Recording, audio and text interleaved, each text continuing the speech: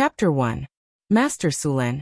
Are you saying that you stole someone else's wife and ran away, because you were afraid of being hunted down? How can you accuse me of something I didn't do? What do you mean by running away? This is a strategic shift. Madame Elizabeth Jia and I are truly in love. How can you bumpkins know the greatness of true love? Su Luan said loudly and righteously. How can you call it stealing when it's a noble's business? We're in love. Do you understand? What followed was a series of words that were difficult to understand, such as guardian knights, masquerade ball, and a bunch of other terms that no one could understand. The caravan was filled with a joyous atmosphere. In the open wilderness, a caravan was slowly moving forward. Sulen sat in a carriage piled with goods, holding a straw in his mouth as he argued loudly with the mercenaries around him. Next to him was a half-empty bottle of rum. The autumn sun was still a little harsh. An old cloak hung from a sword on the guardrail of the carriage, blocking most of the noon sun. Traveling in the wilderness was a very boring thing.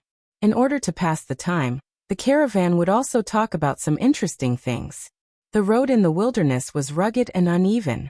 Even if the carriage was stacked with thick straw to reduce the shock, it was not very comfortable.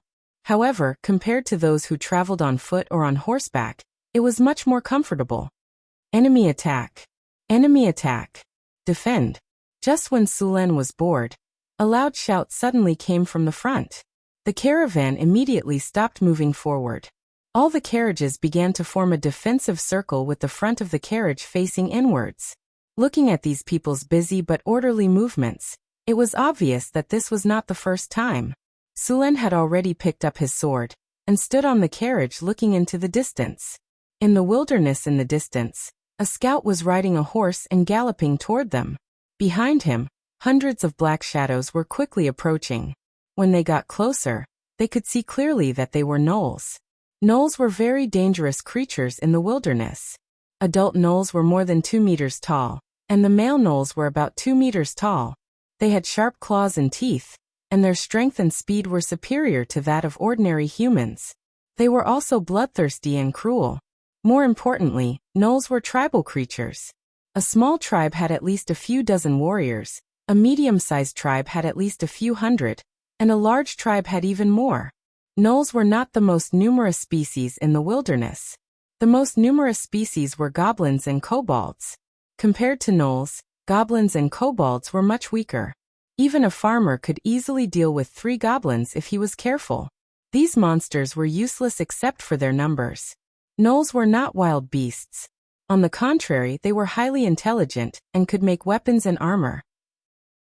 Although their equipment was very crude compared to humans, it was enough to survive in the wilderness.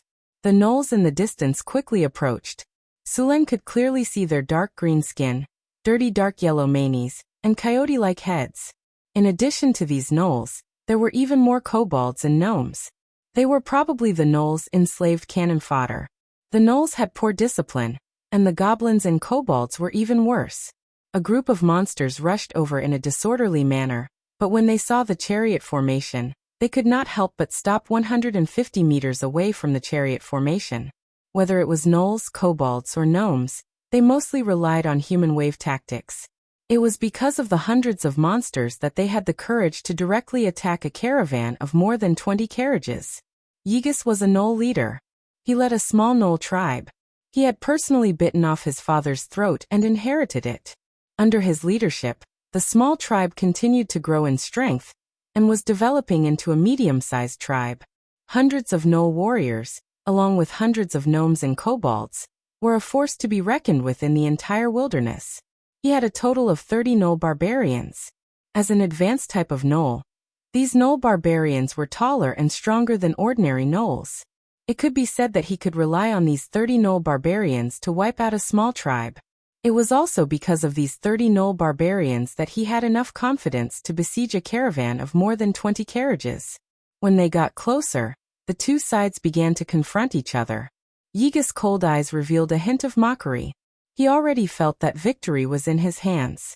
After the previous long-distance attack, the gnolls were fine, but the kobolds and gnomes were already panting. If the humans dared to directly attack at this time, these kobolds and gnomes would not be able to stop them. However, if the humans really did so, the result would be very tragic. The humans could still resist by relying on the defensive circle formed by the carriages. If they attacked, he was confident that he could directly crush them with the 30 Null barbarians.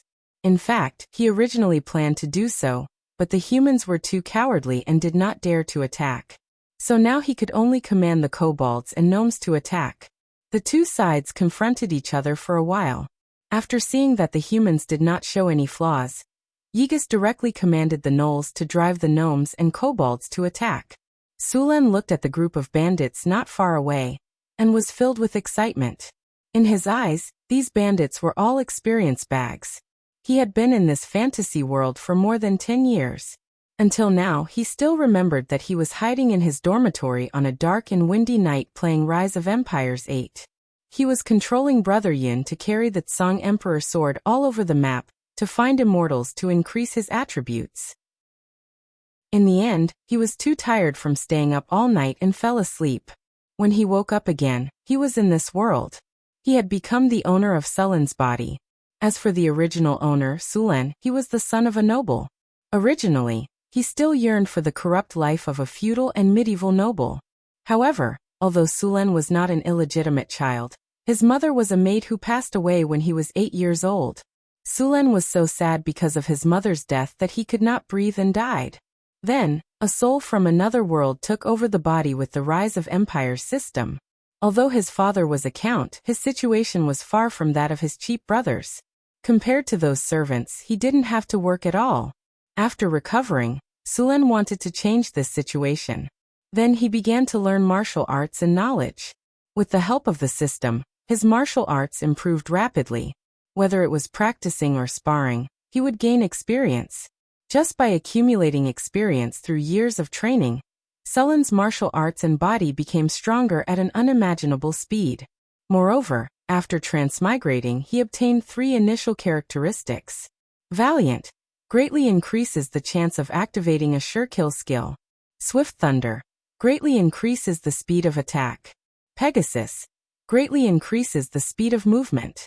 With these 3 characteristics in hand, Suluan's reputation in Kalen City rose in the next few years. In addition, he was a noble himself. If this continued, it would be easy for Suluan to gather a group of followers and fight for a noble title. However, on a hot summer day this year, the blood father of this body, Count Varner Cullen, decided to grant Suren a baronetcy for some unknown reason when the fire of his life was about to be extinguished. He made Suren a noble with real power. Chapter 2. Even though Varner had one foot in the grave, his decision was still unquestionable. Even though his wife and son were against the order, Varner still wanted to carry it out. However, fate played a joke on Sulen. Before the order was officially issued, Varner Cullen had already returned to heaven. In fact, Sulen seriously suspected that Varner was killed by his wife and son. The new Earl Callan did not recognize the previous order at all, so Suren became a thorn in the side of his nominal elder brother, Earl Callan. What could Sulen do? All he could do was reason with him. Sulen, use reason to convince people. On a dark and windy night, Sulen entered the heavily guarded Thorn Castle alone, and found his beloved brother. First, Sulen had a reason with more than 30 knights in the castle and broke them. Count Cullen finally forgave Sulen. After a friendly exchange, Sulen agreed to give up his barony and keep his noble status, while Count Cullen gave up 5,000 kinner as compensation to Sulen. After receiving the compensation, Sulen didn't stay in Cullen City any longer. He immediately brought kinner to the northern province and encountered this scene. Roar! Charge! Tear them apart! Roars could be heard, followed by a group of gnomes and kobolds charging over while shouting some unknown slogan. Archers! Get ready! Fire! More than 20 arrows were shot out from the carriages. There were only 60 to 70 people in the caravan, and only half of the guards. Although there weren't many human guards, they worked well together. They used the defenses of the carriages to keep the kobolds outside. And a group of spearmen stabbed the goblins and kobolds to death between the gaps of the carriages. Sulen found a spear in the carriage and waved it around. The spear created a series of afterimages as it slashed across the throats of the goblins and kobolds, causing blood to splatter everywhere. The Jackalans, who were supervising the battle, did not step forward. They intended to let these cannon fodder consume the strength of the humans. When the humans were exhausted, the Jackalans would attack and tear the chariot formation apart in one fell swoop. A large number of kobolds and goblins charged forward, and corpses soon piled up in front of the carts. Under normal circumstances, the kobolds and gnomes would have fled for their lives after suffering such great losses. However, because of the gnolls behind them, these kobolds and gnomes had no choice but to continue attacking. Soon, the battle became more and more intense. Large numbers of gnomes and kobolds died, and corpses piled up in front of the carts to form a slope. In a short 15 minutes, the kobolds and goblins had suffered at least 100 casualties. On the human side, only 2 unlucky fellows were dragged off the carriage and dismembered. At this point, the kobolds and goblins were on the verge of collapse. Even with the gnolls supervising the battle, it was useless. Of course, they did contribute. At least the humans had exhausted a lot of their strength. Yiga slowly stepped forward and roared at the human carts. More than 100 gnolls behind him roared as well. In the next second, these bloodthirsty and cruel gnolls charged forward. It's over. Damn it. Raise your weapons if you don't want to die. Seeing the gnolls charging, many people were so scared that their faces turned pale. They could not even hold their weapons properly. The leader of the guards saw this and hurriedly shouted, trying to calm the soldiers down. However, the effect was limited. In Sullen's system, the morale of the humans dropped from 80 to 60. If it dropped any lower, there would be deserters. The kobolds and goblins' morale, which was originally 40, instantly rose to 70. The gnolls' morale even reached 90. Seeing the gnolls charging at him, Sullen jumped off the carriage with his spear. With the buff of the Pegasus, Sullen's speed was amazing. The sharp blade of the spear slashed through the bodies of the kobolds and goblins who had just recovered their morale. Without the goblins and kobolds blocking, Sullen quickly confronted the gnolls. Seeing a human charging at it, the gnolls revealed a ferocious smile. They were already about to bite off the human's neck. Rip. The sound of metal tearing flesh and bones could be heard. The 2-meter-tall gnolls were directly lifted up by the spear, and then sent flying. Sullen's attack did not scare the gnolls at all. Instead, it made them even crazier. Many gnolls gave up on attacking and directly waved their spiked clubs to attack Sullen. In the end, they were easily sent flying by his spear. The gnolls, whose morale was high, became even crazier. They did not even look at their dead comrades. More gnolls rushed forward again. Whirling cherry. 4 streams of aura chi appeared as the spear spun. Then, the gnolls that rushed up were enveloped by the spinning aura chi. The aura chi was like countless sharp knives. Countless wounds appeared on the gnolls' bodies in an instant. Then, the gnolls were sent flying back at a speed faster than when they rushed up. Oh my god! Is this real? Sun God above, is a knight this strong? The guards standing on the defensive carriage formation saw Sullen's performance, and all of them opened their mouths wide. In just a few short breaths, the number of gnolls who died at Sullen's hands had exceeded 2 digits. After that, Sullen did not have any intention of stopping. He moved quickly on the battlefield, cutting down everything he passed as if he was cutting grass. The morale of the humans who were on the verge of collapse suddenly soared. In contrast, the morale of the gnolls fell to 70. More importantly, the gnolls lost more than 30 in such a short time. Seeing the heavy losses of the gnolls, Yigas let out an angry howl and rushed toward Sullen with 30 gnoll barbarian soldiers. It looked like it wanted to surround and kill Sullen. Seeing the gnoll barbarian soldiers surrounding him, Sullen did not have any intention of retreating. Instead, he sped up and rushed forward. When he was 3 or 4 meters away from the gnoll barbarian soldiers, Sullen suddenly let out a roar. Thunder Spear. Then, Sullen's originally strong body swelled as if it was filled with air. With the crackling of bones, Sullen's body grew from 1.9 meters to about 2 meters. The contours of his muscles gave off an amazing feeling of strength. Bolts of lightning appeared around his body, jumping on his weapons and body. The gnoll barbarian soldiers who were close to him suddenly stiffened. Thunderstorm. The nearly 3-meter-long spear was wrapped in a layer of blue lightning. Countless lightning bolts flew out from the rotating spear like a thunderstorm. The lightning balls were like a storm, sweeping across a 10-meter radius with Sulen as the center. All the gnolls in this area were electrocuted into charcoal. Even the gnoll leader was seriously injured. Then the spear pierced through his throat.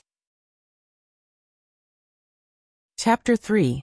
Following the death of the gnoll leader Ygis, there were no more ripples in the battle. The gnolls and kobolds had long since lost their morale and fled in all directions. The gnolls had also lost their morale after Ygis' death. Sulen did not let these gnolls go. In his eyes, they were all EXP. Every time he killed a gnoll, a line of green text would appear in the lower right corner of his vision. EXP plus 10, compared to the plus 1 EXP given by the kobolds and gnolls, the plus 30 EXP given by the gnoll barbarian soldiers, and the gnoll leader gave the most EXP, which was a full 100 EXP. Although Sulen had the Pegasus characteristic and moved very quickly, he could not kill all the remaining gnolls by himself. After all, these gnolls were not slow either. After killing the last gnoll in sight, Sulen looked at the battlefield. At this time, there was not a single living monster left on the battlefield. There were more than 70 gnoll corpses on the battlefield, and even more corpses of kobolds and gnolls. At this time, Sulen's ears rang with a system notification. The battle is over. You have obtained a glorious victory. In this battle, you have obtained an item. Fine Steel X2. Losses: 2 enemies killed. 258 EXP gained. 1457 EXP gained. 300. Congratulations on leveling up. You have received 2 attribute points, 2 skill points, and a silver treasure chest. Name: Sullen Race. Human level: 12-136-120000. Strength: 26 agility, 28 spirit, 19 vitality, 25 charm. 18. Your handsome appearance makes it easy for you to gain the favor of others. High enough charm tells you that you can really rely on your face to make a living. Your attractiveness to the opposite sex has increased. You have a chance to get a better price when doing business. Command: 60. When you lead an army, you can increase the combat power of the army. Characteristics: Valiant Thunderbolt Pegasus skills, Dark Ice Slash Lightning Spear Military Advisor skill. Elementary boost morale. Bluffing effect is limited, morale plus 5. Ultimate skill: Whirling Cherry proficient, Heroic advanced, Torrential Storm beginner. Weapon proficiency: Sword 156, Gun 160, Bow 88, Throwing 83. The average adult male's strength, agility, and vitality were around 5 or 6 points. After strict training, they would reach 8 or 9 points. Sulen's attributes were only 5 or 6 times that of an average person. However, the reality was far from that. His combat power was even more ridiculous. With an outstanding physique, a highly proficient weapon, and powerful skills, a terrifying killing machine was born. Originally, according to the Rise of the Empire game, the hero's skills were not limited to these. However, the game and reality were naturally different. For example, the repeating crossbow skill. In the game, the hero summoned 2 ballistas to attack the enemy. In the real world, this skill was different. It became the ballista manufacturing skill. Many of the skills in the system had undergone various changes, but Sulen's current level was too low, so he hadn't learned most of the skills. After learning it, he could use the materials to build a ballista. Sulen had secretly made one before. The ballista's power was not bad. It had a long shooting range and strong penetrating power. He had experimented with it before. The ballista's arrow could penetrate a knight's plate armor when it was 100 meters away. A mountain bear was even killed by the ballista. Of course, such a powerful weapon had its weaknesses. First of all, the ballista's firing speed was very slow. It could only fire once a minute. In addition, the ballista's movement was also very slow. Its accuracy was passable within 100 meters, but beyond that, it could only rely on luck. The most important thing was that the ballista's production cost was very high. The cost of one ballista was about 300 kinner. It was also very troublesome to maintain it in the future. Therefore, Sulen dismantled the ballista and sold it after making it. In addition to the skills, Sulen's attribute panel had also undergone a lot of changes. For example, in the game, Attributes such as strength and vitality would not appear. There was only combat power. Now it was more accurate. Sulen had studied the attributes on the panel. For example, charm did not only refer to the appearance but also some other conditions.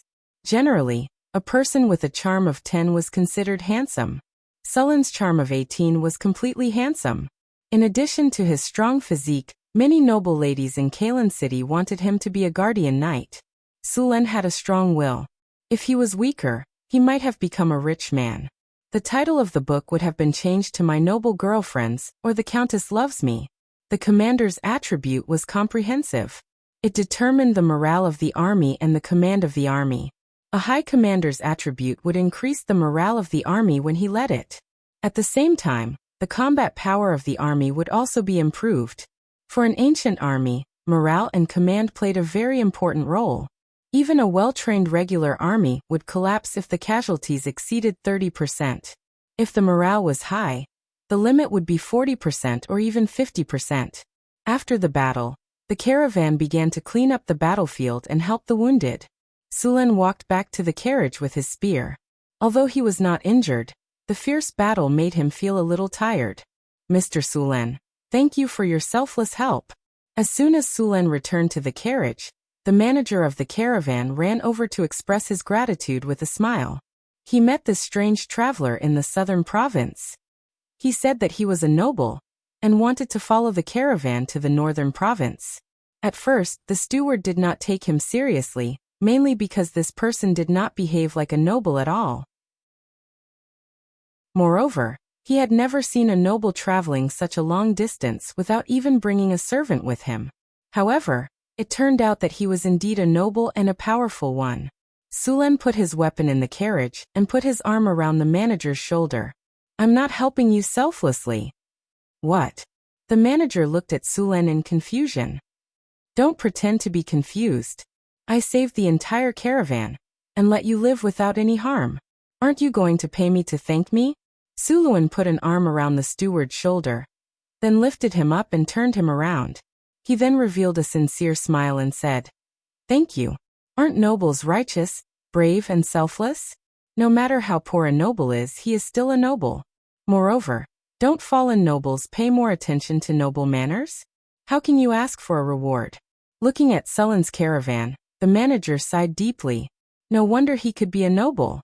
If he had been so shameless back then, he would have had his own business. Feeling the pressure on his shoulder and looking at the battlefield not far away, the manager finally took out a bag of money and handed it over. Sir, please keep it. Sulen grabbed the bag and tossed it in his hand. It was quite heavy, and he could hear the enticing sounds of kinner banging against it. There were at least 40 or 50 of them. Not bad. Next time we run into something like this, I'll definitely help you deal with it.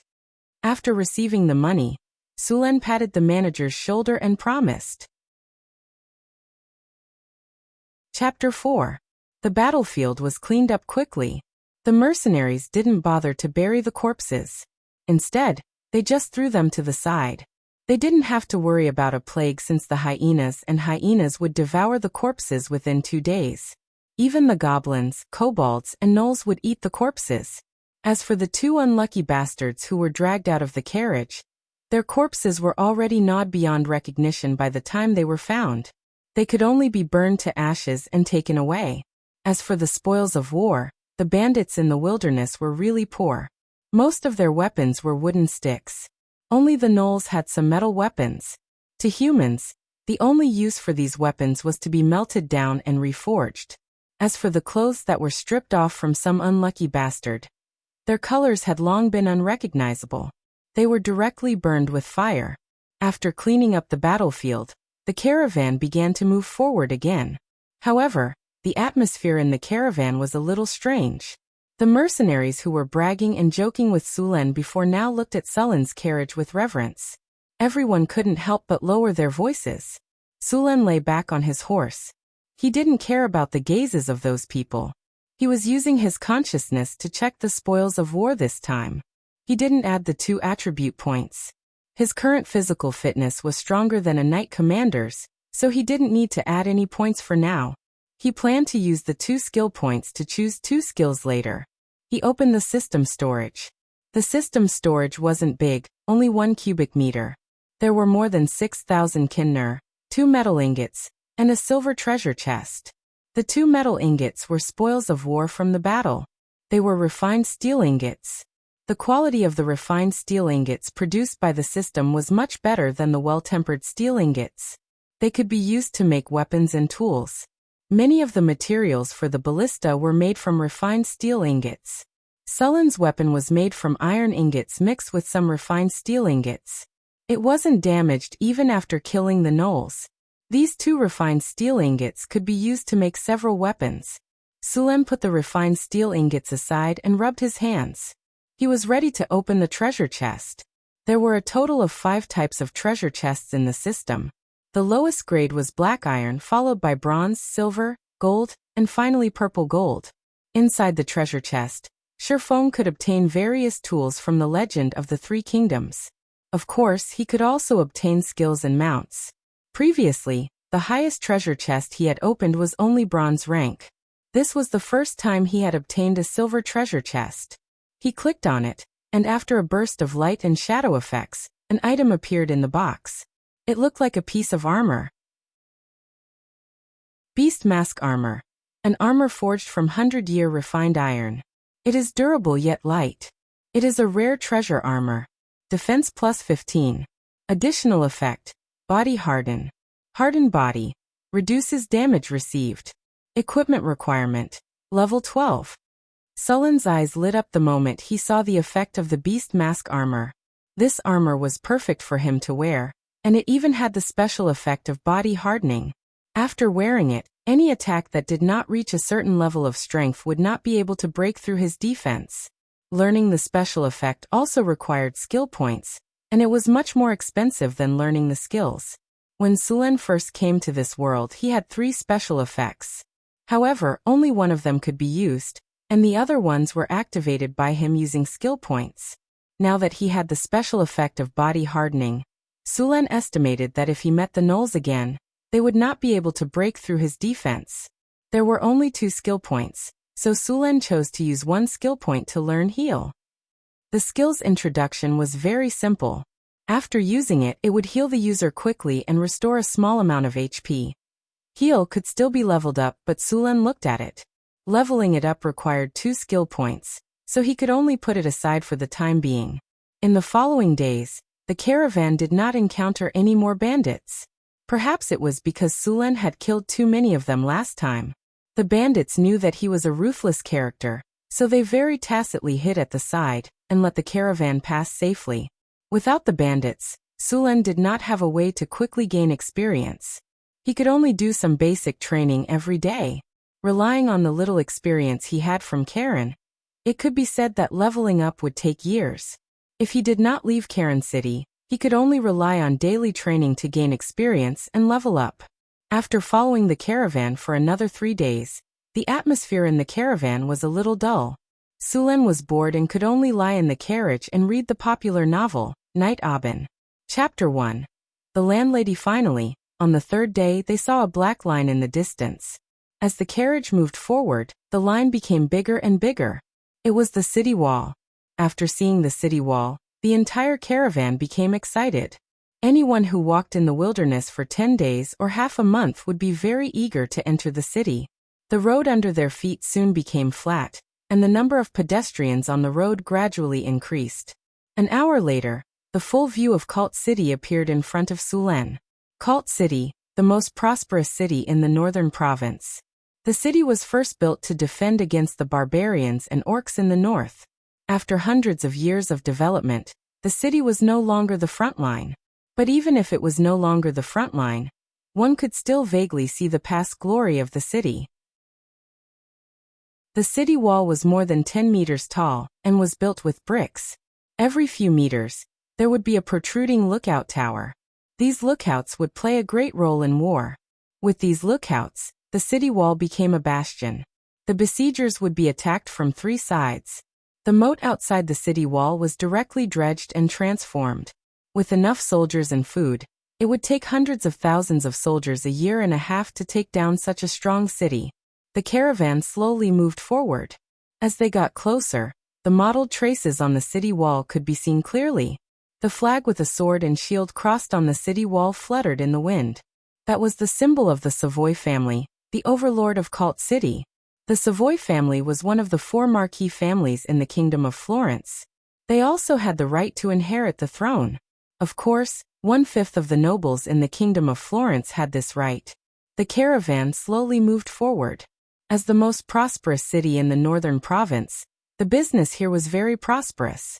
Furs from the north, gemstones from the Kingdom of Lorraine, iron from the Kingdom of Dwarves, female slaves and dates from the Desert Kingdom were all gathered here. The arrival of large numbers of caravans made this pearl of the northern regions even more prosperous. Every year, Cult City's tax revenue alone was a shocking amount of wealth. 2 teams of armored soldiers stood guard at the city gate. Their cold expressions, shiny armor, and sharp spears were a constant reminder that this city had a powerful defense force. An alarm bell hung on the top right corner of the city gate. Once the bell was rung, a large number of soldiers would come to support within 15 minutes. After paying the entrance tax, the caravan slowly entered the city with a certificate issued by the tax official. Chapter 5. After entering Cult, Sulen parted ways with the caravan. The caravan continued on its way to the market while Sulen headed to the inn first. He pushed open the door of the inn, and was greeted by the noise and the smell of ale. The air was a little muddy. It was the afternoon, and the inn's business had just begun. Sulen's arrival did not attract any attention. Under the guidance of a waiter, Sulen went to a room on the 2nd floor, and rested for a while before going downstairs. A cup of ale, and something to eat. Sulen came to the counter, and tossed a NAR to the waiter. Catching the NAR, the hotel owner took a look at it, and put it away with a smile. "No problem. Here's your ale. We have roast lamb chop, stewed beef with mushroom and potato and pork pies. These are all our signature dishes. What would you like to have?" "A roast lamb chop, please. Please wait a moment. Your order will be here soon." The waiter turned around and shouted, "Bill, where the hell are you? Hurry up and give this gentleman a roast lamb chop." Soon a roast lamb chop was served. Sulen tasted it. It was indeed delicious. At least it was better than sleeping in the wild. After wolfing down the food, Sulen drank a mouthful of ale with a satisfied look. He leaned against the table to digest the food while listening to the people in the inn bragging. Sulen didn't live in a high-end hotel. Most of the people here were mercenaries. At this time, the tavern was almost full. The sound of drinking, playing cards, chatting and the fierce scolding of the maids all mixed together, making the tavern very lively. The mercenaries who had returned safely from their missions all needed to vent their frustrations. They brought news from all over the place. Although most of the news was just the mercenaries bragging, some of it was still useful, such as local prices and information about the surrounding cities. A standard military longsword cost 10 kinner. It was made of well-tempered steel without any extraordinary enchantments. Some black steel was added to increase the weapon's toughness. It was cheaper than the price in Kalen City. It was a half-body chainmail, made with the same quality of well-tempered steel, without any enchantments. The price was 70 gold nars. This price was equivalent to 3 years of savings for a commoner. An ordinary building in the outskirts of Kalen City cost 50 kinner.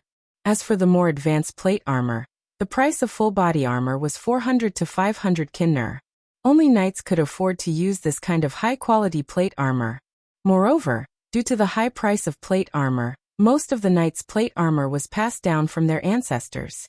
Therefore, when you see a knight wearing their ancestral armor on the battlefield, you don't have to be surprised at how much they value their family's honor or tradition. In fact, they just don't have the money to buy a new one. Sulen now had more than 6,000 kinner coins, which could only equip a team of 50 fully armed soldiers at most.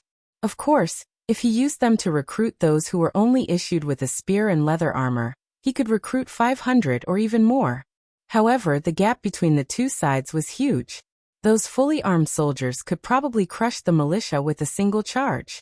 Sulen came here to get a piece of land and a title. As a noble, there were many ways to get a title. The simplest was to be reincarnated into a good family. and inherit the title directly from their father when they came of age. Of course, this required you to be the eldest son. The second way was to join the army and gain enough merits on the battlefield. If you didn't die on the battlefield, you could be conferred the title of baron, and be given a piece of land by the king when it was time to reward you. The third method was very practical. First, you had to be handsome and in good health. It would be best if you could reach the level of a knight. Then, you had to find a countess whose husband had died. If you could successfully marry her, then you would have both a title and a territory. Sulen had already found a target, but because of Earl Kalen, he had no choice but to bid farewell to the countess with tears in his eyes. The fourth was an expansion order. You had to find a noble who could give out expansion orders and spend money to buy one. Then you'd bring people to the wastelands and conquer a piece of land. As long as you could survive, you'd become a landed noble, and your territory would be much larger than other nobles. High profits naturally came with high risks. Expanding the wastelands required a lot of resources, and not only were there gnolls, kobolds, and goblins, there were trolls, ogres, magical beasts, lizardmen, orcs, barbarian tribes, and even dragons. If you weren't careful, your territory would be conquered and all your investments would go down the drain. If you were unlucky, you'd even become food for the monsters in the wastelands. If you weren't willing to do any of these, there was another option. That was to become a knight and swear allegiance to a great noble. Then, you'd be granted a knighthood and a knight's manor. Of course, as a knight of this noble, you'd have to serve him for life and fight for him. Sulen naturally didn't want to become someone's vassal. Once he swore allegiance to someone else, it wouldn't just be for one generation, but for all his descendants. As long as they inherited his title, they'd be the vassal of that noble. It wasn't just a lifetime of servitude, but a lifetime of servitude. Of course, this method was very attractive to commoners. As for participating in wars and making contributions in wars, most of the land in the kingdom had been given out. Even if Sulen made enough contributions in wars, the land awarded to him wouldn't be that big. There was a high chance that he'd get a small town, and the area would be pitifully small. He didn't want to risk his life and be rewarded with a small town in a remote area. Don't think it's impossible. With the nature of those nobles, the probability of this ending was as high as 99%.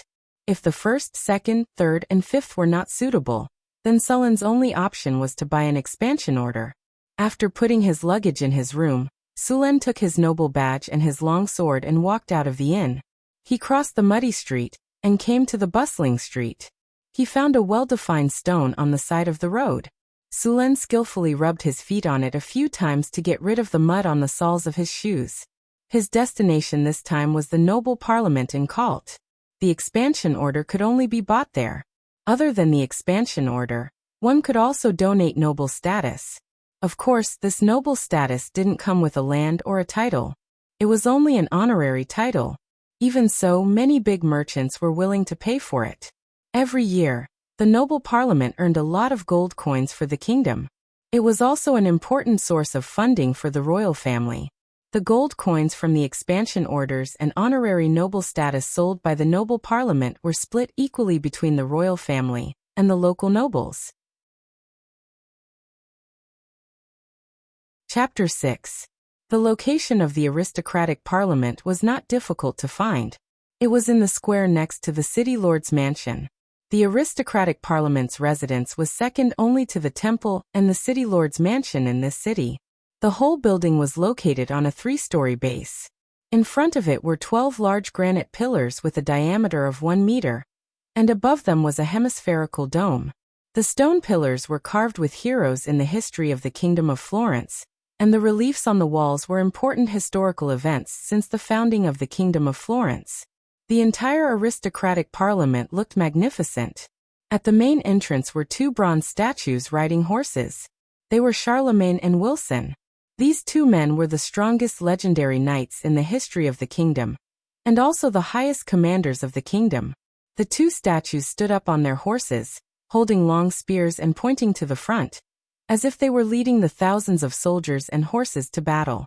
The bronze statues were 4 to 5 meters tall, and the carvings were very detailed and lifelike. At first glance, they looked majestic.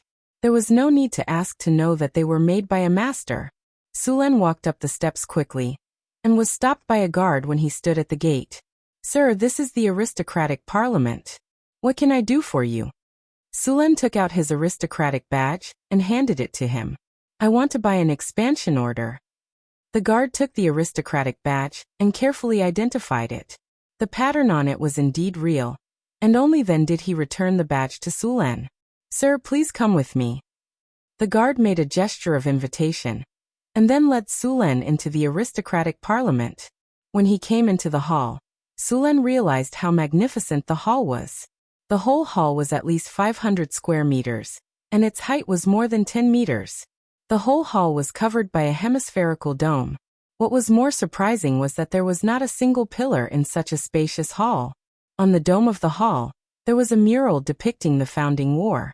It was also because of this war that the Kingdom of Florence defeated the invaders and gained independence. More than 10 clerks were busy with something in the hall. Sulen and the guards did not disturb these people. Led by the guards, they came to Sulen and came to an exquisitely carved ironwood door. At the sight of this wooden door, Sulen was also shocked. The ironwood of this wooden door was not cheap. It could only be found in the north. It was as hard as iron and was not easily deformed or burned. It was only a quarter of the weight of iron and steel. However, it grew slowly. Generally, it was used to make advanced shields. Such a large piece would take at least 50 years to grow. The guard knocked on the door, but there was no response. After a while, the guard knocked harder. This time, there was finally some movement in the room. "Come in." A lazy voice came from behind the door. The two pushed the door open and entered. The room did not look luxurious. There was a mahogany desk, a few bookshelves, and a few high-backed chairs placed opposite each other. At this time, there was a fat middle-aged noble sitting behind the desk. Judging from his dazed eyes, the red mark on the side of his face, and the sparkling liquid on the corner of his lips, he was sleeping just now. "Mr. Ariya, this gentleman is here to buy an expansion order." The guard pointed at Sulen. "Buy an expansion order?" Ariya looked at Sulen in surprise. He did not even bother to wipe the mucus from the corner of his eyes. He could not help but be surprised. After all, he could not sell more than a few expansion orders in a year. Although the expansion order looked good, there were only a few successful ones. Most of the nobles who bought the expansion order gave up their territory and came back with their tails between their legs. "Yes, Mr. Ariya." Sulen smiled at Ariya. "Kid, don't blame me for not reminding you. Don't think that it's not a big deal to expand your territory just because you read a few night novels. You should know that there are at least 800 abandoned territories in the wilderness, if not 1,000, Ariya said as he looked at Sulen. "Thank you for reminding me, Mr. Ariya. I know very well what I am doing," Sulen said calmly. "Well, don't blame me for not reminding you when the time comes." Ariya shrugged, then took a piece of parchment with a stamp from the bookshelf behind him. He picked up a quill and wrote a line of cursive letters on the blank space of the parchment, then handed it to Sulen. "Sign your name and pay 500 kinnur." Sulen picked up the quill and signed his name on the parchment, then put a bag of kinnur on the table. Ariya put the kinnur on a scale and weighed it. After making sure that the amount was correct, he picked up the stamp and stamped the parchment. "Well, kid, take your expansion order and go. Good luck." Sulen took the expansion order and thanked Ariya, then turned around and left the noble meeting. Next, he needed to recruit a group of people. Expanding a territory was not an easy task. He needed to prepare a large amount of kinnur. In addition to recruiting a territorial guard, he also needed to buy food, tools, medicine, and so on. When the territory was first stabilized, he also needed to buy slaves for farming. It was not that he did not want to recruit free people, but very few of them were willing to follow the nobles to new territories. Although the nobles would offer all kinds of benefits to free people, very few of them were willing to go. Only bankrupt farmers or unemployed refugees would be tempted. After all, the mortality rate of expanding a territory was too high. Looking at the time, Sulen did not go to the slave market. Instead, he went back to the inn to rest. Early the next morning, Sulen had a simple breakfast at the inn. then spent a silver to rent a carriage and went to the slave market. The slave market was located on the other side of the city. After half an hour, the carriage stopped at the entrance of a lively market. Sulen jumped off the carriage and walked into the slave market. The northern province was located at the border of the kingdom, and there were many demi-human tribes and tribes that were still primitive. Every year, the kingdom's army would engage in local wars with these tribes and tribes, obtaining many captives from these wars. This was also one of the sources of slaves in the slave market. There were also professional slave hunters who went to the wilderness to capture slaves. Of course, there were also unlucky people who couldn't pay their debts and were sold as slaves. Walking into the slave market, Abel was greeted with an unpleasant smell. It was like all kinds of excrement that had been soaked in water, and then heated up and fermented. Dirty water flowed on the ground. On both sides of the road, there were some slave traders loudly selling their goods.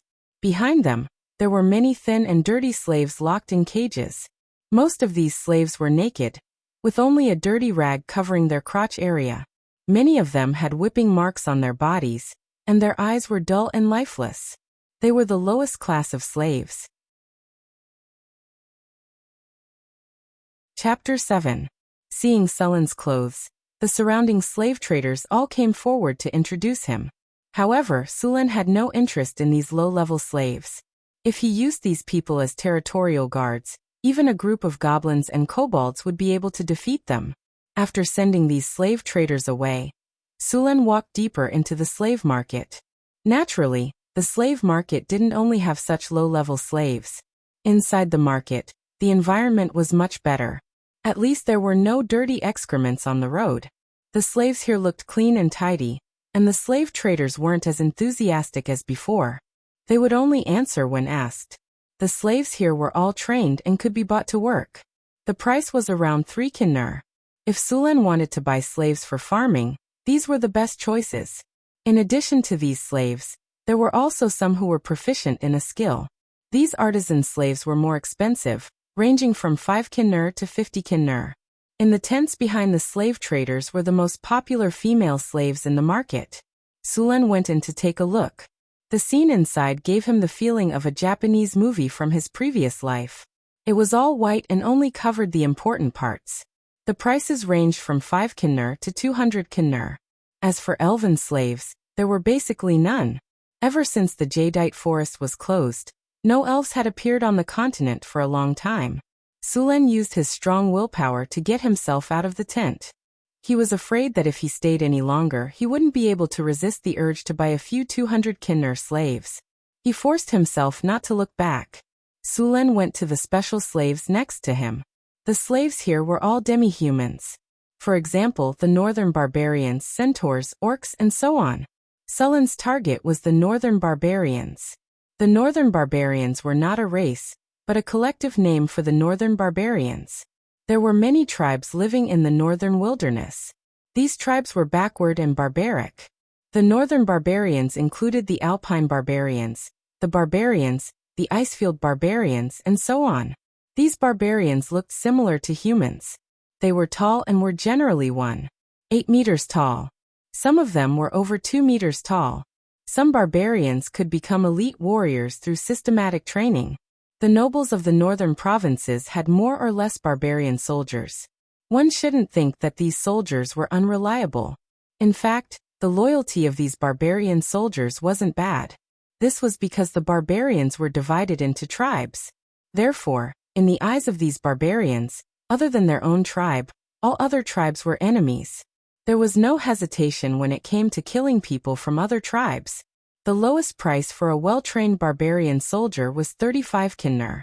The cruel environment had given these barbarians a strong physique. If one didn't take into account the weapons, equipment, and numbers into consideration, ordinary people were no match for these barbarians. A barbarian soldier would need at least 35 kinner. Including the weapons and equipment, a set of qualified barbarian soldier would cost about 150 kinner. Even if I went bankrupt, I would only be able to equip 30 elites.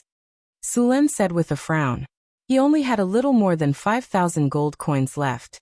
He kept some to buy other things, and the rest was to buy slaves. 30 elite soldiers. It would be a pipe dream if they wanted to open up a new territory. Unless these elite soldiers were all at the knight level. Knights only needed to be loyal to a big noble to get a manor and noble status. They wouldn't want to open up a new territory with you. As for the remaining Kinner, Sulen was going to buy food and equipment for opening up a new territory. In addition to these barbarians, there were also beastmen in the slave market. The most popular ones were the cat and fox races. One had to know that the females of these two races were very beautiful. Moreover, those furry ears and tails were more attractive to some people. Sullen's wish was to buy a cat maid and a fox-tail maid. However, after considering the issue of territory, he could only reluctantly give up. Just when Sulen was thinking about which kind of slaves to buy, he suddenly saw a group of strange slaves on the side of the road. The other slaves were either strong or skilled. However, these slaves in front of him were interesting. They were all young and old. At a glance, he could tell that these slaves had families to feed. Under normal circumstances, there weren't many slaves with families. This was because these kinds of slaves were not easy to sell. Many people bought slaves because the cost of slaves was low and they could make money for them. However, slaves with families were not cost-effective. If there was labor, it would be fine. If there was no labor, the slave would be a burden to the buyer. It might even be a loss. Of course, it wasn't that slaves with families were not popular. For example, some craftsmen with special skills would buy these slaves along with their families in order to make them work hard. However, these slaves in front of him were not craftsmen. They were a group of barbarians. Barbarians were also a kind of barbarian. Most of them were about 2 meters tall. They were strong and were excellent warriors. Moreover, these barbarians had a special profession, berserker. Berserkers had the berserk skill. After berserk, a berserker was a killing machine on the battlefield. However, berserkers had a well-known shortcoming. After berserk, they had no discipline at all. They only had one thought, recklessness. This was a disaster for human armies that emphasized discipline. There were once people who coveted the strength of berserkers and incorporated them into the army. As a result, these guys completely ignored their camp after berserk and charged forward. The enemy's formation was messed up by them. As a result, the enemy's general seized the opportunity and sent cavalry to bypass these berserkers and directly attack the enemy. When the marshal was captured, the berserkers were still charging forward. Therefore, from then on, berserkers were rejected from joining the army. Even if they joined, they would be in the cannon fodder camp or the kamikaze camp. These soldiers were used to carry out the charge or cover the rear. Basically, there were no lives in the army. They didn't need to do anything else. It was also because of this that powerful barbarian slaves like berserkers were a little embarrassed. As one-time consumables, they were too expensive. This group of barbarians in front of him was even more so. In addition to the warriors, there were also many old people and children. This made this group of barbarians very unpopular. Although these berserkers couldn't participate in army battles, they were very suitable for small-scale battles. Sullen's territory was also very suitable. In any case, the tribes in the wilderness also had no discipline. Both sides were at the same level. No one was worse than the other. At this time, it depended on personal strength. These barbarian berserkers weren't afraid of anyone in a battle of the wilderness. There was another more important reason, and that was that these berserkers were very cheap. This was the main reason. Chapter 8. Khan had been having a headache recently. As a slave trader, he had a batch of slaves that had fallen into his hands recently. Just last month he had been cheated by someone. Last month, when he had just entered the trade, a slave trader had sold his slaves to other slave traders because he owed a huge debt and could not pay it back. There were more than 100 barbarians among them. At that time, these barbarians had families to feed. Although they were strong, no one cared about them. In the end, he had gotten a bargain. In Khan's opinion, it would be easier to control them if they had families to feed. With the old, weak, women, and children in his hands, these barbarians would not betray him. Selling these powerful barbarians to the nobles as private guards was definitely the best choice. Therefore, he spent more than half of his kinner to buy this group of barbarians. After buying this group of barbarians, Khan began to promote this group of barbarians everywhere. However, the results made him feel as if he had fallen into an ice cave. No one was willing to buy these barbarians. Even if he sold them at a price lower than what he had paid for them, no one cared. There were more than 100 barbarians, and each one had a bigger appetite than the other. In a month, he had not sold a single slave. Instead, he had lost a large amount of food.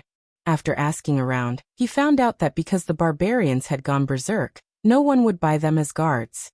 This meant that this batch of slaves had fallen into his hands. What made him even more worried was that he was almost out of money. If he could not sell this batch of slaves, he might have to go home and inherit his father's business at the end of the month. His bold words of wanting to start a business were all for naught. "Are you selling these slaves?" Sulen looked at the slave trader who was in a daze and asked. "Yes, of course. You want to buy slaves?" Khan stared at Sulen with shining eyes. His gaze made Sulen's hair stand on end. "Yes, how much are these slaves?" Sulen pointed at the group of barbarians next to him. "Sir, you really have a good eye. My slaves are definitely the best in the slave market. You see, such a strong warrior only costs 10 kinnur. You can't find a slave with a lower price than mine in the entire slave market." Khan enthusiastically introduced Sulen to him. Fearing that he would run away, Sulen looked at these barbarians. About a quarter of them were male warriors, and the rest were old, weak women and children. The male warriors had many wounds on their bodies. At a glance, one could tell that they were elite warriors. Although this slave trader was full of nonsense, these slaves were really good. "Tinkinur? Are you still asleep?" Sulen glanced at Khan with a faint smile. "Are you treating me as a rich guy? These berserkers are completely useless. You actually want Tinkinur? Keep them for yourself." After that, Sulen turned and was about to leave. Seeing that the slave trader was about to leave, Khan didn't care about anything else. He grabbed Sulen and said, "Sir, the price is negotiable. Don't be in a hurry to leave." "Why don't I leave? Waiting to be cheated by an unscrupulous merchant like you?" Sulen struggled to break free from Khan's arm. 7 kinnur, 7 kinnur. Khan quickly said when he felt the struggling strength in his hand. 7 kinnur? If this price is still acceptable, but I only want those adult warriors. Sulen stopped struggling and said. This. Khan was a little confused. "Sir, those women and children are the warriors' families. If they don't have their families, they won't be able to work for you with peace of mind. What's the use of these old and weak women and children? I have to spend money to feed them. I don't have so much food to feed them. Since you insist on selling them together, you can keep them." After that, Sulen once again pretended to leave. 6 kinnur. Seeing that Sulen was about to leave, Khan helplessly closed his eyes and said unwillingly, "But these old and weak women and children will be sold together with these warriors." "Okay." Sulen immediately agreed. Hearing Sulen's quick agreement, Khan didn't know how to react for a moment. There are a total of 126 people here. 6 kinnur for each person, which adds up to 756 kinnur. This is the payment for the goods, you can count it. Sulen took out a bag of money and counted some from it. After that, he threw the remaining kinnur and the bag of money to Khan, not giving him a chance to regret. After receiving the heavy gold coins and seeing that Sulen paid so quickly, he knew that he had made a loss this time. However, he was in a hurry to sell the slaves, so Sulen took advantage of his weakness.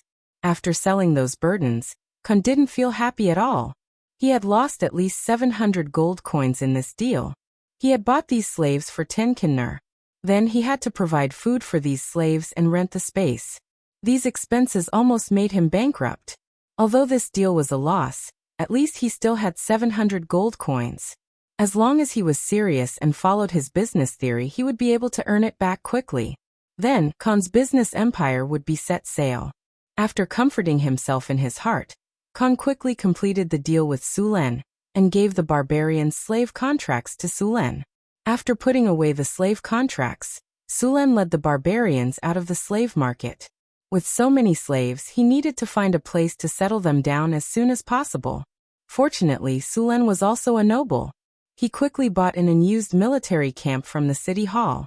This military camp was located in a remote location. It had at least 100 years of history. In the past, Cult was the front line, so there were many standing troops.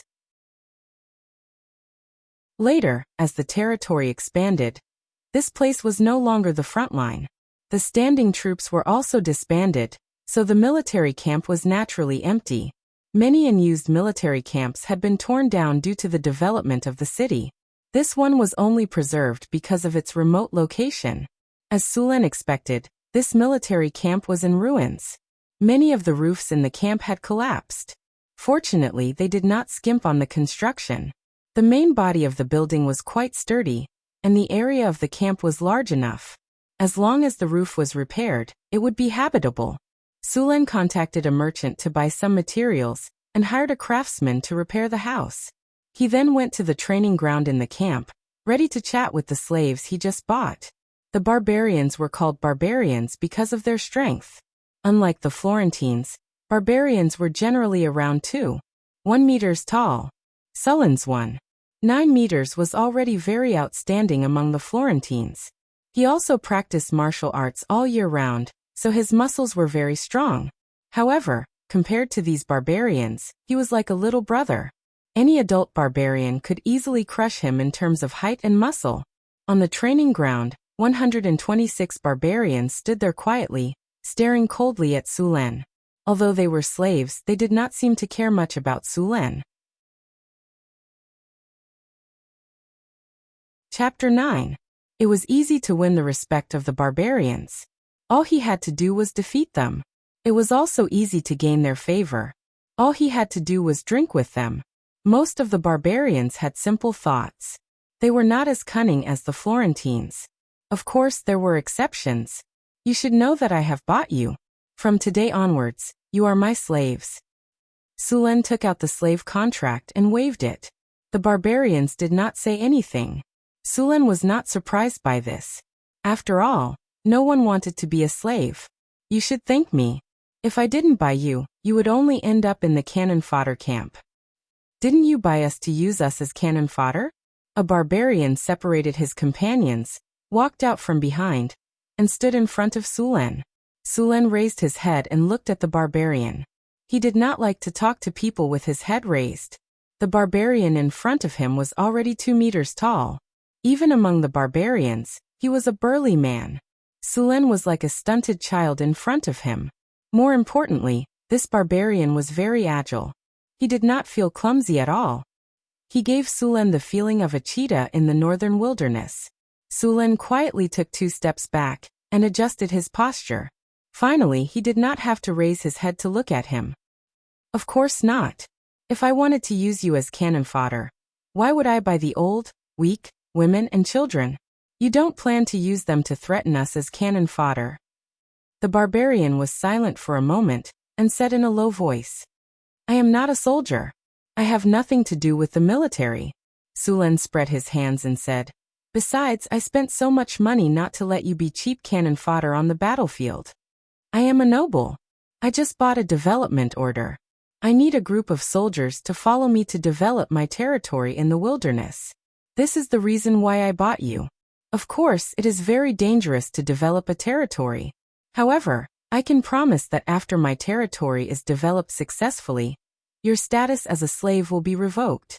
You will also become a free person in my territory. Sounds good, but how can we trust you? You have no choice but to trust me. Sulen smiled and said, Of course, I can use my reputation as a noble to guarantee that as long as the territory is successfully developed, I will fulfill my promise. In addition, during the initial stages of developing the territory, I can let your family live here. As the most prosperous city in the northern provinces, this place is also the safest. I will provide them with food every month. Of course, you can send someone to supervise every time. After hearing Sulen's conditions, the barbarian, who should be the leader, had already agreed.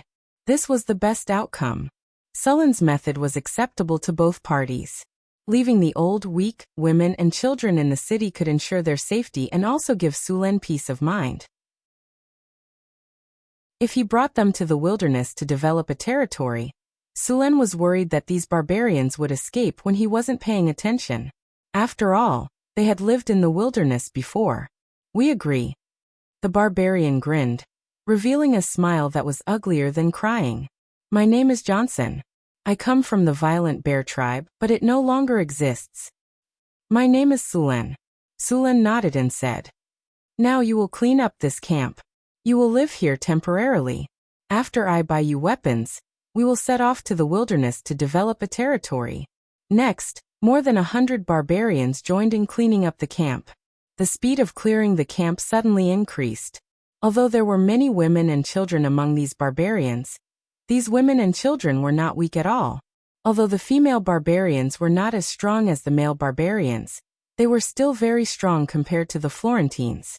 Have you seen a weak woman carrying 100 or 200 pounds of garbage and walking back and forth? There were also underage children.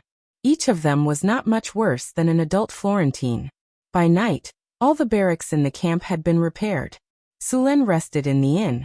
He had to continue to prepare the materials for the development of the camp tomorrow.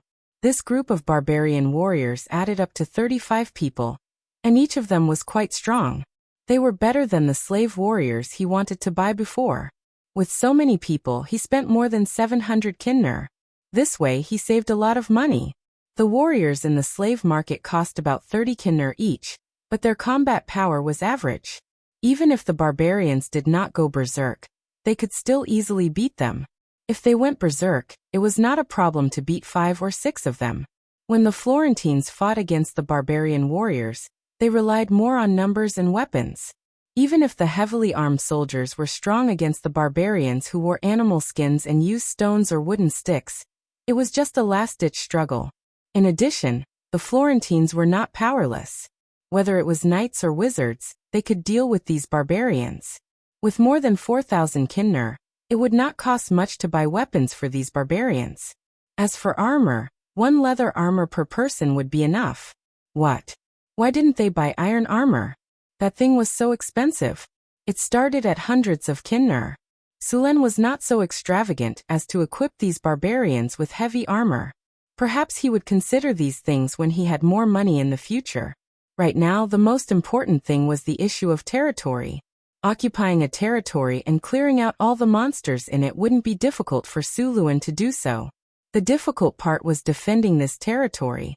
After all, if he couldn't guarantee the safety of this territory, and if no free people came to farm it, it would be a rootless tree that couldn't stand on its own. Only when there were free people could Sulen collect taxes. With taxes, his territory could continue to develop. Otherwise, he would not be able to last long if he only relied on his endless investment.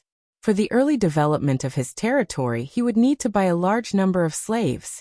After all, it was difficult to recruit free people in a new territory, so he could only use slaves. The construction of the territory also required a large number of slaves. He could not ask the barbarians to build houses. These barbarians would probably just build shacks. Expecting them to build houses was better than expecting pigs to fly. Kalt was the largest city in the north. There were all kinds of resources here. Sulen could buy all the resources he needed to develop his territory, and the price was relatively cheap. If he was in a border city, he might not even be able to buy all the resources. Even if he could, it would probably cost a lot more. Carriages, food, weapons, seeds, farming tools, tents, and building materials were all bought and piled up in the camp. Among them, food was the most abundant. This was because he had to prepare at least a year's worth of food. Even if he developed his territory this year, there would not be any production. He could only be self-sufficient when the food matured next year. Chapter 10. Originally, Sulen thought that the 5,000 gold nars he borrowed from his cheap brother, who didn't even deserve to have a name, was already a lot. But when he really got here, he realized that the 5,000 gold nars was only enough for the initial investment. 5,000 kinner was equivalent to a city's tax for a year, but it was only enough to support 100 regular soldiers. Other than some tattered clothes, the barbarians didn't have anything else. Sulen even had to prepare clothes for them. He brought the group of brutes to the west market of Kalt City. It was the biggest market in the city. Needless to say, bringing along 32-meter-tall burly men to swagger through the streets was truly outrageous. Most of these barbarians were topless, and each of them had scars on their bodies. Each of them had bulging muscles and tattoos on their bodies. Coupled with their stoic faces, TSK, their aura was truly tyrannical. Walking on the street, a 3-meter-wide barrier formed around them. Sulen looked like a hedonistic young master with a group of bullies. Unfortunately, he didn't meet any hot-blooded youths who liked to fight for justice. Sulen even prepared to teach them a lesson and let them experience the harsh beating of society. When they arrived at the West Market, Sulen brought the barbarians to the shop where he had pre-ordered the goods. As the Kinner was spent like flowing water, carts after carts of goods were brought back. Even the barbarians had changed into new clothes. Those rough-looking men were wearing brand-new leather armor and holding sharp axes. Their palms, which were as big as palm leaf fans, were gently rubbing against the skin. Their expressions were as if they were caressing the skin of their lover. That's not right. Suluan dared to bet that even their wives had never enjoyed such treatment before. Sulen chose two-handed axes for the barbarians. Of course, the axes were made according to the size of the Florentine people. However, the barbarians could lift them with one hand. One could imagine how it would be like if a group of barbarians wielded the axes, activated their berserk state, and charged into the enemy's formation, and swung the axes like a windmill. Flesh and blood splattered everywhere, and corpses littered the ground. Especially when facing undisciplined and unarmored monsters in the wilderness, the barbarians were like human meat grinders. Their killing speed was much faster than regular soldiers. Of course, they weren't without weaknesses. The berserk barbarians had their rationality lowered to the lowest. They could only distinguish between friend and foe. Although they were powerful, they had no discipline at all. After the berserk state ended, they would enter a weakened state. During the weakened state, the barbarians' condition would drop by 50% and their stamina would drop to 30%. They were like lambs waiting to be slaughtered. Many times, the barbarian berserkers suffered heavy casualties because they rushed too far and got surrounded. Once the berserk state ended, they would be easily killed. It wasn't that no one wanted to solve this problem. Whether it was the Kingdom of Florence, the Kingdom of Gallant, or even the Elens Federation in the south, they had all studied this problem. After all, the barbarians were still very powerful when they went berserk. However, they soon discovered that there was no way to solve this problem. If the barbarians maintained their rationality, they wouldn't be able to maintain their berserk state. If they wanted to maintain their berserk state, they would have to lower their rationality. The experiment fell into an endless cycle. In the end, all the countries gave up on this thankless experiment.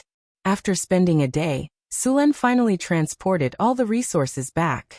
As for whether he was cheated or not, there was no need to worry. Sulen purposely brought more than 30 strong barbarians to intimidate the merchants. If the price they offered was unreasonable or there were problems with the resources, he wouldn't mind letting them have a taste of their own medicine. After preparing all the supplies, Sulen left a month's worth of food for the barbarian women and children in the camp. Then he led the convoy out of Cult City. To use an old saying, the wheel of history had begun to roll. After leaving Cult City, Sulen's group headed northeast. There were more than a dozen cities of various sizes to the north of Cult City. There were many human settlements around Cult City. This was the actual area under Cult City's control. If Sulen wanted to expand his territory, he could only go further away. After leaving Cult City's area of control, the road became bumpy again. The north was different from the south. There were large stretches of wilderness between the cities. There were many bandits, goblins, kobolds, gnolls, and even humans living in the wilderness. Every once in a while, the garrisons of the surrounding cities would conduct a cleanup in the wilderness near the cities. Their goal was to reduce the number of these creatures.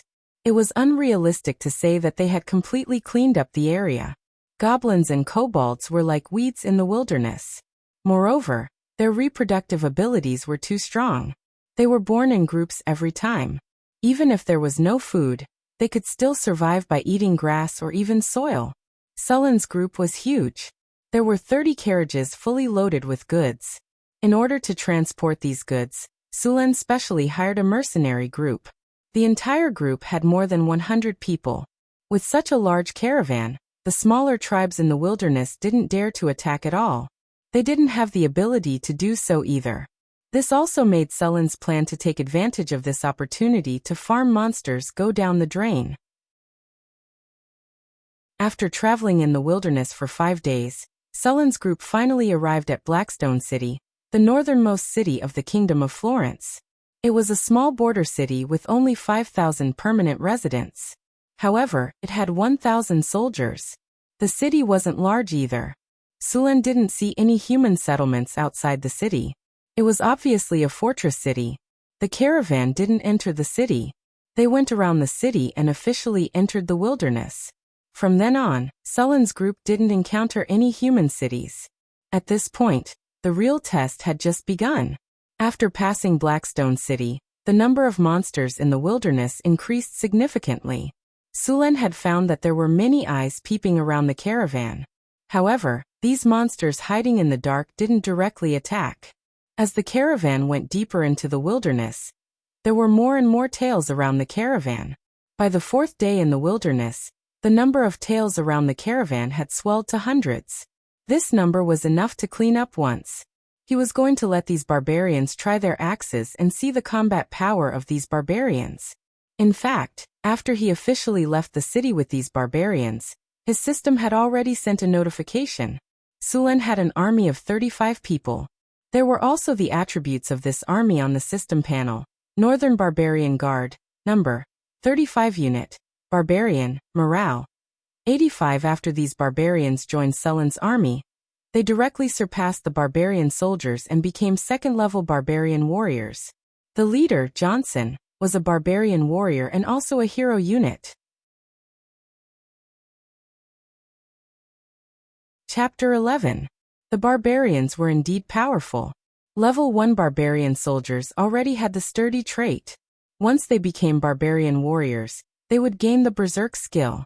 Only then would they be qualified to be called berserkers. Sulen's team only had one barbarian warrior. Other than sturdy and berserk, the barbarian warrior also had endurance and whirlwind slash. Only barbarian warriors were qualified to be killing machines. Of course, this was only for low-level monsters.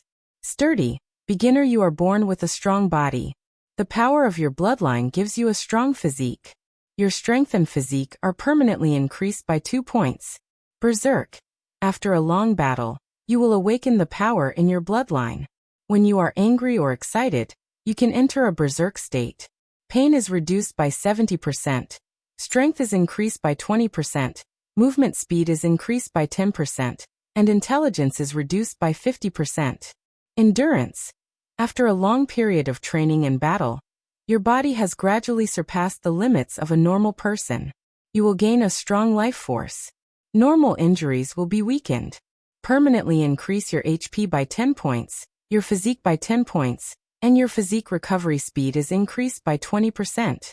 Whirlwind slash. With your body as the axis, you can spin 180 degrees or more to quickly swing your weapon. The weapon will be imbued with a weak sword aura, causing great damage to enemies around you. Because there were no archers in the army, the barbarians were not skilled in archery, so Su Luan equipped them with axes as long-range weapons. Sure enough, these barbarians had a special preference for axes. They could hit the target at a distance of 30 paces without fail. Stop. Sulen pulled on the reins. The team quickly stopped. Johnson. I'm here, boss. Take your men and clean up those tails as fast as you can. Understood. Johnson rubbed his shiny bald head and grinned, revealing a row of white teeth. He then turned around and yelled, "Brothers, get your weapons. It's time to work." Get your weapons. The other barbarians shouted. Under Johnson's lead, 35 barbarians picked up their axes and charged towards the back of the convoy. The barbarians' formation was messy. Even the new recruits of Cult who had undergone 3 months of training were more orderly than them. However, if one underestimated them, they would suffer a great loss. 30 steps ahead, prepare your axes. Throw freely. The barbarians were tall and long. Before the kobolds, goblins, and gnolls could react, they were already 30 steps away. It was already too late for them to react. A gnoll who looked like a leader hurriedly commanded the monsters to attack. They did not think that a mere 30 humans would be a match for them. Their huge advantage in numbers had inflated their ego. More than 30 hand axes flew into the crowd of monsters. The first one to be hit was a tall gnoll. One of the hand axes hit its head, and the huge force almost cut its head in half. Half of the axe's blade had sunk into the gnoll's head. Even an ogre would not be able to withstand such a serious injury, let alone a gnoll. Due to the close distance and the fact that the gnolls, goblins, and kobolds were standing close together, there was no time to dodge. The monsters in front were hit one after another. The luckier ones only had their limbs chopped off and fell to the ground, wailing in pain. The unluckier ones had their heads cut open, and were sent back to the underworld before they could even scream. 2 rounds of throwing axes stunned the monsters. At least a third of them died on the spot, and many more were injured. After 2 rounds of throwing, the barbarians charged into the crowd of monsters. Equipped with new equipment, the barbarians displayed their overwhelming strength against the wasteland monsters that looked like beggars. Facing the wooden sticks and claws of the monsters, the barbarians did not dodge at all. They charged straight at the gnolls and goblins. The powerful force sent the gnolls and goblins flying. Some of the weaker ones had their chests caved in and blood gushed out of their mouths. Before they could land on the ground, they were already dead. After sending the enemies flying, the barbarians did not stop their charge. They raised their sharp axes and slashed at the monsters. The sharp blades cut through flesh like they were cutting through cloth. The wooden sticks and claws had no effect at all. The gnolls, goblins, and kobolds fell in rows as if they were mowing grass. Blood and flesh splattered everywhere, dyeing the ground red. This was especially true for the bald leader. He swung a battle axe the size of a millstone and drove a windmill into the crowd. Wherever he went, gnolls, goblins, and even kobolds were all cut open. Behind him, a bloody path paved with broken limbs was left behind. The heavy casualties scared the wasteland bandits out of their wits. The surviving bandits fled in all directions as fast as they could, afraid that they would be cut down by the barbarians if they were too slow. The entire battle, from beginning to end, only took a few minutes. The barbarians chased after the bandits for a while before returning. The leather armor and axes slowed them down quite a bit. They could not catch up with the frightened bandits at all. Next, the barbarians began to clean up the battlefield. The axes Sulen gave them were not disposable items. Each of them was made of fine iron and cost a kinnur. Sulen was not rich enough to throw away dozens of kinnur in a single battle. The wasteland bandits were as poor as ever. They did not have any spoils of war. It was a thankless task. As soon as the battle ended, Sulen received a system notification. A glorious victory. Your army has just won a battle. In this battle you have obtained an item. Iron Ingot X1. Battle damage, 0. Enemy annihilation. 87 experience gained. 576. Experience gained. 300. The other attributes did not change, but the morale of the army rose from 85 to 100. After the battlefield was cleaned up, Johnson came to report the results. Did anyone get hurt? Boss, this equipment is amazing. Only 2 of us got some superficial wounds, but it's not a big deal. We're used to it, Johnson said excitedly as he patted the leather armor on his body. Did you pick up all the axes? Yes, all of them. Johnson and the other barbarians were very careful with their weapons. These metal weapons were something they did not even dare to dream of. In the past, their tribe was similar to the bandits they had just defeated. The best weapon they had was a rusty axe. Now they treated these weapons like family heirlooms. Chapter 12. Sulen was not surprised by the results of the battle. To him, this was just a normal performance. The difference between the weapons of both parties was like heaven and earth. It was just like how in the history of Sulen's previous life, other than the fact that he was well trained, he had to rely on his equipment to suppress his opponents. The convoy started to move forward once again. After this round of cleansing, there were no longer any traces of people spying on them. The mercenaries in the convoy also became respectful toward the noble Sulen. Even the speed of the convoy increased by a lot. After moving forward in the wilderness for 5 days, The convoy had already entered the depths of the wilderness. They were now at least 200 kilometers away from the nearest city, Blackrock City. According to the requirements of the expansion order, Sulen could only designate territories that were more than 100 kilometers away from cities. In fact, he had already exceeded this requirement, and the extra area was reserved for the future development of his territory. The expansion order did not specify the size of the territory. Theoretically speaking, as long as one had the ability, one could freely enclose land in the wilderness. Of course, this was only in theory. In fact, ever since the expansion movement started, the largest piece of land developed had not exceeded 300 li. It was because the deeper one went into the wilderness, the stronger the monsters would be. It was said that there had been people who had seen huge dragons in the wilderness. Of course, this news had not been verified. However, it was true that there were land dragons in the depths of the wilderness. This news had been verified by the blood of a noble who had developed the territory. This unlucky noble had barged into the land dragon's territory when he was developing his territory.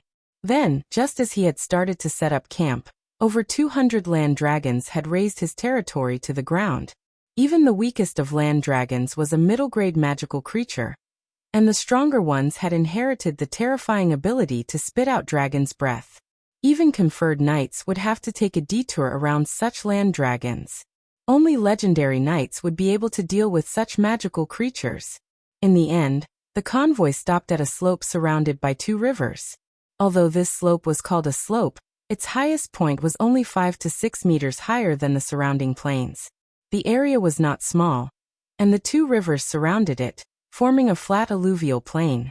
Due to the silt, the land here was exceptionally fertile.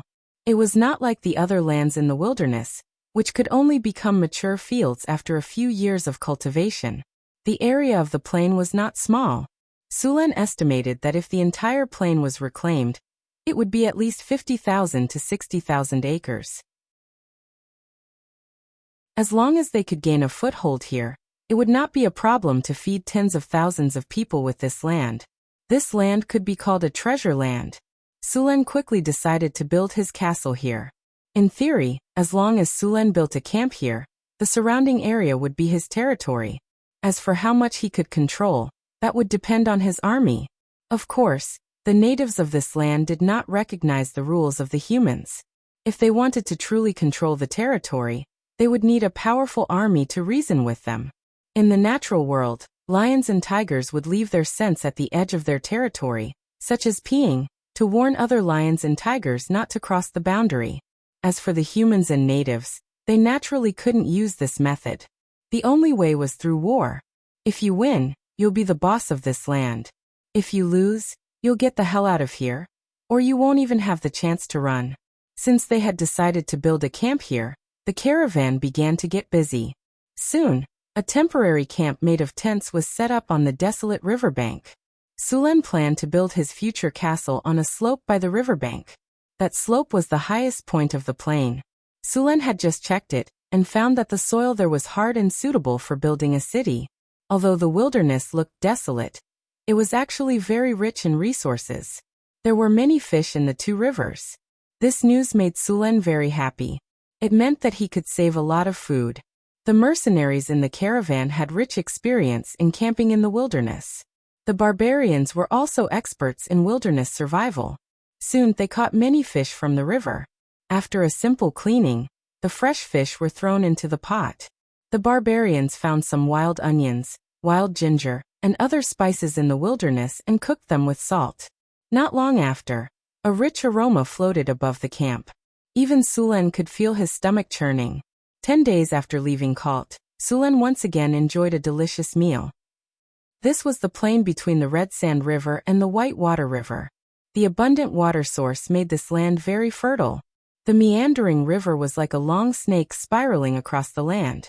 On both sides of the river were patches of dense reeds. From time to time, some wild ducks and water birds would fly out of the reeds. The whole scene was very peaceful. On a slope in the distance, a simple camp was being built quickly. Other than building a wall, Sulen had to build enough warm houses before winter. The wilderness was very cold in winter. The cold from the extreme north could freeze goblins and kobolds into ice sculptures. Humans were no exception. Sulen had brought more than 100 people with him. Other than the barbarians, the rest were mercenaries and some slaves he had bought. With only these people, even if Sulen let the mercenaries and barbarians join in the construction, it would be very difficult to build a camp in such a short time. However, it was not impossible. The wilderness had enough manpower. Although the goblins and kobolds were weak in battle, they could still carry stones, cut down trees, and dig for foundations. So after the fence of the camp was erected, Suluin took a team of barbarians to catch slaves. As for the mercenaries, they stayed here to guard the camp in case it was attacked when Suluin was not there. Although the mercenaries were not as strong as the barbarians, they could still rely on the fence to defend. With the protection of the fence, they could hold on for a while even if there were gnolls, trolls, and ogres. As soon as the camp gave the signal, Sulen would quickly lead the barbarians to help. Soon, Sulen led the barbarians to clean up the wilderness within a 5-kilometer radius with the camp as the center. The goblins, kobolds, and gnolls in the surrounding area were unlucky. The surrounding area was full of small tribes. In the face of more than 30 fully armed barbarians, they could not resist at all. Often, a single charge from the barbarians would cause the entire tribe to collapse. However, Sulen did not want to kill the enemy this time. He wanted to capture slaves. The goblins and kobolds that were escaping in all directions were not easy to capture. Sulen could only split the barbarians into 2 teams. He led one team to attack, and Johnson led the other team to ambush them in advance. This way, they could capture as many slaves as possible.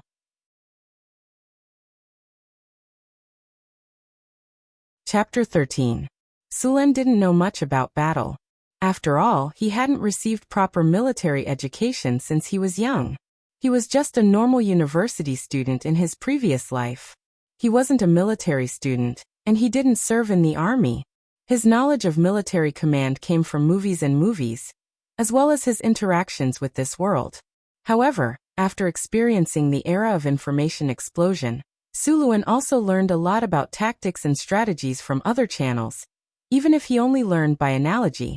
Although they were still on par with each other, bullying these barbarians wasn't a problem at all. Soon, Sulen discovered a small tribe. It was a kobold tribe, and there were more than 200 adult kobolds. The entire tribe was built on an empty plot of land, and they used large amounts of reeds and wood to build huts. The entire camp was dirty and messy, and Sulen could smell an unpleasant stench from afar.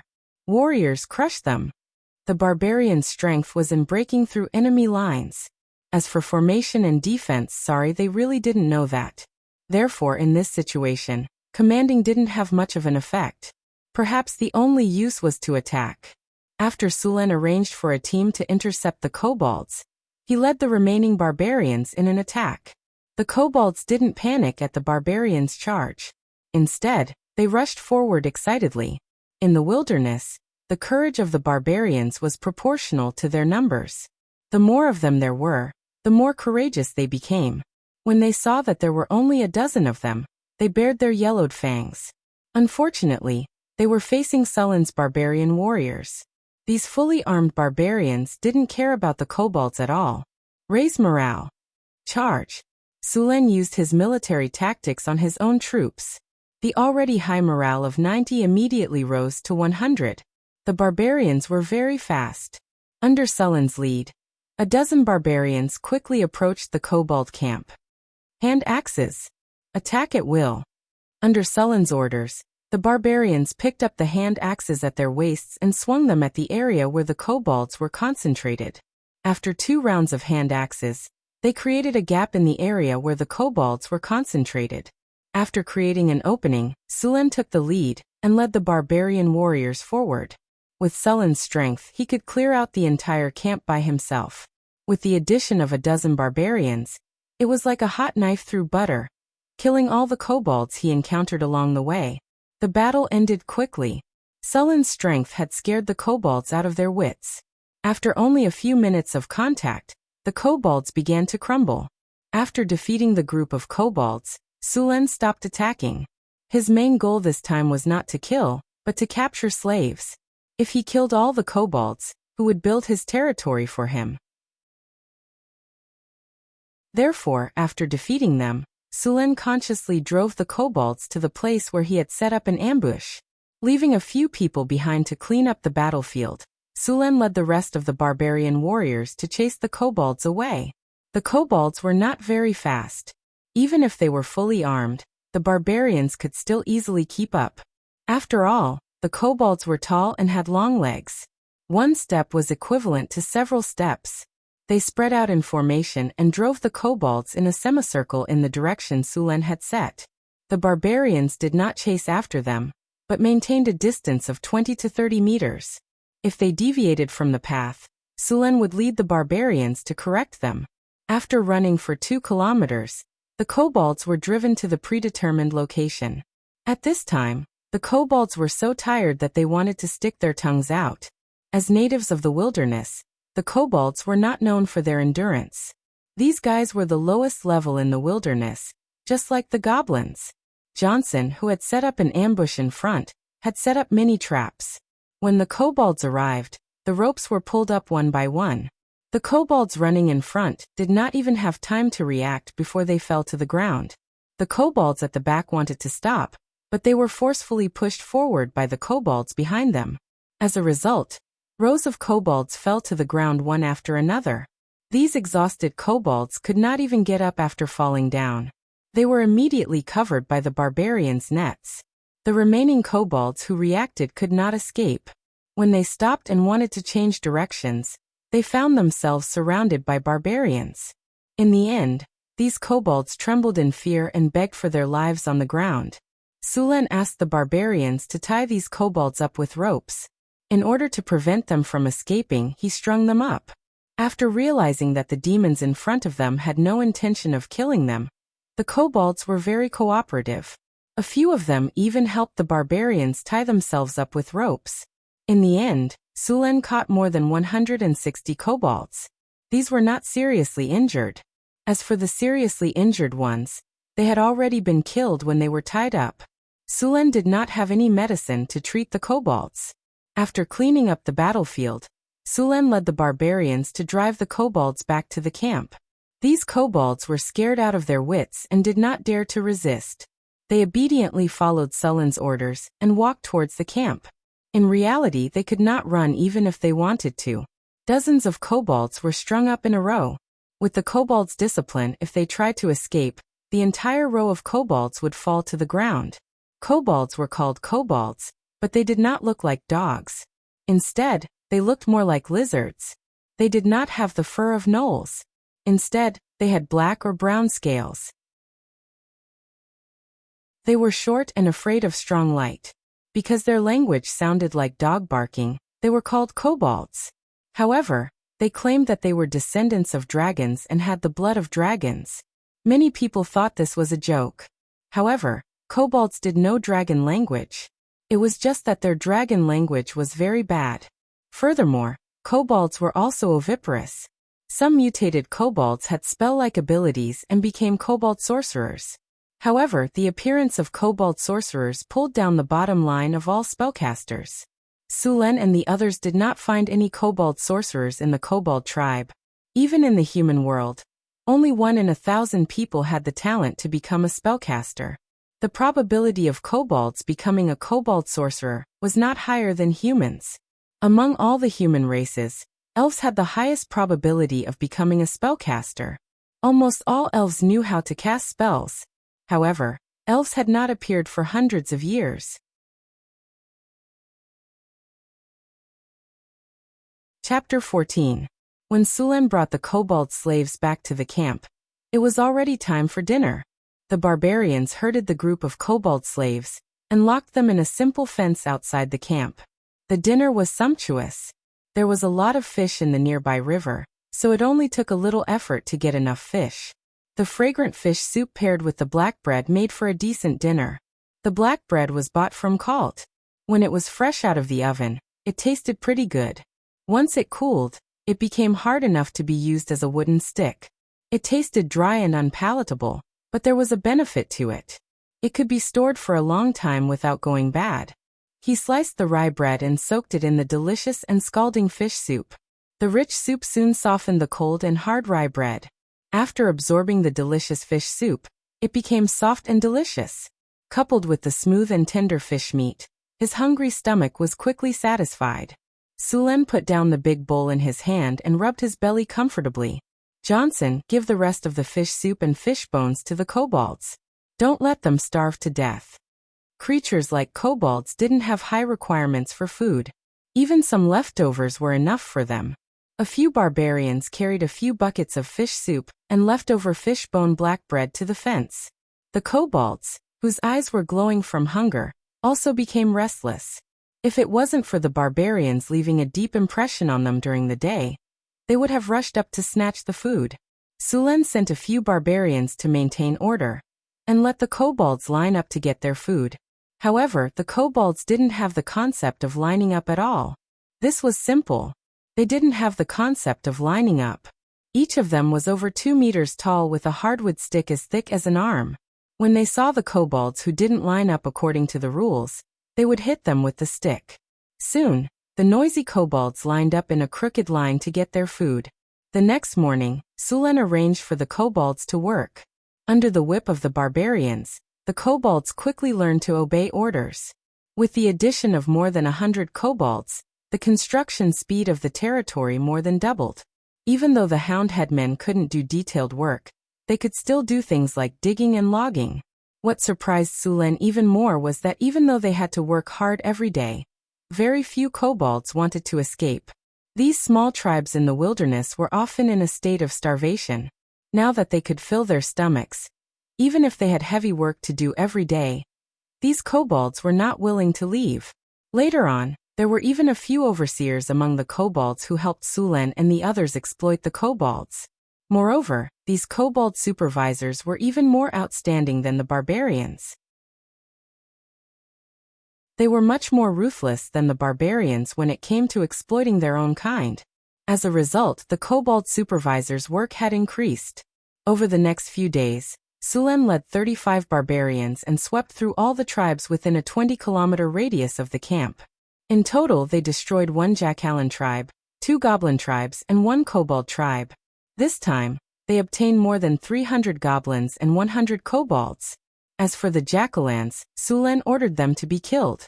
Other than the barbarians in the camp who could suppress the Jackalans, the mercenaries couldn't. Once Sulen led the barbarians to patrol the territory, who knew if the Jackalans would rebel. Moreover, there were more goblins and kobolds in the camp. Sulen didn't think that these guys would be obedient. Moreover, the Jackalans ate 4 to 5 times more than the kobolds, but they only did 2 to 3 times more work. Therefore, killing them directly was the best choice. With the goblin and kobold slaves, the construction of the territory sped up. The first thing to be completed was the wall of the territory. In order to protect the territory, the construction of the wall was prioritized. Because of the lack of manpower and the short time, the wall wasn't made of brick, which was commonly seen in the Kingdom of Florence. Instead, it was made of mud and wood. Wooden stakes were driven into the foundation. Then mud and reeds were used to build the wall. The entire territory's wall was close to a square, and the length of the 4 sides added together was close to 2 kilometers. A wall of this scale could be considered a medium-sized town in the Kingdom of Florence. For a newly developed camp, it was already quite big. Just after the construction of the territory's wall was completed, Sulen heard a cold and emotionless electronic sound. Ding! The construction of the territory's wall is completed. Your territory has completed a basic construction, and the territory interface is officially opened. Territory unnamed area. 20 kilometers with the camp as the center. City, none crude camp. Popular sentiment. 60 tax, 0 income, loss. Population. 45 slaves, 35 barbarians, 337 goblin slaves, 352 kobold slaves, 40 mercenaries. Supplies. 34 wheeled carriages, 200 units of food, 20 units of bacon. 1 unit of food is equivalent to 100 kilograms. Barbarians need 2 kilograms of food and 1 kilogram of fish per day. Mercenaries need 1 kilogram of food and half a kilogram of fish per day. Slaves need 1 kilogram of food and 2 meals per day. Kobolds and goblins need 1 kilogram of food and some fish soup per day. Currently, The food stored can last for 4 months. Existing buildings. Wall basic. Wall. Basic wall made of a mixture of logs, mud and reeds. It has a certain protective function. Although it looks broken and seems unreliable, it can resist ordinary attacks in the wilderness. Wall defense plus 20, durability plus 50, stability plus 10. With a wall, the territory has more security. Sulen looked at the data about the territory in his mind and rubbed his face hard. This kind of poor territory, any knight's territory in the south, was better than his. The whole territory not only had no income, but it also had to charge money. In addition to these attributes, there was also a directory of constructible buildings in the system. Lord's Castle. The Lord's Castle is the residence and official residence of the Lord, and it has defensive ability. It is the administrative center of the territory, and its existence represents the sovereignty and stability of this area. Administration plus 50, stability plus 20, rule plus 40, prestige plus 50. The Lord's Castle can train administrative personnel for the territory. Barracks. The barracks have good training facilities and can continuously train qualified troops for the territory. Also, living in the barracks can let the troops in a training state. Comfort minus 20, iron blood plus 20, training plus 20, stability plus 30, morale plus 20. Residential houses. The residential houses of the territory's residents and can provide shelter from the wind and rain, increasing the sense of belonging. Stability plus 30, popular sentiment plus 20, prosperity plus 10, population growth plus 10.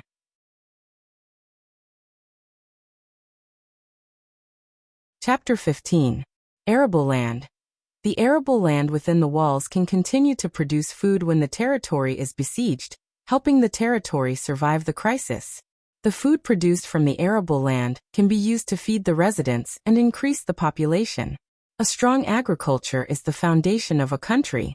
Harvest plus 20, stability plus 20, prosperity plus 10. Trading market. This is the main commercial area in the territory. It can bring in a lot of money and is one of the main sources of the territory's funds. Trade plus 30, prosperity plus 30, taxes plus 30, security minus 10. Roads. If you want to be rich, you have to build roads first. A good road will bring a lot of convenience to your territory. Movement speed plus 10, prosperity plus 15, stability plus 15. Security. Maintain the security of the city and fight crime. When the territory's population increases, all kinds of crime will naturally appear. You need a security team and a security officer to manage it. Security plus 20. Popular sentiment plus 20, crime minus 5, intimidation plus 15. Beacon tower. Building a beacon tower can quickly transmit information within the territory and warn the territory in advance. Communication plus 30, stability plus 20. Lumber mill. The lumber mill can provide a lot of wood for the territory and is very important for the development of the territory. At the same time, it can provide a source of funds for the territory. Work efficiency plus 20, prosperity plus 5. Port. The territory has 2 rivers. These rivers provide the territory with a strong transportation capacity and abundant fishing. The cost of using ships to transport goods is very low. At the same time, it can be used for military purposes. Relying on ships, the army can quickly disembark from the 2 rivers. Shipping plus 20, fishing plus 25, prosperity plus 15. Well. The well can provide the territory with a clean water source. At the same time, when the city is besieged, the city will not lack water. Hygiene plus 15, security plus 15. Although the territory did not lack food, there was a saying that people without foresight would have immediate worries. Therefore, Sulen set aside some land within the walls to cultivate. At the same time, he also sent some people to build the port and fishing boats in order to obtain more fish. As everyone knew, if the human body did not consume fat, meat, and high-protein food, then the daily consumption of grain would be several times higher. Now that there were abundant fish, the consumption of food would be greatly reduced. At the same time, the salted fish made from fish could be stored for a long time. Sulen had already investigated the Red Sand River and the White Water River. These two rivers were wide and the water flow was stable. The water plants on both sides were dense, and there were many reeds. The surrounding beasts often came here to drink water. In the reeds on the banks, there were many water birds. Sulen also sent some people to the reeds to get the eggs. These birds would build nests and incubate chicks in the reed marshes. Each nest would contain several eggs.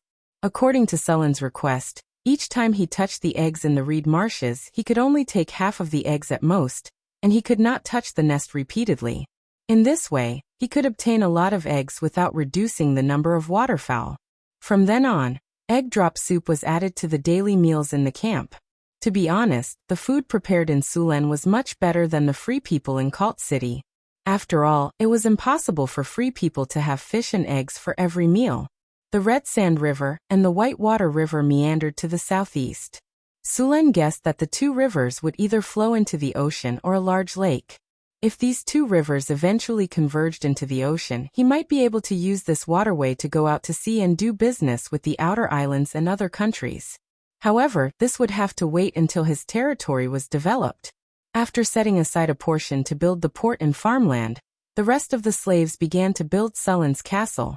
As the center of the territory, the Lord's castle had to be completed as soon as possible. After Sulen gave the blueprint to a few slave craftsmen, they directed the other slaves to continue building the territory. In fact, Sulen's territory already had a plan. This plan was made by the system. The west and north of the territory were the Red Sand River and the White Water River. The port was built there, and the market was also going to be built there. Due to the convenience of transportation, Sulen planned to turn this place into a business district. The east of the territory was the military camp, and the Lord's castle was located on the central axis of the city, facing south. The entire territory was symmetrical. After that, Suluan continued to lead the barbarians to patrol his territory. After this period of fighting, Suluan finally leveled up. In addition to him leveling up, 5 barbarians also successfully leveled up from level 2 to level 3 barbarian warriors. Sulen had reached level 13 after leveling up. Name, Sullen race, human level, 133281300000, strength, 26 dexterity, 28 spirit, 19 vitality, 25 charm, 18. In addition to the 2 attribute points from before, he now had 4 undistributed attribute points, a silver chest, and 3 attribute points. After opening the silver chest, Sulen obtained a skill book called Stonewall Formation from the chest. After the system integrated the rules of this world, this skill had also undergone some changes. It had a new name, Mud to Stone. After using this skill, one could quickly create several stone walls. This spell was very useful whether it was used to create a formation on the battlefield, or to build a territory. Sulen thought for a moment and learned this skill. Mud to Stone required 2 skill points to learn.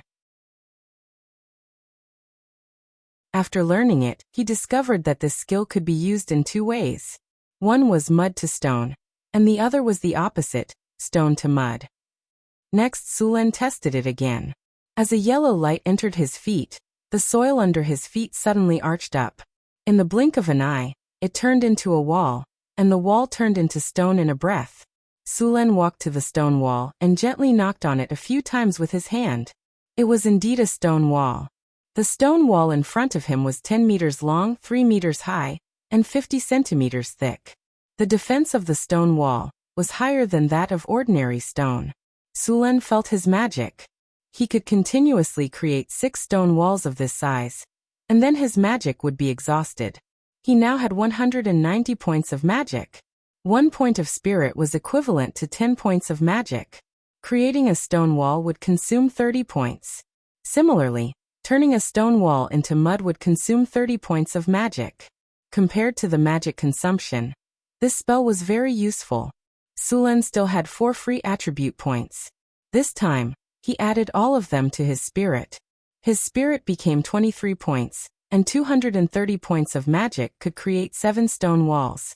The heal that he learned previously only consumed 10 points of magic each time.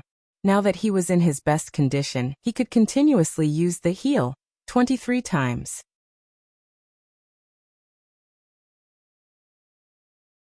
Chapter 16. He had tested the effects of Life Heal before. It could quickly heal injuries on himself or others. However, it could only heal minor injuries such as broken bones. It was much less effective. Of course, it was still much faster than natural recovery. In the next few days, Sulen would take some time to cast mud to stone on the walls of his territory. The mud walls were turned into stone walls. Every morning, after using up all his mana, Sulen would bring his men to patrol the camp. When his mana was almost recovered, he would come back and cast mud to stone again. In just a few days, one of the walls had been turned into a stone wall. In addition to clearing out the goblins, kobolds, and gnolls in his territory, Sulen used a parchment to draw the rough terrain of his territory. What surprised him was that after he finished drawing the map, the system also activated the strategic map. The strategic map of the system was worlds apart from the one he drew. His map could only show the rough terrain of the area, but the strategic map of the system was amazing. It was completely scaled down to a certain scale. What surprised Sulen even more was that the strategic map could be zoomed in or out. However, this strategic map only showed the part of Sulen's territory. The areas beyond the territory were all black and could not be seen. At his location, there was an obvious mark of a small person on the map. Around the small person, there were dots that represented other people. This range was about 100 meters. After this range, it was no longer displayed. Sulen studied it for a while. The green dots represented his companions and subordinates. All the barbarians were of the same color. The mercenaries were yellow. As for the slaves, they were blue. In the battle map, people or monsters that were hostile to him were marked with red dots. Having the strategic map was a great help to him. It allowed him to have a god's perspective. The battlefield was one-sided and transparent to him. Not only could he command the army better, but he could also be the first to know if the enemy was plotting something. In addition to these, the map had detailed markings on the hills, rivers, forests, and plains within the territory. Although it was only some basic information, it wasn't easy to obtain such detailed information even in the 21st century, let alone in a world with a civilization level that was only in the middle world. Sulen tried to shrink the map. Soon, the area that represented his territory on the map shrank to a barely visible spot. Obviously, the size of this world was unexpectedly large. When he returned to the camp, it was still bustling with activity. 50 mu of farmland in the camp had been cultivated, and 200 mu of farmland outside the camp had been cultivated. In order to increase grain production, potatoes were planted in these farmlands. Compared to wheat, the yield of potatoes was several times higher. Although there was a lack of fertilizer in this world and the variety of potatoes was not as good as in his previous world, the yield of potatoes here was still more than 500 kilograms. As for wheat, the yield in the south could reach 400 kilograms, while in the north it was only 300 kilograms. More importantly, even in the cold climate of the north, potatoes could be easily cooked twice a year. In this way, 1 mu of potatoes could produce 6 to 8 times more food than wheat. As long as Sulen had a brain, he would know what to do. Only when he had a firm foothold here would Sulen slowly change part of the potato farmlands to wheat. After all, white bread made from wheat flour tasted good. Similarly, the port in the northwest of the territory was almost completed. Because there were no ships docking at the moment, the port wasn't built too big. So far, the port was used for fishing. There was no lack of trees in the wasteland. After the kobolds and gnomes cut down the trees, there were naturally craftsmen who went to build fishing boats. Although the trees that hadn't been dried were not good materials for making boats, they couldn't care less. The fishing boats that were made directly from logs had a short lifespan. It was estimated that they would be damaged or deformed in 3 months. However, there was no problem for them to be used for fishing. Because of the abundance of fish in the river, although there were only 5 or 6 fishing boats, they could catch 200 to 300 kilograms of fish every day. It could be said that just the fish here were enough to supply the camp's food. The excess fish had been pickled with salt, and while the sun was still scorching, these salted fish were dried and stored. In order to store food, Sulen built a large enough warehouse in the camp. The supplies brought by the 30 carriages, and the things collected during this period were all stored in the warehouse. This warehouse was the most important thing in the camp. Even Sullen's lord's castle wasn't completed yet, but this warehouse was already built.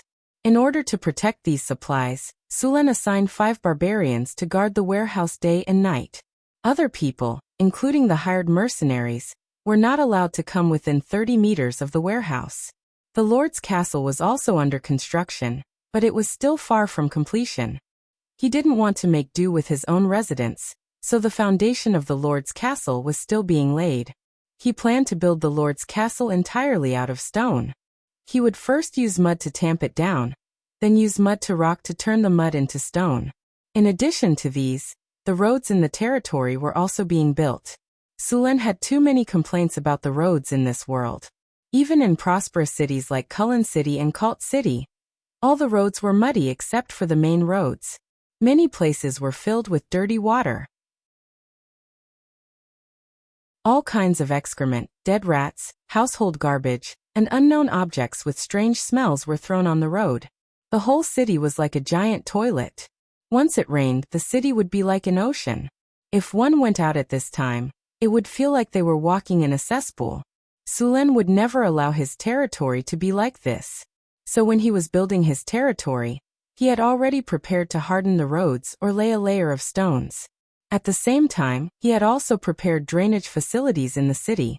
When his territory was officially established, he would also legislate. He would make strict sanitary regulations, forbidding dumping and defecation. All garbage and excrement had to be dumped in designated places and transported out of the city. He would build a fertilizer factory outside the city and ferment the garbage and excrement to make fertilizer.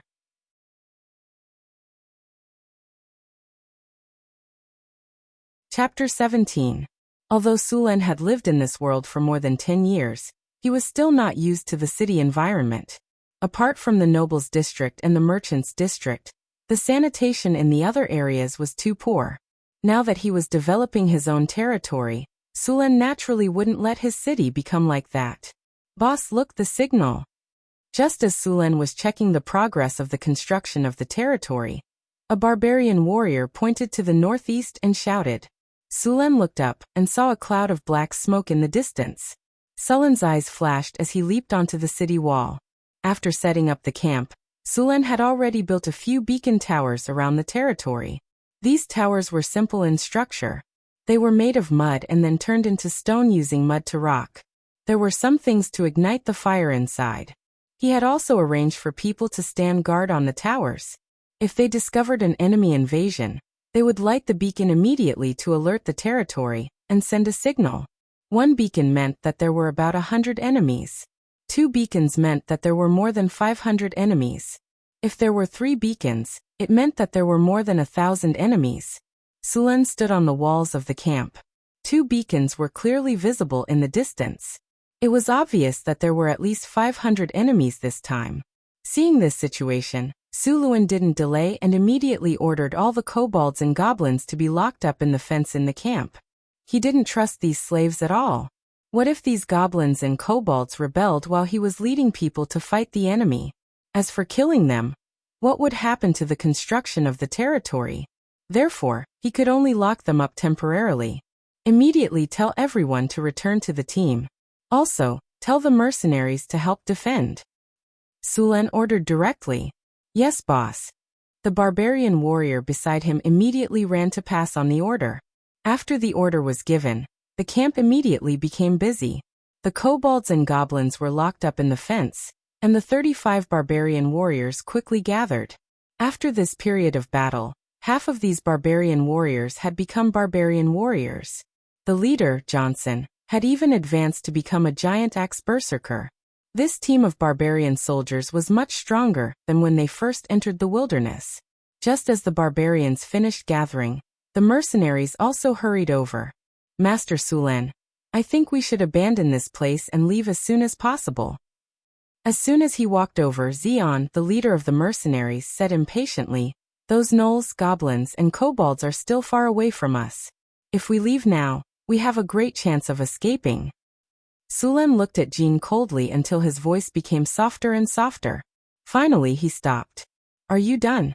Sulen said coldly as he looked at the embarrassed Zeon. If you are, then listen to me. This time, there will be no less than 500 enemies, but the highest number will not exceed 1,000. This is a crisis but also an opportunity. As long as we can defeat this batch of enemies, then we will have a long period of development in the future. Similarly, if you perform well in this battle, I will give him 20 mu of farmland after the construction of the territory is completed. If he makes enough contributions, I will bestow him the title of a knight. In order to deal with this crisis, Sulan offered enough benefits. It was not easy to become a noble. Now there was a shortcut in front of them. Hearing Sulan's promise, the low morale of the mercenaries instantly soared. They all rubbed their hands together, and their eyes were filled with eagerness. Sulan was very satisfied with this situation. To be honest, it was not impossible for Sulan to deal with 500 to 600 gnolls. It was mainly because the area of the camp was too big. With only 36 of them, they could not even line up a wall. The gnolls could easily go around the wall and destroy the camp. In this case, even if he killed all the gnolls, it would be useless. Ta-ta-ta. Just as Sulan was mobilizing the mercenaries, a date red horse galloped in the direction of the camp. As it galloped, it shouted, "Military emergency!" The surrounding people all dodged and let it pass. Sulan, Monseigneur, this is not good. There are 700 enemies this time.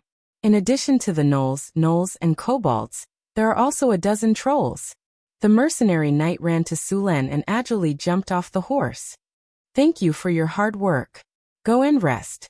Sulan smiled at him and said, Take out the white bread and bacon. I remember there is some ale in the warehouse. Take it out this time as well. Sulan said to the barbarian warrior behind him. At this time, to boost morale, Sulan had prepared a sumptuous meal. Yes, boss. I will take someone to take it out. The barbarian warrior behind him said respectfully. Also, take out the bacon and sausages. The fish must also be served today. Sulan ordered directly. In this world, apart from the nobles and merchants, everyone else basically had 2 meals a day. This time, because of the upcoming war, lunch was specially added. I want to see all the warriors and mercenaries eat meat this afternoon. Yes, Monseigneur. I will prepare it immediately. The chef was sweating profusely and said nervously. The fish were cut open one by one. In the empty space in the middle of the camp, a dozen large pots were boiling hot water. The slaughtered fish were cut into pieces and then placed directly into the pot to cook. Pieces of bacon and sausages were thrown into the pots after being cut. Although the chef's skills were not very good, the enticing aroma still made people swallow their saliva uncontrollably. The people did not have to wait for too long. The food was finally ready. Sulan picked up a bowl and filled it with delicious meat soup. He then took a piece of white bread and took a bite. Seeing that Sulan was the first to eat, the mercenaries and barbarians swarmed forward and took their share. The meat soup was delicious. There were mushrooms, bacon, and ham in it. Sulan found a rock and squatted on it to drink the soup. The barbarian warrior was also very quiet. He sat on the ground with a bowl of meat soup and a piece of white bread in one hand. According to the previous reports, there were more than 700 enemies this time. Half of them were goblins and kobolds, about 300 to 400 of them. The rest were gnolls and a dozen trolls. Trolls were a powerful creature. They were far more powerful than gnolls. They were very strong and liked to use maces. However, their strongest point was their terrifying regenerative ability. Broken limbs could be regrown. Only magic, fire, or strong acid could truly kill them. P.S. There were some problems with the contract, so it was remailed. It will probably be fixed on Monday.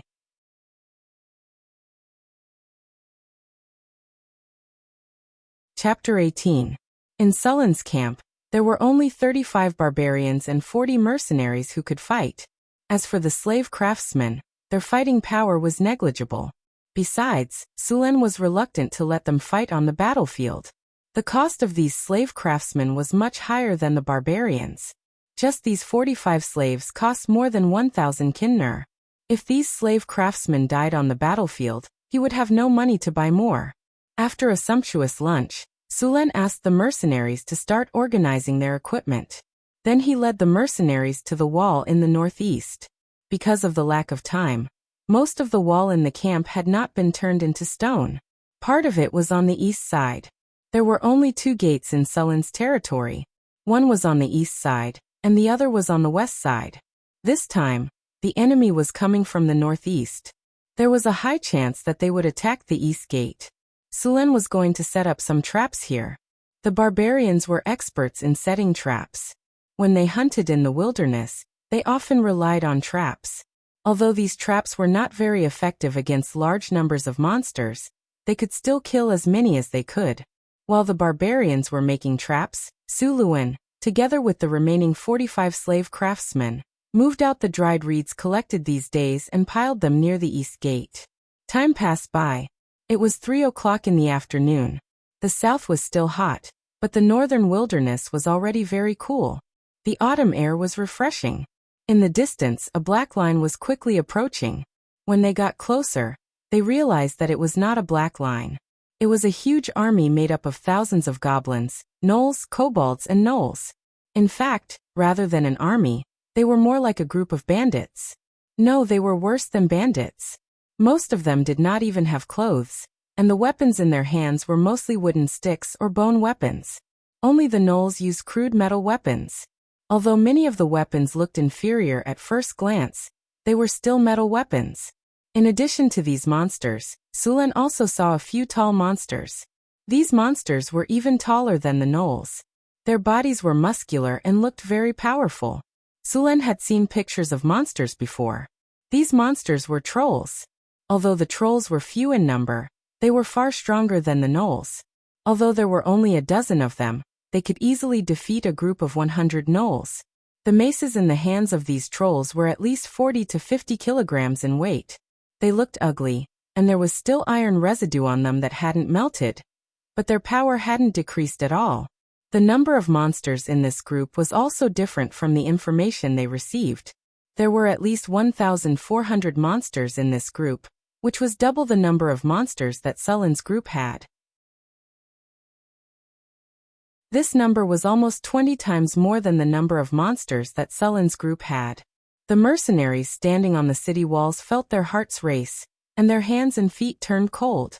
Looking at the monsters in the distance, their minds went blank, and their eyes were filled with fear.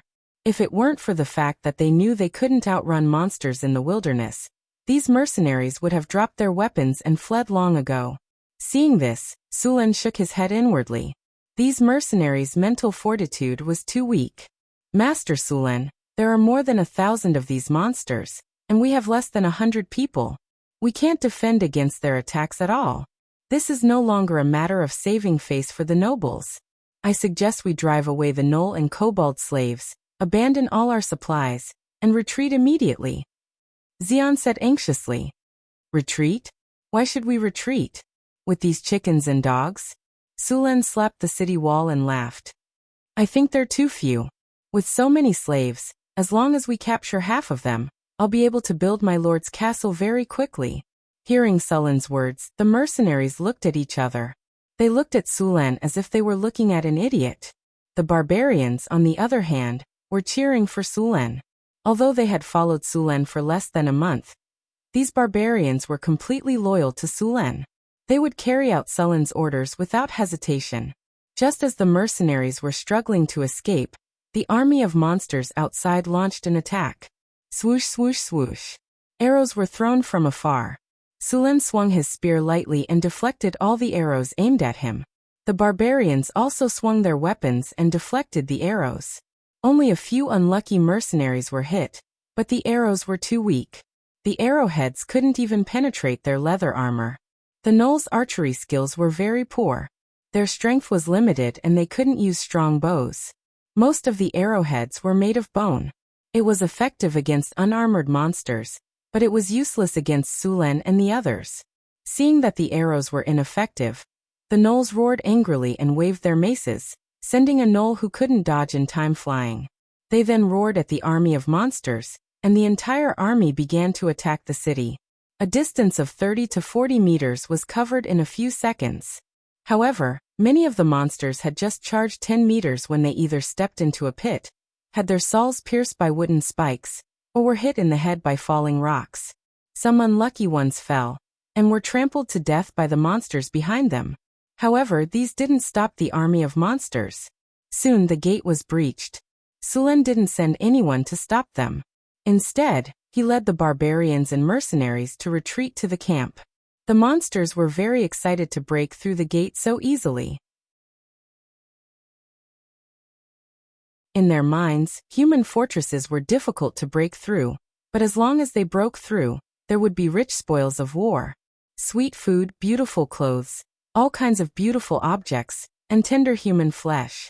These hot-headed monsters didn't care how the camp was breached so easily. Regardless of whether they were gnolls, or gnolls, they all swarmed toward the gate. Behind the gate, the kobolds who rushed in first wanted to rush in and loot.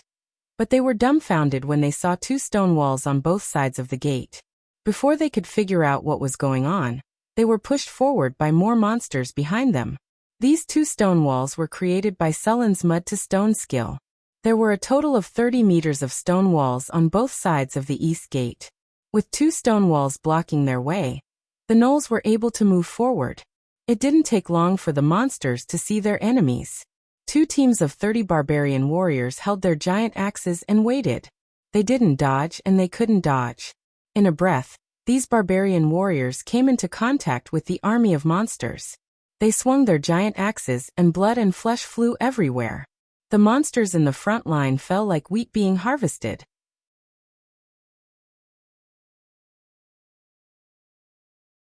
Chapter 19. The battle had been intense since the beginning. Faced with the barbarians' sharp battle axes, goblins, kobolds, and even gnolls could not withstand more than 2 hits. The ground where the 2 sides were fighting was soon dyed red with blood. In the narrow space, the goblins and kobolds did not even have a chance to escape. They were directly cut in half by the axes. The first row of barbarian warriors was tired, and the second row immediately took their place. The barbarian warriors took turns killing the monsters, and their efficiency was not affected at all. The monsters in front were blocked by the barbarians, and could not move an inch forward. Seeing their companions being killed so easily, many goblins, kobolds, and gnolls wanted to retreat. However, the monsters at the back did not know what was happening in front of them, and continued to charge forward. In the end, hundreds of monsters had squeezed into the area 30 meters behind the east gate of the camp, and the number was still increasing. Sulen stood on the high platform at the back, and looked at the monsters flooding in from the east gate of the camp. His expression did not change at all. After seeing that the space surrounded by the stone wall was filled with monsters, Sulen decisively ordered a retreat. The barbarians who had resisted at the exit for more than 10 minutes all retreated. Although it was only a short 10 minutes, they had used up as much energy as a battle. The continuous high-intensity battle had also tired them out. After the barbarians retreated, the monsters who were no longer under pressure were overjoyed, and wanted to rush out quickly. However, as soon as the first batch of barbarians rushed out, a stone wall suddenly rose from the ground and blocked the passage in a breath. The gnolls and goblins who could not stop in time slammed into the stone wall. For a moment, dust flew everywhere. Some of the weaker monsters had their sternum crushed and blood spurted out of their mouths. Many gnolls wanted to climb over the stone wall, but the crowded space did not give them a chance to do so. Some lucky ones directly stepped on the bodies of the goblins and kobolds, and climbed over the stone wall. However, as soon as they landed, they were stabbed by 5 or 6 mercenaries with spears. Seeing the army of monsters in the simple barbican, Sulen's face revealed a bloodthirsty smile. Under the afterglow of the setting sun, there was a hint of ferocity. Boom! The spear slammed into the ground. Set fire. A loud shout clearly spread throughout the battlefield. In the next second, dozens of torches suddenly rose around the barbican. Then cans of burning kerosene were thrown into the barbican. Boom! The kerosene instantly ignited into a raging fire. Even the reed poles that had been piled up in the barbican were set ablaze. The monsters that had been tainted by the oil slapped their hands frantically, trying to put out the fire. However, other than igniting more places, there was no effect at all. All the monsters frantically tried to escape, but the surrounding monsters made it impossible for them to move. Even the previous city gate suddenly dropped 1,000-pound gate. The entire Barbican was completely sealed off in an instant. The flames in the Barbican grew bigger and bigger. Many gnolls' fur was instantly ignited. The flames burned wantonly in this space, and the screams of the monsters could be heard everywhere. The monsters that were trapped in a desperate situation became even crazier. In order to survive, they began to attack the other monsters around them, trying to clear enough space so that they could step on the corpses of their companions to escape the Barbican. However, the moment these monsters landed on the ground, they were killed by the barbarian warriors or mercenaries guarding the perimeter before they could even celebrate.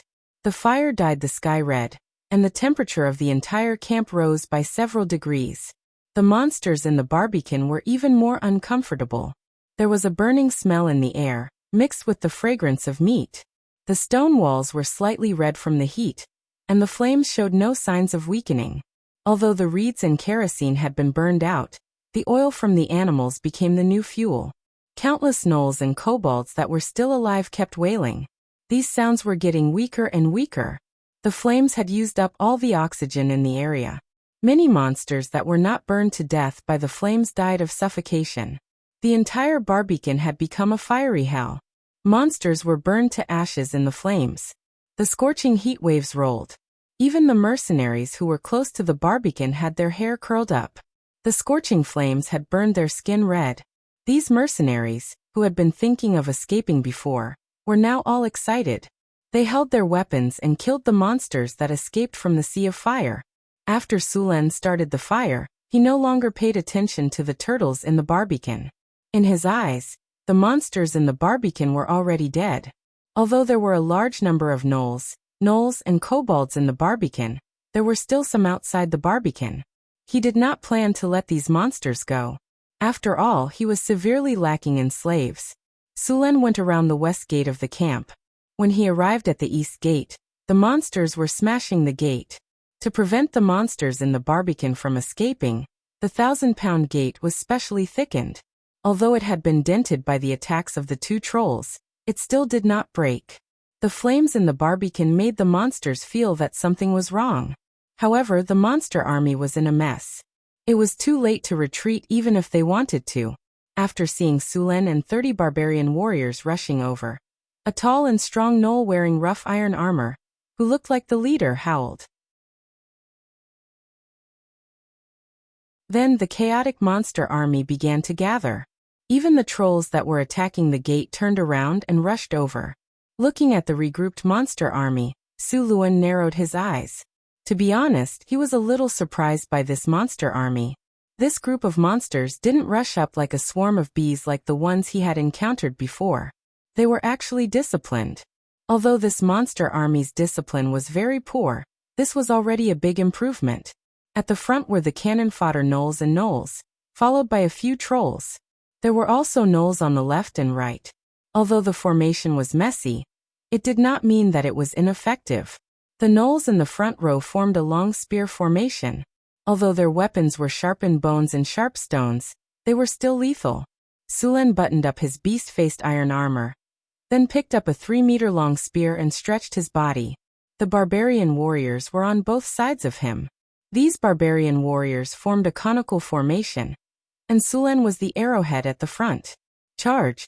When the distance between the two sides was less than 100 meters, Sulen roared and rushed forward. The barbarians followed closely behind him. 100 meters was a distance that could be crossed in less than 10 seconds. Although Sulen and the others only had 30 or so people, when they charged, they had an unstoppable momentum. An invisible pressure enveloped the entire battlefield.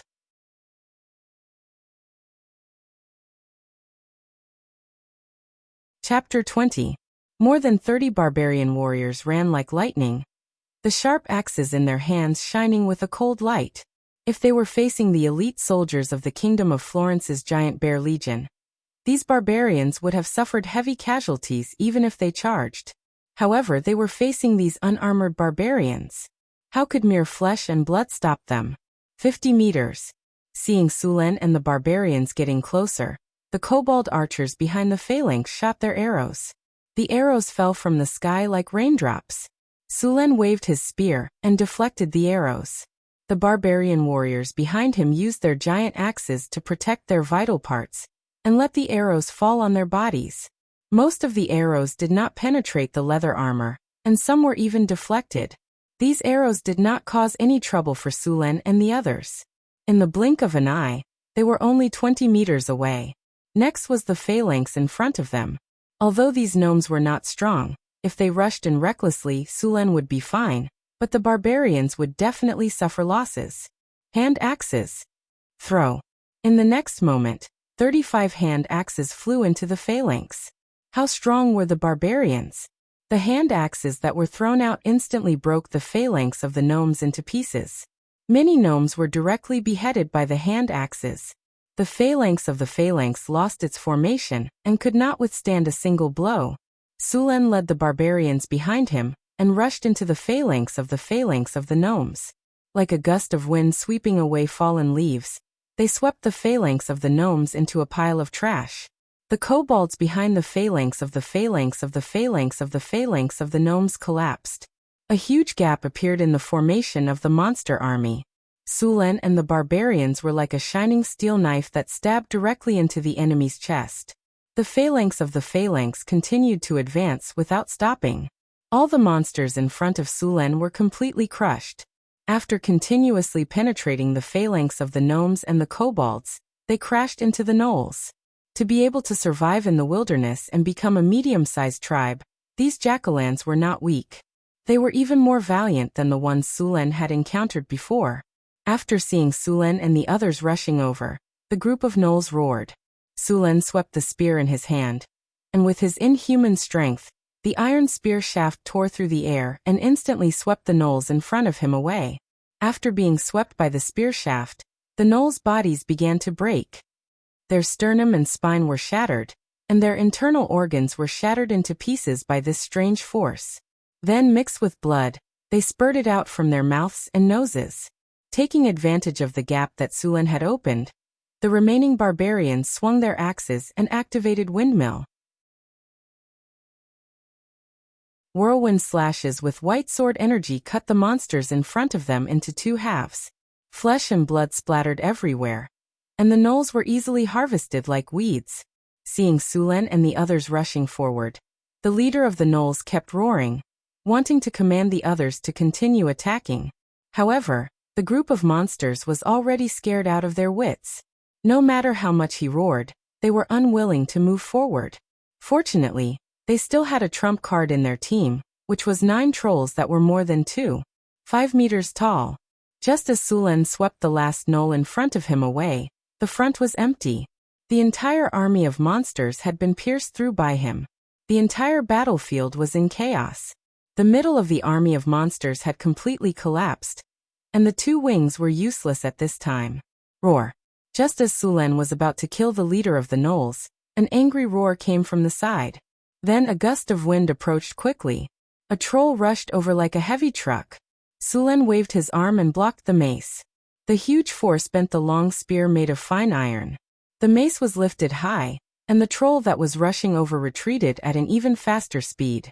Then it fell heavily to the ground. Blood spurted out of its mouth. With such a serious injury, other monsters would have died long ago. However, for the trolls, as long as they were given time, they would recover in a short time. It was not that they had not encountered difficult opponents before, but in the end, they had relied on the strength of the trolls to win in the end. Unfortunately, they had calculated wrongly this time. Seeing Sulen send a troll flying, the remaining trolls were not afraid at all. They roared and rushed at him. Seeing the trolls rushing over, Sulen smiled coldly. He grabbed the shaft of the spear with one hand, and the body of the spear with the other. Then he bent the spear hard and straightened the somewhat deformed spear. Then he waved it hard at the trolls. Dark ice cut. 3 streams of cold air gathered in front of him in an instant, then condensed into 3 ice blades, accompanied by a bone-piercing chill. The 3 ice blades flew out in an instant. The surrounding gnolls only felt their bodies become stiff. In the next second, a bone-piercing chill flashed by, and then they were plunged into endless darkness. The 3 ice blades cut through the trolls' bodies like rotten wood. Several of the charging trolls stopped in their tracks. In the next moment, their strong bodies were neatly cut into several pieces. No blood flowed out. All of the blood was frozen in an instant. Even the trolls' bodies were frozen at this moment. The 3 ice blades flew for more than 30 meters before disappearing into the air. All monsters in the path of the ice blades, whether gnolls, or trolls, were cut and frozen. The trolls that had the powerful ability to grow again were also dead. The mercenaries on the city wall watched everything that happened on the battlefield not far away. They only felt a chill in their hearts, and their bodies involuntarily broke out in a cold sweat. Although they had seen the Lord's invincible posture on the battlefield several times, the opponents this time were trolls. The powerful and unstoppable force that swept through the battlefield made them feel like the noble in front of them was a mythical hero. Legendary heroes are nothing more than this, Xion said with a pale voice. Just as the mercenaries were sighing, the battle came to an end. After seeing that their biggest reliance was killed, the entire monster army completely collapsed. No one dared to stop them. After seeing this situation, the gnoll leader turned around and ran without saying a word, but it was already too late. Sulen moved very quickly, and the enemies in front of him dodged. Those who dodged too slowly were directly torn apart by the power of Sulen's spear. The gnoll leader saw the distance between the two rapidly closing, and then madly accelerated to escape. Sulen shook the spear in his hand and then threw it forward with force.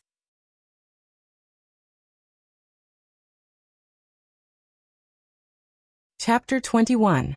The spear pierced through the air, and pierced through the gnoll leader with a sharp whistling sound before nailing it to the ground. The gnoll leader's body twitched a few times before it slowly lowered its head. Dark red blood flowed down the spear to the ground. Seeing the gnoll leader nailed to death by the spear, the natives felt a chill run through their bodies, causing them to tremble uncontrollably. As the murderous god's eyes swept over them, they all lowered their heads. No one dared to look directly at him. That gaze gave them the feeling that it was several times colder than the cold wind of the northern ice plains. After the battle concluded, Suluin did not have time to rest, and led the barbarians to capture slaves. Because the monster army had come from afar, adding on the intense battle, the barbarians had used up all of their strength. Even if they wanted to run, they did not have the strength to do so. Soon they had captured a large number of slaves. An epic victory. Under your command, you and your army won an epic victory. As the war ended, the monsters that were lucky enough to escape spread your deeds far and wide. Your name began to spread across the wastelands. Your prestige +1. The battle is over. You have received 15,432 experience points. Your level has increased. You have received 2 free attribute points and 2 skill points. You have received 2 silver treasure chests. In this battle, you have received Gem X5. Name, Sullen Race. Human level, 142358140000. Strength, 26 Agility, 28 Spirit, 23 Constitution, 25 Charm, 18. The other attributes did not change, but this time, there was an additional prestige. 1. The description was very simple. Your name has spread in a small area in the wilderness. In this battle, other than Sulen who leveled up, the other barbarians also leveled up. This time, none of the barbarians died. Only 3 of them were seriously injured. As for the light injuries, they were all slightly injured. This low casualty rate was because Sulen took the brunt of the danger. If it was not for Sulen's powerful strength, the barbarians would have suffered more casualties. Boss, a few of our brothers are seriously injured. I'm afraid they won't make it. Johnson came to Sulen's side and said sadly, the development of medicine in this world was very slow. Most of the time, they had to rely on the divine arts of the temple priests for treatment. Of course, they could also spend money to buy some holy water. There were no doctors in Sulen's territory, and no priests would follow the nobles to expand the territory. As for holy water, the cheapest holy water cost 10 kinner. With Sulen's stinginess, how could he buy it? However, although there was no sacrifice or holy water, Suluin had the life-healing technique. Take me there, Sulen said directly. Soon, Sulen saw the 3 heavily injured barbarians. The wounds on their bodies were lacerations, which should have been caused by the Gnoll warriors.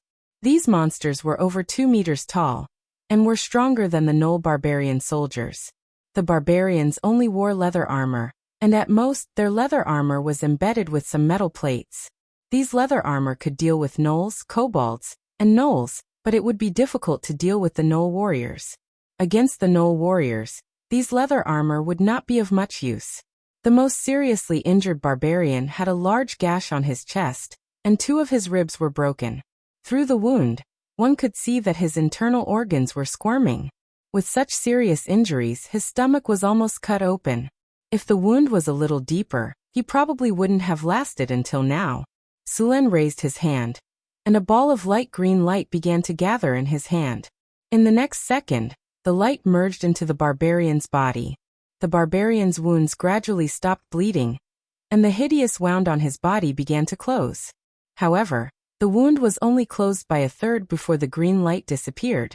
Obviously, life healing was not enough to save them. The green light dissipated, and the barbarian's HP continued to drop, but at a much slower rate than before. Seeing the light dissipate, Sulen used life healing on the barbarian again.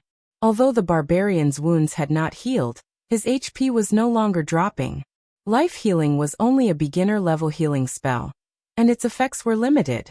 The rest of the wounds would need to be healed by himself. Soon, Sulen pulled the 3 barbarian warriors back from the brink of death. Then he applied gold balm on them, tied them with bandages, and had them carried back to the camp to recuperate. They would not be able to fight for at least a month. After the battle, the dozen or so barbarian warriors had all leveled up to become barbarian warriors. The most powerful one, Johnson, had broken through to become the ultimate barbarian soldier, the barbarian berserker. Several of his attributes had also leveled up. Beginner strength had leveled up to intermediate strength, and endurance had leveled up to intermediate endurance. Intermediate strength permanently increases strength by 4 points, stamina by 4 points. Intermediate endurance permanently increases HP by 25 points, stamina by 25 points, stamina recovery by 50%, and damage taken reduced by 15%. Apart from these 2 attributes, the attributes of Berserk had also changed. Berserk had become Advanced Berserk, reducing pain by 80%, increasing strength by 50%, increasing movement speed by 20%, Berserk duration by 50%, and reducing weakness by 30%. It could be said that Johnson's strength had increased by several times. If he was equipped with a set of armor, he would be a meat grinder on the battlefield. After the battle, Sulen obtained a large number of slaves.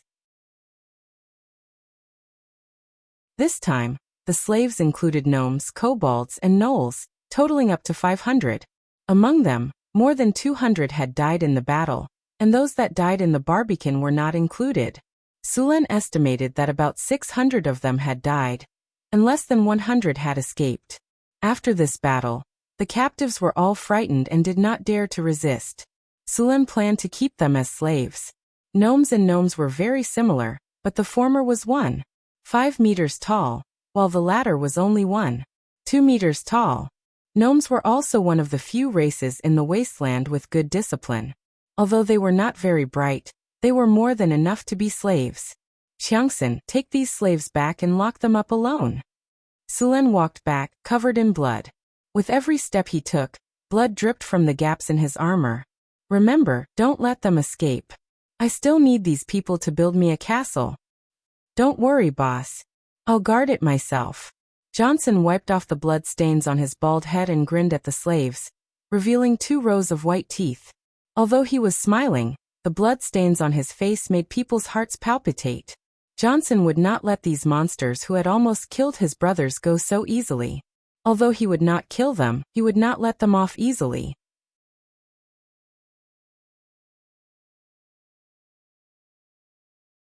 Chapter 22. The fire in the Barbican burned until midnight before it gradually extinguished. The fire burned the surrounding walls and ground until it was hot. It was not until the next morning that Sulen dismantled the Barbican and began to clean up the corpses inside. After seeing the scene in the Barbican, although Sulen was already mentally prepared, he still felt the urge to vomit. The barbican was filled with all kinds of charred corpses, and the air was filled with the smell of barbecue. This situation caused no one to eat meat in the camp for the next few days. He dug a big hole and buried all the corpses. Then he let the slaves clean the ground with water. Even so, there was still a faint smell of blood at the east gate of the camp. After dealing with the monster army, the camp ushered in a period of rapid development. This time, the native army they destroyed was the most powerful Knoll tribe in the area. The destruction of this tribe made the other tribes in the area feel a lingering fear. The rules in the wilderness were very simple. The strong were the king. If Sulen wanted the ownership of this land, he had to defeat all the forces around the land. This way, he would be the ruler of this land. Now that the largest tribe around Sulen's territory had been destroyed, no one dared to provoke him for the time being. With more than 1,000 slaves, the construction of the camp sped up again. 3 days later, the construction of the port was finally completed. The port was built, and the fish provided every day increased. Next, some of the slaves continued to cultivate the farmland, while others built the blacksmith shop and the lord's castle. During this period of time, there were frequent battles. Many people's armor and weapons were seriously damaged and needed to be repaired before they could be used. However, there was no iron ore in the territory. If Sulen wanted to build a blacksmith shop in the territory, he had to solve the source of iron ore. Although the wilderness looked barren, there were still many resources such as iron ore. Most of the Knolls who attacked Sulen's territory had metal weapons. These metal weapons looked rough, and many of them even had a lot of slag left, but they were still metal weapons. These crude weapons were better made by human blacksmith apprentices. In fact, these weapons were all produced by the Jackalan tribe. The Jackalans were also intelligent beings with high intelligence. They also knew how to smelt steel, but their level was too low. If they could make metal weapons, then where did the raw materials come from? Humans had long since sealed off the wastelands, and iron ore weapons were not allowed to be sold to these monsters. Therefore, the most reasonable explanation was that the Jackalans in this camp had discovered an iron mine. It just so happened that they knew some smelting techniques, but they themselves were half-baked. The weapons they made were naturally very crude.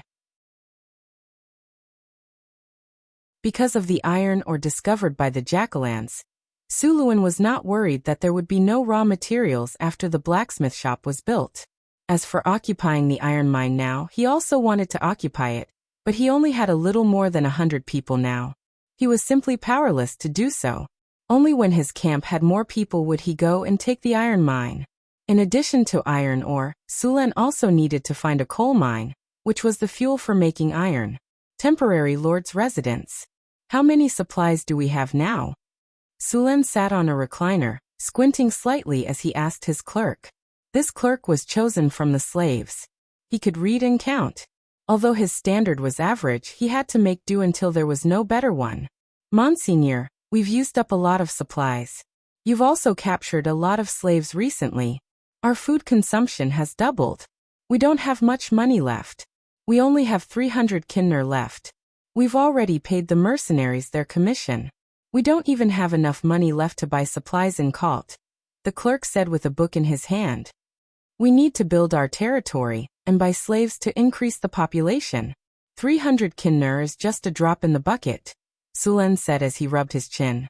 The territory's development had reached a bottleneck. The reason was the population problem.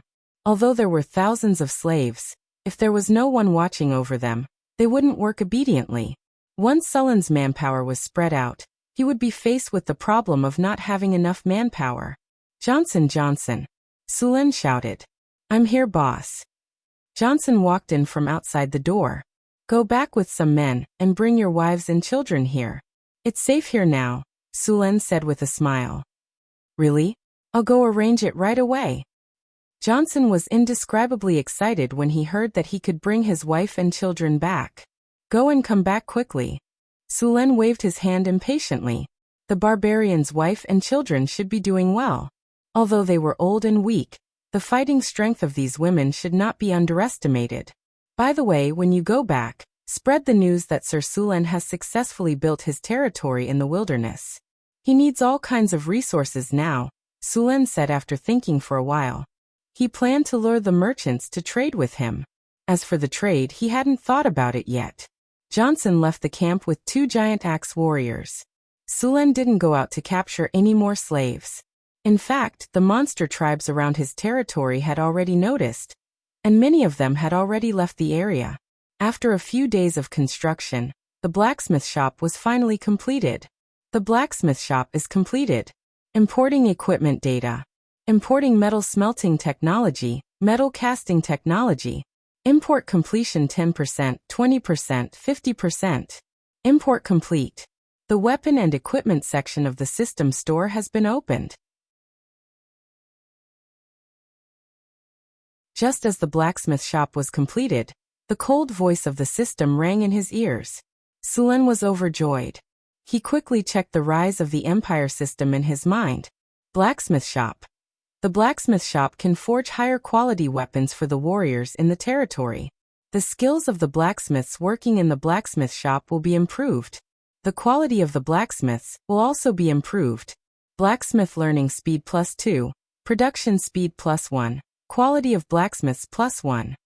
In addition to the basic introduction, the gray shop button in the system interface lit up. When he opened the shop, a dazzling catalog of items appeared in front of him. There were bows, iron swords, spears, armors, and so on. Not only were there normal items, but there were also many high-quality weapons.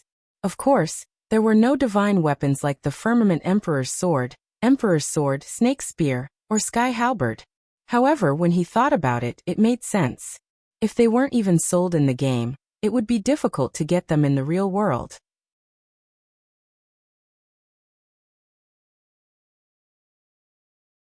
Chapter 23.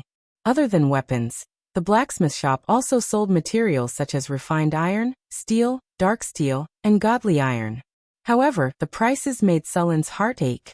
The normal prices were reasonable, but for 100-year-old dark steel, the price soared to 100,000 kinner.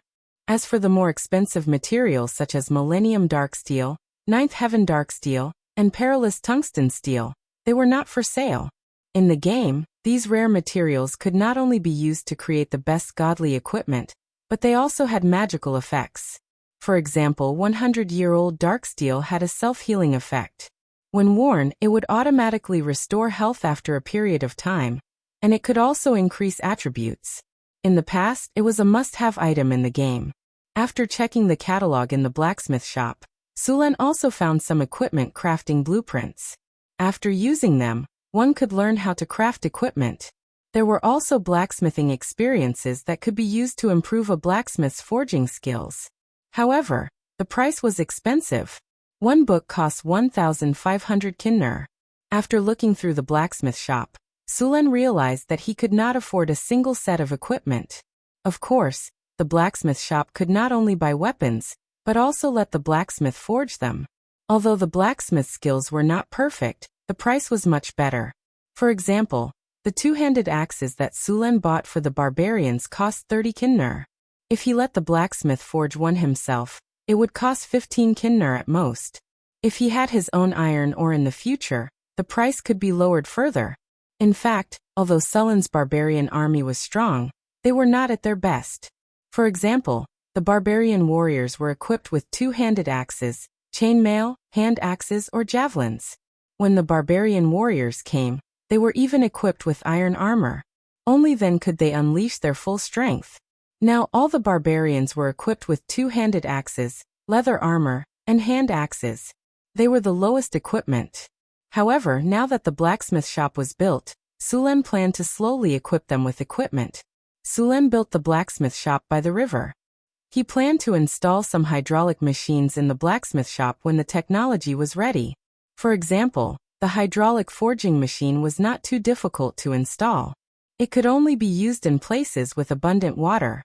Back in Kalen City, his father's blacksmith shop had already used this kind of machine. Now he planned to use this technology here. With the hydraulic forging machine, the cost of producing equipment could be further reduced. After this period of fighting, Sulen and the others had seized thousands of metal weapons and armors. These weapons were generally of low quality, but they were still qualified as raw materials. Bruce was a blacksmith slave that he had bought. and blacksmiths were gunners here. One had to know that blacksmiths belonged to the middle-income class in the town. This guy had owed a lot of gambling debts. Not only did he lose his blacksmith shop, but he was also sold as a slave. Monsignor, this blacksmith shop is not a problem at all. As long as I have the materials, I can make farming tools and equipment. Bruce rubbed his hands and said with a flattering smile. After being a slave for a period of time, he had enough. Sulen nodded and said, "That's good. Repair the soldiers' equipment and make farming tools and other tools.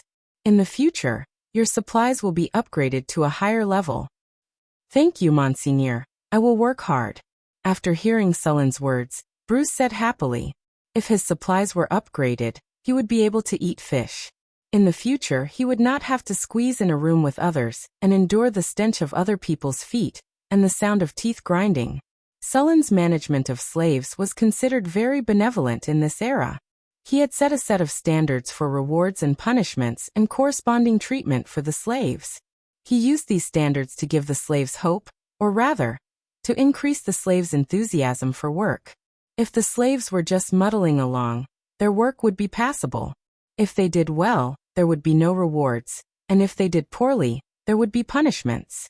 In the end, these slaves' work efficiency would definitely not be high. However, Sulen gave out rewards and set a label for the rewards. This was like hanging a carrot in front of a donkey. If the donkey wanted to eat the carrot, it would naturally run forward. The lowest level of slaves was the coolie, and their treatment was also the standard of not starving to death. Corresponding to that were the kobolds and goblins. These coolies were the most common.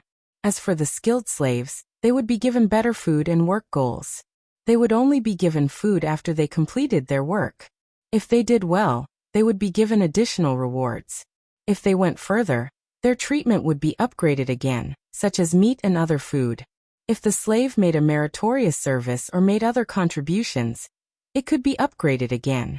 It could have better food, and could have a separate residence. At the end of the rewards, Sulen also promised that if the slave reached the required contribution, he would give the slave the status of a free person, and let him become a free person in the territory. Of course, this did not mean that Sulen would lose out. In fact, Sulen's contribution standard was 10 times the price of the slaves. In other words, if a slave wanted to get rid of his status as a slave, he would have to provide at least 10 times the value of the slave.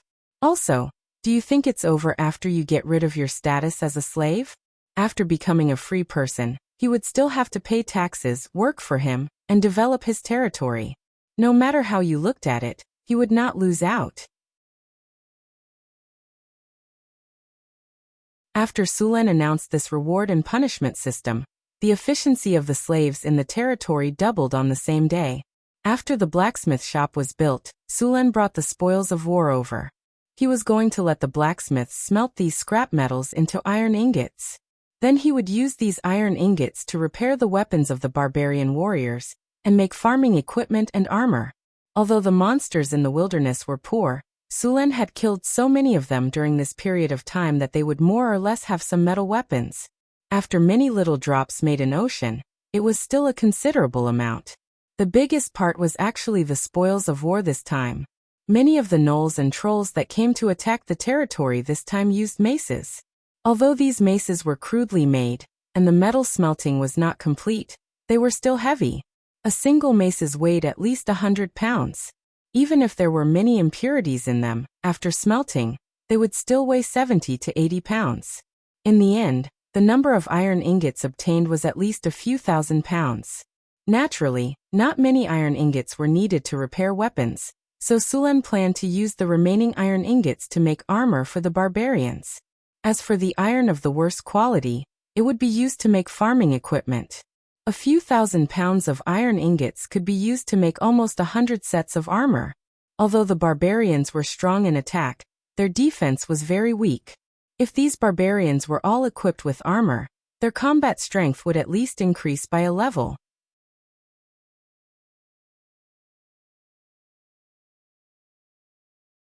Chapter 24. Bruce brought a few blacksmith apprentices to work. The slaves pushed a material cart and sent hundreds of pounds of scrap iron into the blast furnace. The blast furnace was hot, and the temperature of the entire blacksmith shop was at least 50 degrees. Bruce was bare-chested and only had a piece of cloth wrapped around his crotch. He directed the people to heat the blast furnace. Because there was no coal in Sulen, the blacksmith shop used charcoal for heating. The heat provided by charcoal was limited, only 700 degrees. Of course, this was in an open environment. If it was in a furnace, the temperature could reach 900 to 1000 degrees. The temperature needed for steel smelting was at least 1000 degrees. At this time, bellows were needed to help the combustion. Only in this way could the temperature reach the iron smelting temperature. Sulen didn't know much about iron smelting, but he remembered that after heating the air in advance and injecting it into the furnace, the temperature of the furnace could be increased by about 200 degrees. In this way, the temperature of the furnace could reach 1200 degrees, which was not much lower than using coal. In fact, although there were many advantages to using coal to smelt iron, such as fast smelting speed, high output, low cost, etc., there was a serious drawback. That was the sulfur content of coal. Most of the coal had a high sulfur content. If it was used to smelt iron, the iron would also contain sulfur, which would lead to a serious consequence. The iron would become brittle. The quality of the iron would decrease. And the weapons forged could not be compared with the weapons without sulfur. When the weapons were cut, they would even break directly. This situation could not be compensated for by the low cost. After all, no matter how low the cost was, if the things bought could not be used, then the money spent would be worthless. As for steelmaking, Sulen also knew a little about it.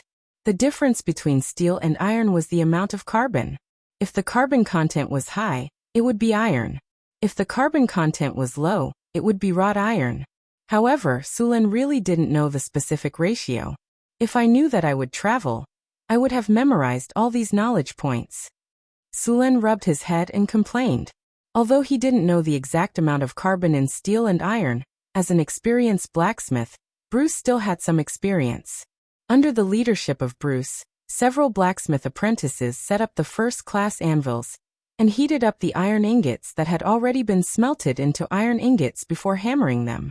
This method of repeatedly hammering and heating iron ingot was to forge steel. After the iron ingot was repeatedly tempered, it was called refining. After this operation was repeated for 100 times, it was called refining steel. It was also the best steel on the market at present. Weapons forged with this steel were the best of the best. In the Kingdom of Florence, most of the weapons and armors used by the army were usually refined 30 times. Of course, there were also weapons that were better than this kind of well-tempered steel. Of course, although the technology of the dwarves was higher than that of the humans, in fact, it was also very difficult for the dwarves to forge well-tempered steel. It was just that they had other secret techniques. After seeing that the blacksmith shop was producing normally, Sulen began to look for ways to make money. The territory had been investing in but not producing, which was also very stressful for Sulen. When Johnson left, Sulen gave him 100 kinner. Now he only had 200 kinner left. There were still some things in the storage space. 2 pieces of fine iron, some gems and 2 silver treasure chests. The gems were the rewards from defeating the natives last time. Sulen checked them. Most of the gems were of average quality. Only 2 of them were of good quality. If he sold them to a gem merchant, he could sell them for 300 to 400 gold coins at most. This amount of gold coins would probably be spent in a month. It would probably take at least 2 years for the territory to be self-sufficient and have income. At the thought of this, Sulen wanted to rob the giant dragon's treasure. Legend had it that giant dragons were very rich. Of course, he could only think about it. Not to mention that giant dragons were very rare now. Just the power of the giant dragon itself would require at least the legendary level to fight against it. Right, there are still 2 treasure chests that haven't been opened. After saying that, Sulen chose to open the treasure chests. With a flash of light, the treasure chests disappeared, and the sound of a system notification rang in his ears. Congratulations, host. You have obtained a mechanical control book. Congratulations, host. You have obtained a bottle of Big Dipper Heavenly Elixir. Mechanical control? What's this? Sulen picked up the book and flipped through it. The book recorded the creation, principles, and uses of various machines. After reading the system's introduction, Sulen understood that this was a new skill that the system had created after integrating with this world. In the original game, this skill was mechanical control. It could summon mechanical soldiers such as wooden oxen. However, after coming to this world, it had become mechanical control. Moreover, even if he learned it, he wouldn't be able to create wooden oxen. He still needed to improve it. This time, the system didn't cheat him too much. It gave him an upgrade route. First, he needed to upgrade mechanical control to advanced. Then he needed to learn the mechanical control secret technique. After learning the mechanical control secret technique, he still needed to find an NPC. After the Peach Blossom Immortal passed the NPC's test, he would receive a reward. This reward was awesome. It was actually the creation of puppet magic statues. This system actually gave him the creation of magic statues. It directly turned some of the Iron Men in the game into steel magic statues. Sulen had never seen a steel magic statue before. However, he still knew of its reputation. A steel magic statue had no problem sweeping through a group of knights. Take note that it wasn't a group of knights, but a group of knights. Let's not talk about the puppet magic statues for now. Who knows where to find the Peach Blossom Immortal? In the game, the Peach Blossom Immortal could be found as long as he went to the Peach Forest. Where could he find him in real life? This broken system didn't even give him a hint. Although he couldn't create mechanical puppets, mechanical control was still useful. For example, he could create some simple mechanical tools to speed up the construction of his territory. He could also create a hydraulic forging machine and a hydraulic blower for the blacksmith shop. With the hydraulic forging machine, the speed of forging tempered steel would increase by at least 10 times. After all, how could a human hammer compare to a machine? Moreover, the machine hammered at a uniform speed and had sufficient strength. Originally, he wanted to find some blacksmiths to research it. Now that he had this mechanical control manual, he could definitely create one himself. After learning mechanical control, Sulen picked up a glass bottle beside him. The bottle was filled with a blue translucent liquid. As the bottle shook, the liquid inside flashed with specks of starlight. It looked very beautiful. This item was also very rare in the game. Its effect was very simple. It increased one's attributes. Big Dipper Heavenly Liquid. A mysterious liquid formed by the convergence of the power of the stars. After use, it can increase one's strength or vitality. After use, it can increase one's strength or vitality by 3. Only one effect can be triggered at a time. Can be used repeatedly.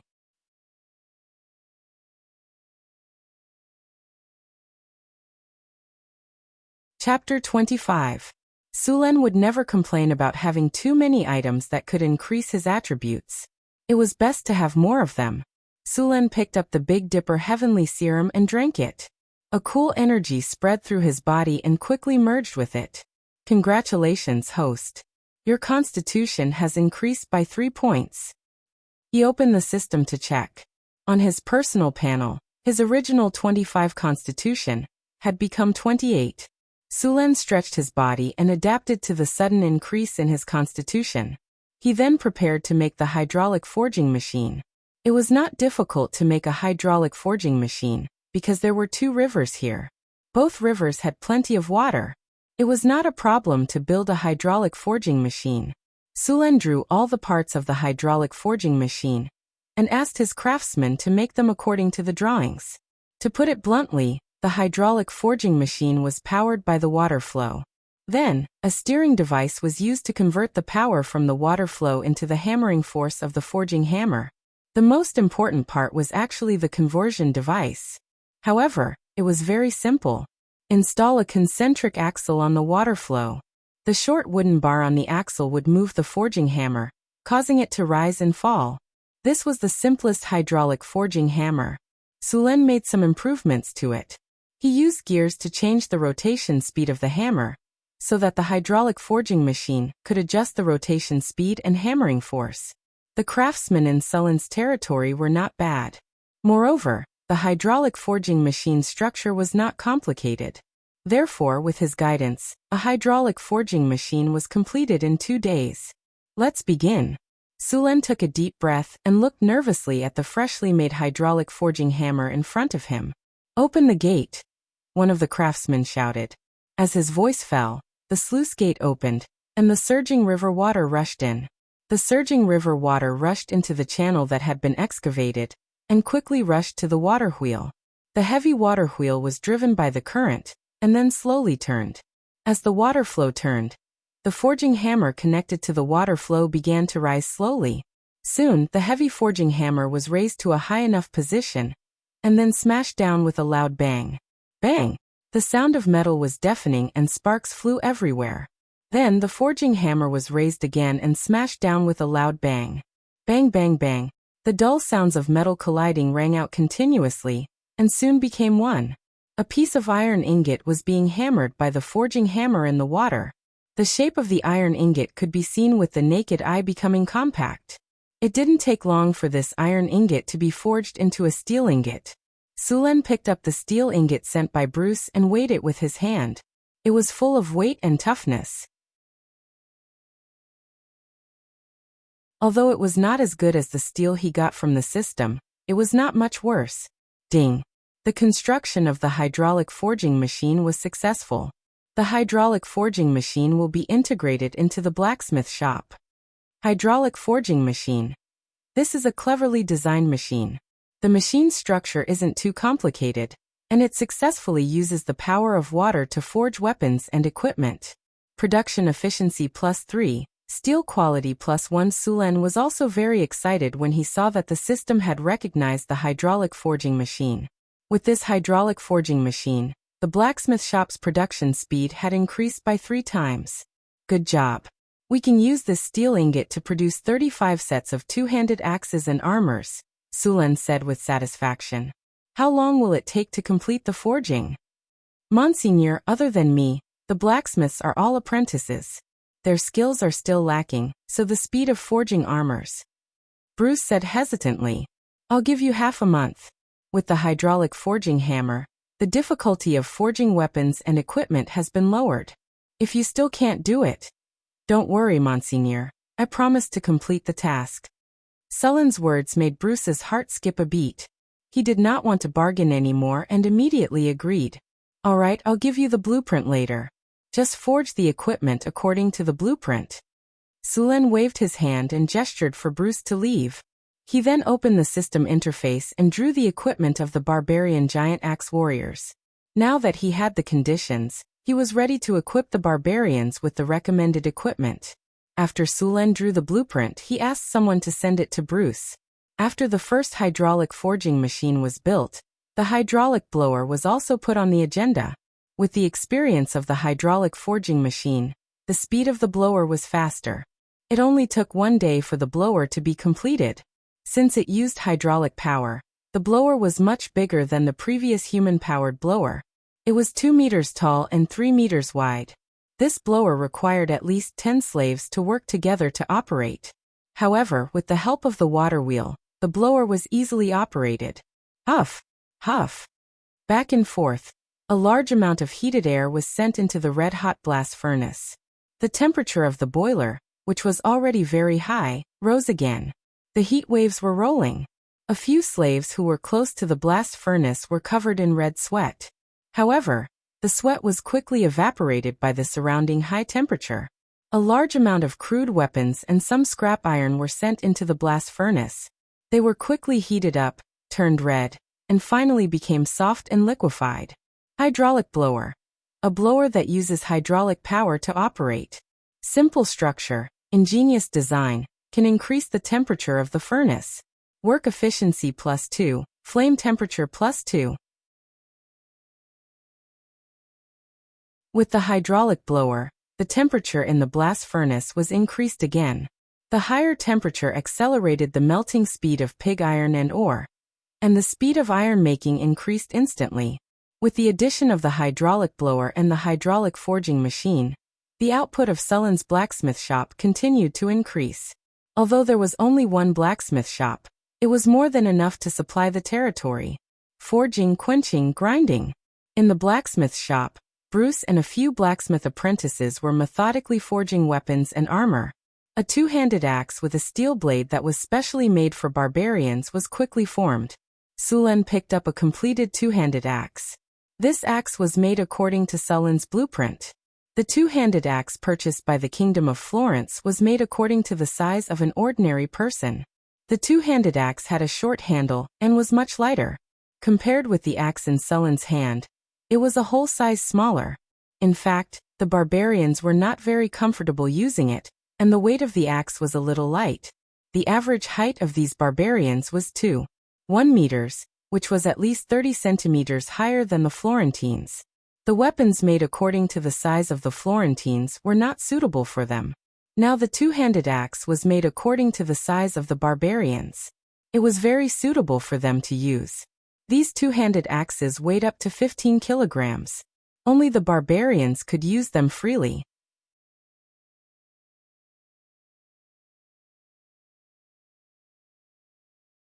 Chapter 26. Because of the use of well-tempered steel, the two-handed axe was sharper and tougher than ordinary axes. Sulen deliberately let a barbarian warrior experiment with the two-handed axe. As a result, the thick pine tree was easily cut in half by him. Even the wolf-tooth club used by the gnolls was cut in 2 or 3 times. The blade of the two-handed axe was only slightly curved. It only needed to be polished again. Hanses, who had obtained a new weapon, excitedly waved the long-handled battle axe. The heavy battle axe in his hand was like a butterfly flying through flowers. The whistling sound of the battle axe breaking through the air could be heard all around. The two-handed battle axe of Florence that he had previously regarded as a treasure was directly thrown into the mud by him. "Boss, this axe is awesome." Hanses waved the axe excitedly and rushed in front of Sulen. The sharp blade of the axe swept past Sulen's side. In an instant, the wooden stick in his hand that was used to measure the depth of the water was cut in half. "It's fun, isn't it?" Looking at the excited Hanses, Sulen directly kicked him and made him roll on the ground. "Pick up the axe and chop down the trees for me. Today everyone must chop down 30 trees. If you don't finish, there will be no food." A group of barbarians who were watching the fun picked up their axes and ran away. After driving the barbarians away, Sulen picked up another armor. This armor was not a full body armor, but a half body armor. The lower part was a leg guard. Although this armor did not have as good protection as a full body armor, it was more flexible and half the cost of a full body armor. Although the full body armor had high defense, it was not flexible after wearing it. Turning around would be greatly limited. It was not very practical except for the heavy cavalry. After testing the strength of the half body armor, Sulen was quite satisfied with this kind of armor. It had a good defensive effect against swords and knives, and also had a high defensive power against arrows, but a little weak against heavy weapons. Using this armor to deal with the natives in the wilderness who did not even have a full set of weapons was a complete waste. The blacksmith shop was on the right track, and the construction of the territory was also slowly progressing. Although there were already more than 1,000 slaves, the construction of the territory was still progressing slowly. Of course, this was in Sulen's opinion. In fact, for others, the construction of the territory was already very fast. The main reason was that Sulen's territory was too large. Other nobles' territories were at most the size of a small town, but Sulen's territory was already a large town, or even a small town. At least large towns did not have a 2-kilometer-long, 5-meter-high stone wall. Kobolds, gnomes, and even gnolls were not the best slaves for building a territory. These slaves could only do heavy physical labor. With their pitiful intelligence, they were completely incapable of building a proper house. Most of them built shacks or dug underground caverns. There were a lot of trees in the wilderness. If they used logs to build houses, they would be able to build faster. However, wooden houses were prone to catching fire.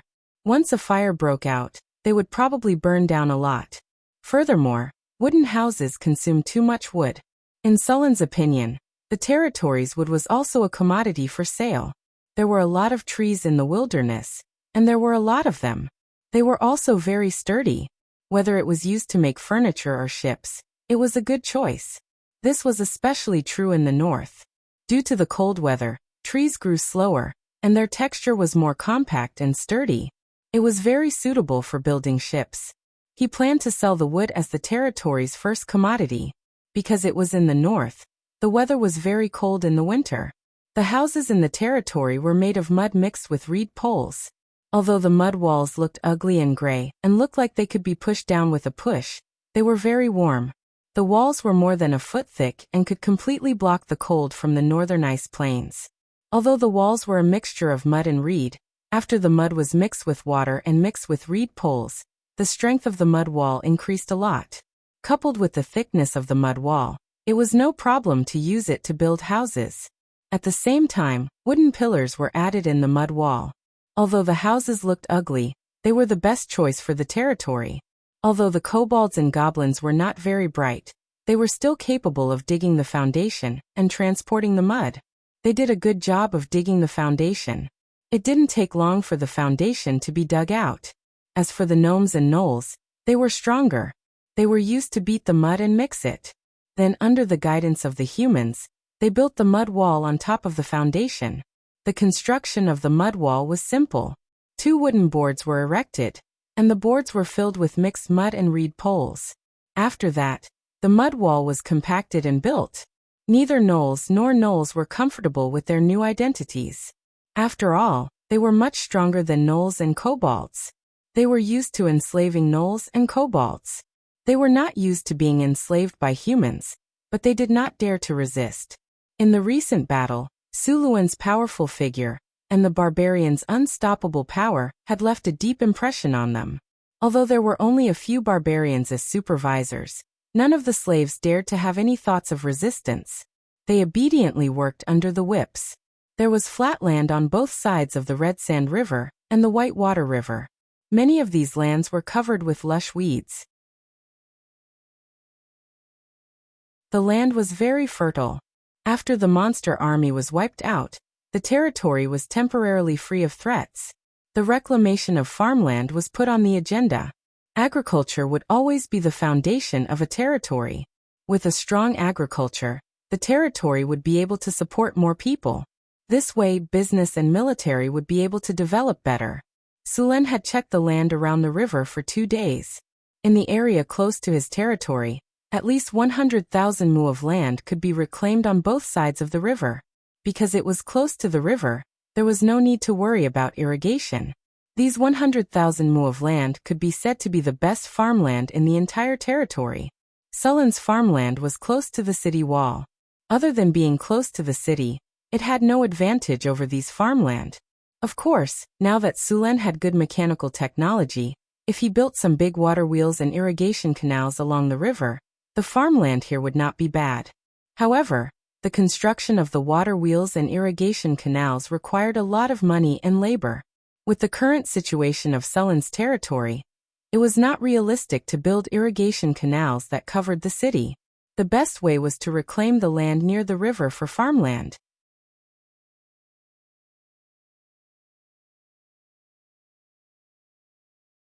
Chapter 27.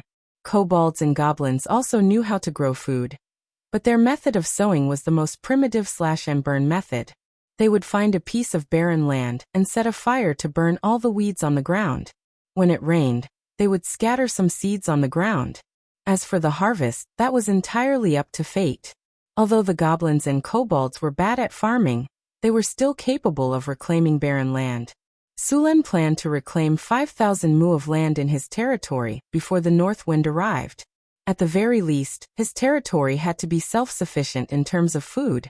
These barbarians were all gluttons. The amount of food they consumed was 3 times that of ordinary people. In this world, apart from nobles and merchants, ordinary people ate 2 meals a day. These barbarians were the same. However, Sulen planned to eat 3 meals a day. As the main fighting force, they could not fight on an empty stomach. The only problem was the lack of food. There were 45 slave artisans and 35 barbarian warriors in the camp. After a while, the barbarian women and children would also arrive. By then, there would be a total of 124 barbarians, 40 mercenaries, and more than 1,000 native slaves. With so many mouths to feed, the amount of food they consumed had quadrupled. What used to be a few months' worth of food was now only enough for 2 months at most. If he wanted to develop his territory, he needed enough manpower. Although there were more than 1,000 people in his territory, the goblins, gnolls, and kobolds were definitely not allowed to join his territory. Sulen understood this principle very well. That was why he did not have many people in his territory. Races like the barbarians and dwarves weren't that different from humans. At the very least, they didn't have the custom of cannibalism.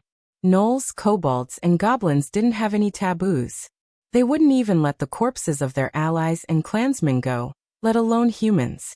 The gnolls did not only use the goblins as cannon fodder. In fact, they also used them as food.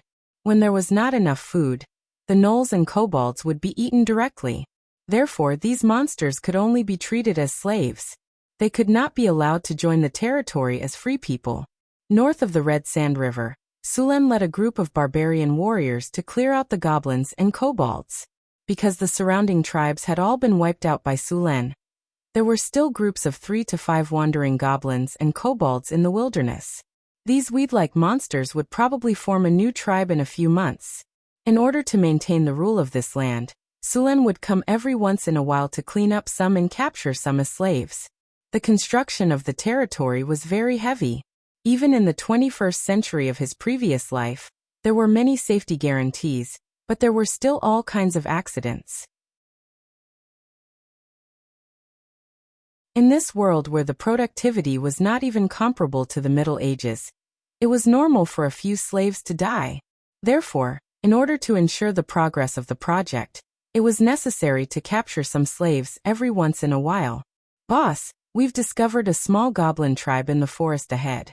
There are about 200 to 300 goblins, including some earth goblins. A barbarian who had returned from scouting reported. Sulen nodded and opened the strategic map in the system. At this time, the strategic map had already marked the location of the group of goblins. He had already discovered that as long as he or his army passed by, the originally black area on the map would disappear, and the situation of the land would be revealed. Just like now, in the forest 5 kilometers northeast of them, it was marked that a group of goblins lived here. The strategic map was not only useful within the territory. After confirming the location of the goblin tribe, Sulen prepared to bring the barbarians to kill all the goblins. The dozen barbarians split into 2 teams and went around the camp from both sides. Sulen led 2 barbarians to attack from the front. The goblins had low combat strength and weak willpower. The death of their companions would have a great impact on them.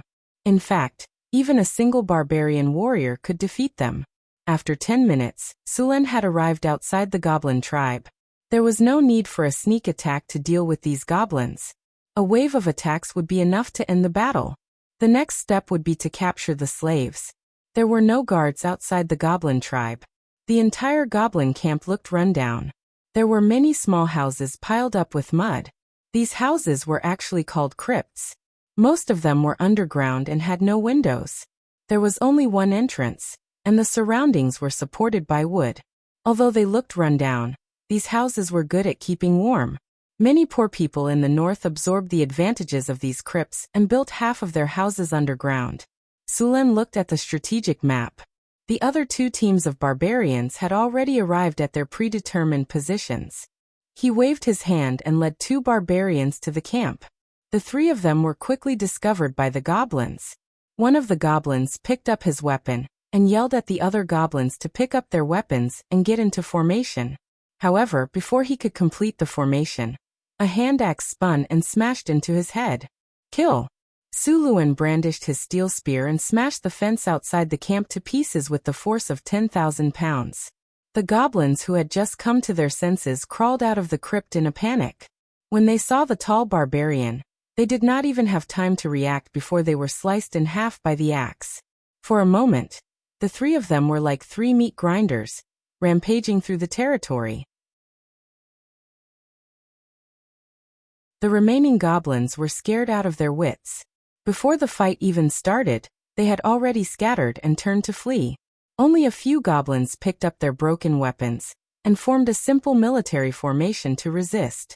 Seeing this situation, Sulen adjusted his direction and charged forward.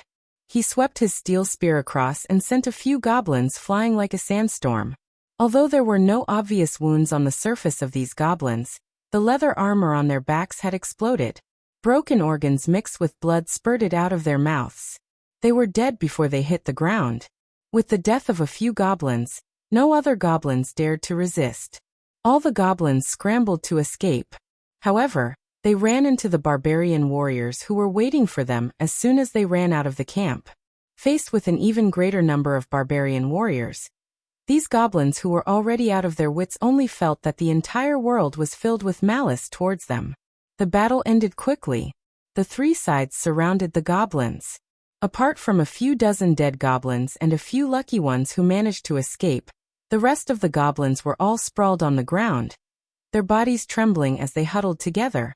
Do it according to the old rules. Kill the old and weak, tie up the rest, and take them back as slaves.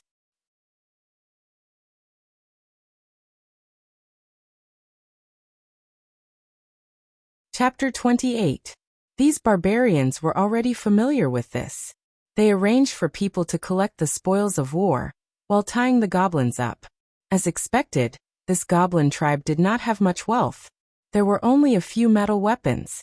Other than the goblin slaves, there was basically no additional income. After a simple rest, the team was split into two. One group of barbarians escorted the 200 goblin slaves back to the camp, while Sulen led a few other barbarians to continue patrolling the area.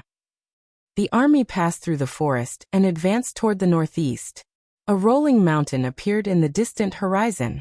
The huge mountain range was like a giant beast that stretched across the land. That was the Kandaro Mountains. The Whitewater River that flowed through the territory originated from this mountain range. The wilderness in autumn was a little dilapidated. The plants had begun to turn yellow. The animals that needed to hibernate had begun to store fat for themselves to survive the winter. This was also the season when animals were at their fattest. Sulen found a place with a wide view and ordered the army to rest and prepare for dinner. A barbarian warrior hunted an antelope nearby. These barbarian warriors used to be hunters in the wilderness. Hunting an antelope was a piece of cake. Soon, after a simple preparation, a warrior began to roast the antelope. Boss, about 5 kilometers to the east, we found a herd of wild cows. Just as Sulen was about to cut the meat, a barbarian who was sent out to investigate ran back and reported, "Herd of wild cows? How many are there?" Hearing that there was a herd of wild cows, Sulen did not care about roasting the meat.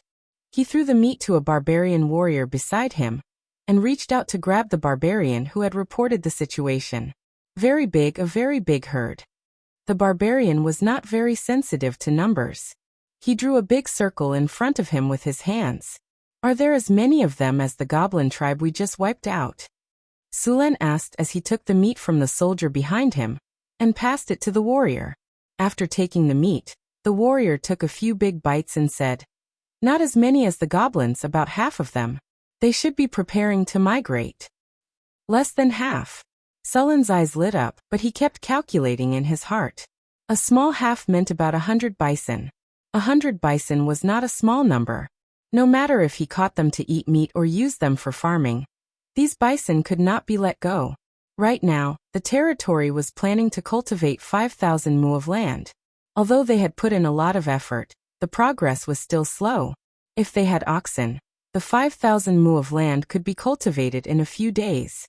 Moreover, in the coming year, they could cultivate more land. "Everyone hurry up and eat. We'll gather in 10 minutes. Thinking of this, Sulen immediately said. He was ready to catch all the bison immediately. After all, these bison had legs. If he was late, who knew where they would run to? Soon, all the barbarian warriors had finished their preparations, and Sulen rushed towards the direction of the herd under the lead of the soldier. There were both cattle plowing and horse plowing in this world. Horse plowing was faster while cattle plowing was slower. Both had their advantages and disadvantages. The group quickly moved towards the northeast line of defense. After about 15 minutes, Sulen and his men arrived at the location that the scout had mentioned. It was a high slope with a wide field of vision. The surrounding environment was unobstructed. Below the slope was a plain, and the herd of bison was leisurely grazing on the plains. There were a lot of bison. Sulen counted at least 130. Such a large herd of bison was rare in the wilderness. Although bison were ordinary beasts, they were more ferocious. These animals could weigh up to a ton, and were at least 3 meters long. They also had a pair of curved and sharp horns on their heads. At first glance, one could tell that they were very lethal. These bison were also herd animals, which made them even more dangerous. More than 100 bison that weighed more than a ton charged together like thunder. The consequences of their charge were no less than the charge of the Empire's heavy cavalry. There are so many bison. We can't let any of them go, Sulen said excitedly. With these bison, the reclamation of the territory could be sped up. The barbarians were very experienced in taming bison. After all, when they lived in the wilderness, their tribes had reared many bison. Now that they were here to catch bison, this was their old profession. Because he was worried that the herd would scatter, Sulen prepared to catch the leader of the herd. He spread out his men and let the barbarians form a circle around the herd. Then Sulen personally went to catch the leader of the herd. In fact, it wasn't difficult to distinguish the leader of the herd. The strongest one was the leader. Sulen stood on the high hill and scanned the area, trying to find the leader. After a few rounds of observation, Sulen finally confirmed the leader of the herd. As he approached the herd, the bison that were grazing were very alert to Sulen's arrival. A few of them were even ready to charge at Sulen and knock him away at any time. They mooed a few times at Sulen, then pointed their horns at Sulen, and kicked their front hooves back and forth a few times. Sulen didn't care about these bison's provocation. He walked toward the herd without any hesitation. Seeing that Sulen ignored their warning, a few of the bad-tempered male bison charged at Sulen. In the end, Sulen punched them in the head and knocked them out. Since he wanted to catch these bison for farming, he naturally couldn't use too much strength. What if he killed them? After knocking out these bison, Sulen didn't stop at all. He quickly rushed toward the leader of the herd. The leader of the herd didn't show any signs of weakness. He also rushed toward Sulen. As the leader, this bison was even bigger. It was more than 3 meters long and had a lot of followers behind it. Unfortunately, it met Sulen. Before it could show its strength, it was knocked down by Sulen. Shaking its head, the leader stood up shakily. As soon as it stood up, Sulen jumped on its back. After realizing that there was someone on its back, the leader tried to throw Sulen off. However, no matter how hard it tried, Sulen sat firmly on its back.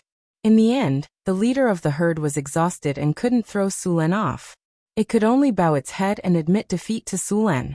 After successfully taming the leader of the herd, the remaining 100 or so bison were no longer a problem.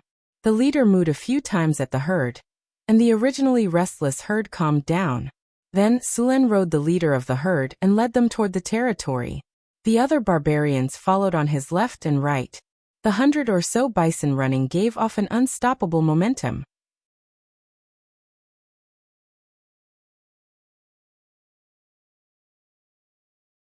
Chapter 29. After capturing more than 100 bulls, Sulen did not continue to venture deeper into the wilderness. He planned to bring them back to camp first. Even if only half of these bulls could be turned into cattle, it would still be a huge improvement for Sulen's agriculture. As for the advantages of cattle plowing compared to horses, Sulen was so poor that he couldn't even afford horses, let alone horse plowing. Moreover, horses were much harder to raise than cattle, even though they were fast and plowed a lot. Whether it was military horses or ordinary horses, the requirements for raising them were very high. Horses were very delicate animals and were easily damaged. A good military horse in Kalt would cost at least 30 kinner.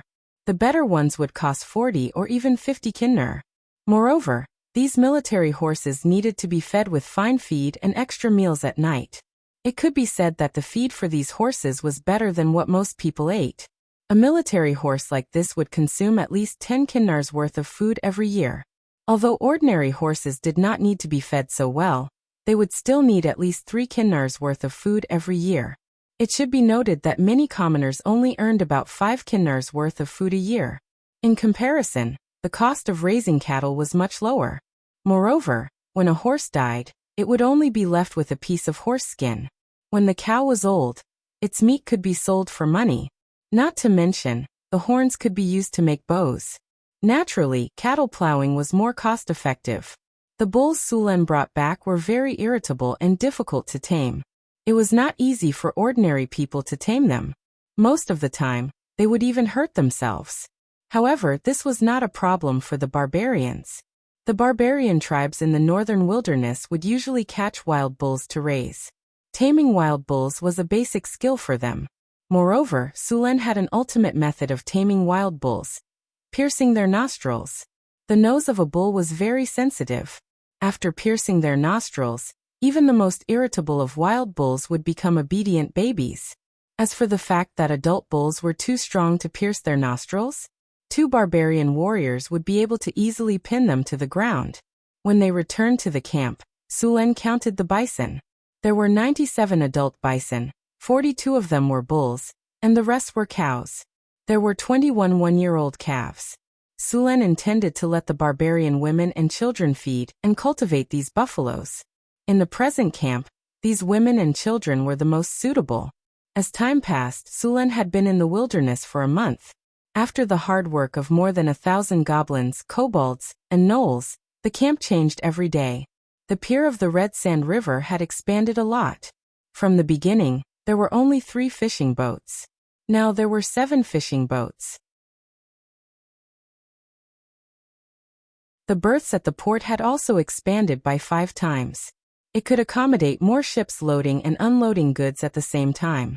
Downstream of the river, a row of 4 water wheels stood by the river.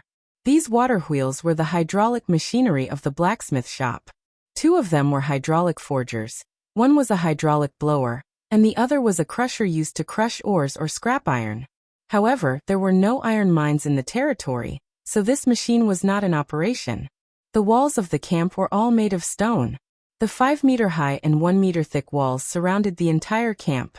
Although these walls were far inferior to those in Carenta City, or even Blackstone City, they were enough to defend against the goblins, kobolds, and gnolls. With these walls, the safety factor of the territory was increased by 50%. In addition to the walls, many roads in the territory were opened. From the establishment of the camp to the sawmill, the port, and the farmlands, many of these roads were paved with stones. Large amounts of polished cobblestones were scattered on the riverbank. Sulen had the goblins and kobolds transport them up in bamboo baskets to pave the roads. To build these roads, they first flattened the soil, then sprinkled water on it. After the cobblestones were pressed in, they were rolled back and forth with stone rollers. In the end, the roads were smooth and firm. Even on rainy days, they would not become muddy, and on sunny days, they would not become dusty. In terms of roads alone, Sulen was already better than many of the major human cities of this era. On both sides of the roads were drainage canals that were about 1 meter wide and half a meter deep. According to Sulen's plan, the entire camp must have a complete drainage system that could discharge all the sewage in the city. He could not tolerate his territory being shrouded in the smell of fermented feces and urine like the other cities of this era. Outside the walls, not far from the river, more than 500 goblins and kobolds were using tools to cultivate the farmlands under the supervision of a few human mercenaries. A team of supervisors was urging them to work hard. If any slave dared to slack off, a whip would quickly come down and tear his flesh apart. These supervisors were not humans. They were also goblins and kobolds. After a period of enslavement, some of the smarter goblins and kobolds took the initiative to pledge allegiance to the humans. Sulen thought about it and agreed. After all, the territory was severely understaffed, and these goblin supervisors could make up for it.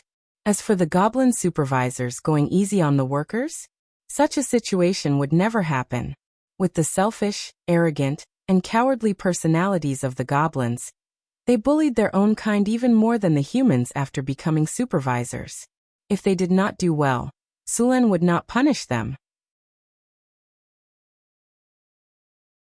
He would just throw them back, and the oppressed goblin slaves would treat them well. Sulen also discovered a problem. The slave supervisors were actually recognized by the system. Goblin supervisor. Increase goblin work efficiency by 20%. Decrease slave safety by 10%. It was originally a goblin, but in order to eat better food every day, it decided to pledge allegiance to Sulen. It has a decent talent for languages and has learned a part of the human language. It can communicate with humans.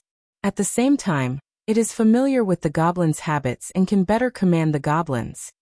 Apart from the goblins, there were also kobolds and even gnolls who were willing to pledge allegiance to him as supervisors. This greatly reduced the lack of manpower in the camp. Sulen was used to the clean and tidy layout of the cities in his previous life. He had the same requirements for his territory. In his city plan, the roads were neat and tidy, and there were drains on both sides of the roads. There were even flower beds on both sides of the roads. In the gaps between the roads were neatly divided plots of land. These plots of land were either houses or shops, giving off a clean and tidy feeling. On every street, there were public toilets set up at the same location. If the city was built according to Sulen's design, it would definitely be the cleanest city in the world.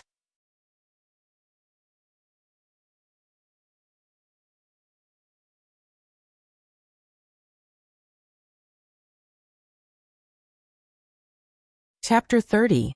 Suluan's lord's castle was under construction. According to the design, his lord's castle was very spectacular and majestic. But considering the current situation, he could only build part of it first and leave the rest for the time being. He would continue the construction when he had enough time and money. It wasn't that he didn't want to capture more slaves to work for him, but the main problem was food. Without enough food, it was impossible to feed more people. The first 500 mu of farmland had been planted with potatoes. These potatoes would mature before winter, and now Sulen was preparing to expand the planting of potatoes. The first batch of land was very fertile. Even without fertilizer, the yield would not be low. Apart from keeping some of these lands, Suluan planned to distribute the rest through military rewards, sales, or distribution to slaves with meritorious service. As long as the land was planted with crops, the territory would receive agricultural taxes. The sale of the land would also receive a sum of money. This way, his territory would have a stable source of income. Of course, this was the best-case scenario. His territory was now in the middle of nowhere, and no free people were willing to come. Therefore, this method ended before it even started. If he wanted to increase the population of his territory by attracting free people, it would be better to buy slaves. Suluan's territory was like an upside-down bowl. The camp was at the highest point of the bowl, surrounded by 2 rivers and surrounded by plains. Suluan had also measured the land that could be reclaimed when he patrolled the territory during this period. After marking it on the strategic map, he calculated that the land that could be cultivated was more than 200 square kilometers. If all of this land was cultivated, at least 300,000 mu of farmland would be cultivated. With so much farmland, it would be more than enough to feed 30,000 to 50,000 people. Of course, even if the territory was developed, it still needed to clear out the monsters in the wilderness. 2 days later, Johnson returned with dozens of barbarian women and children. With these women and children joining the territory, the manpower in the territory was finally not so tight. These women and children were very curious about the territory, but they quickly threw themselves into the construction.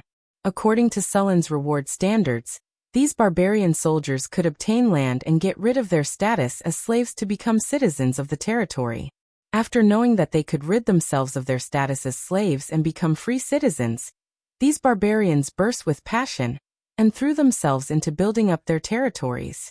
What surprised Sulen was that other than the barbarians, there was also a caravan that came back with Johnson. This caravan had 44-wheeled carriages and more than 150 people. Honorable Lord, I'm Owen, the manager of the Bauhinia Chamber of Commerce. I'm very pleased to meet you here. A slightly plump man with a shrewd look flashed through his eyes from time to time. My caravan will need to pass through your territory. We will pay the tax according to the normal standards.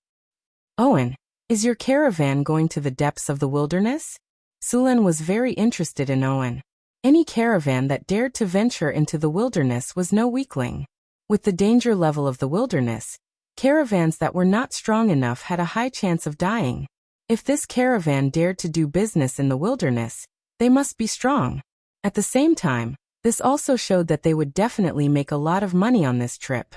If there were not enough profits, why would these caravans take such a huge risk to come here? Mr. Lu Sun said it well. If there was a 10% profit, the capital would be used everywhere. If there was a 20% profit, the capital would be active. If there was a 50% profit, the capital would take risks.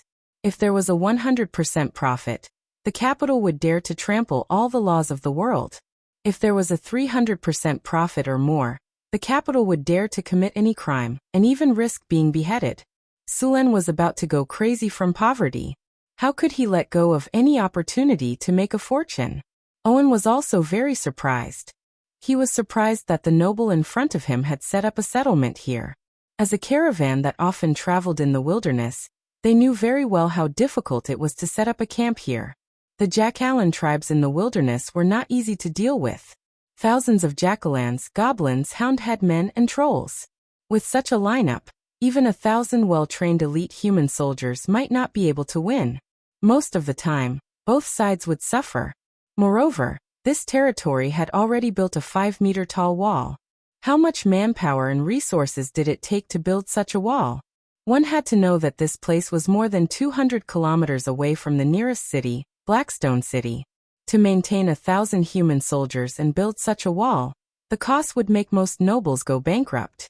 This young human noble dared to build a city here. What was even more surprising was that he found a large number of goblins, houndhead men, and Jackalan slaves in this territory. This meant that they had a firm foothold here. Yes, Lord. Our caravan is preparing to enter the depths of the wilderness to trade with some other races. Jackalans. No, Jackalans prefer to rob directly. We are trading with the Ellen tribe in the north. They are a group of centaurs. Centaurs. Sulen said in surprise. Yes. Sulen wanted to continue asking, but Owen had no intention of talking about the details of the trade. But even if Owen did not say it, Sulen had a rough idea of what they were trading. It was nothing more than bows and arrows, horses, and some wilderness specialties such as furs and magic materials. Centaurs were good at raising horses, and their tribe was also famous for their longbows. The caravan traded food and other daily necessities. A round trip would yield at least 10 times the profit. Okay, I agree to let your caravan rest here, but according to the rules, you have to pay 10% tax. Sulen quickly agreed. Of course, you can pay with kinner or food. Thank you for your kindness, Lord. We will prepare the tax soon. Hearing Sulen's words, Owen nodded. 10% tax was normal. In fact, Owen had considered not paying the taxes, but after seeing the size of the territory, he dismissed the idea. There was no need to be surprised. Few merchants in the wilderness were good people. They would often act as bandits and even plunder some territories. Although Sulen's territory looked simple, the power it represented was not something ordinary people could achieve. Without a strong military force, they could not defeat the monster army. Not to mention capturing so many wilderness natives as slaves.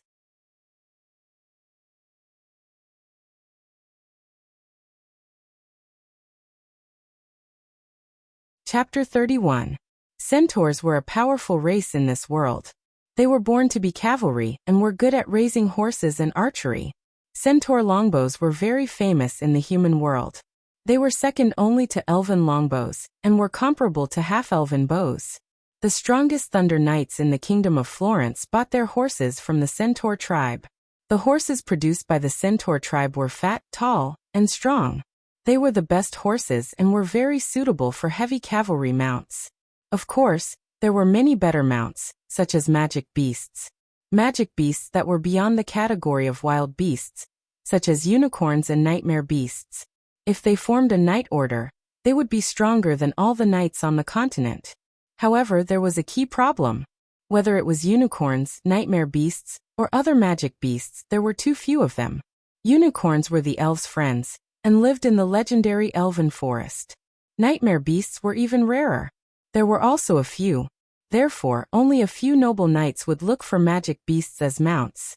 The knights that needed a lot of mounts could only use ordinary horses. Humans also domesticated a lot of horses, but the quality was not as good as the horses raised by the centaurs. Even if there were 1 or 2 good horses, it could not change the fact that the whole race was not as good as the horses raised by the centaurs. Sulen knew that Owen's caravan was going to trade with the centaur tribe, so he had some plans in his mind. Now that his territory only had barbarian warriors, he also needed cavalry and longbow archers. But now his territory was poor. If he wanted to trade with the centaur tribe, he had to at least have something they needed. How could he trade with them if he had nothing? Sulen was also a little confused, but he also had an advantage. Now his territory was the only territory on the trade route from the Kingdom of Florence to the centaur tribe. As long as they passed through his territory, it was normal to pay a toll. It was normal to collect some centaur longbows and horses. Owen's caravan was transporting a lot of goods this time.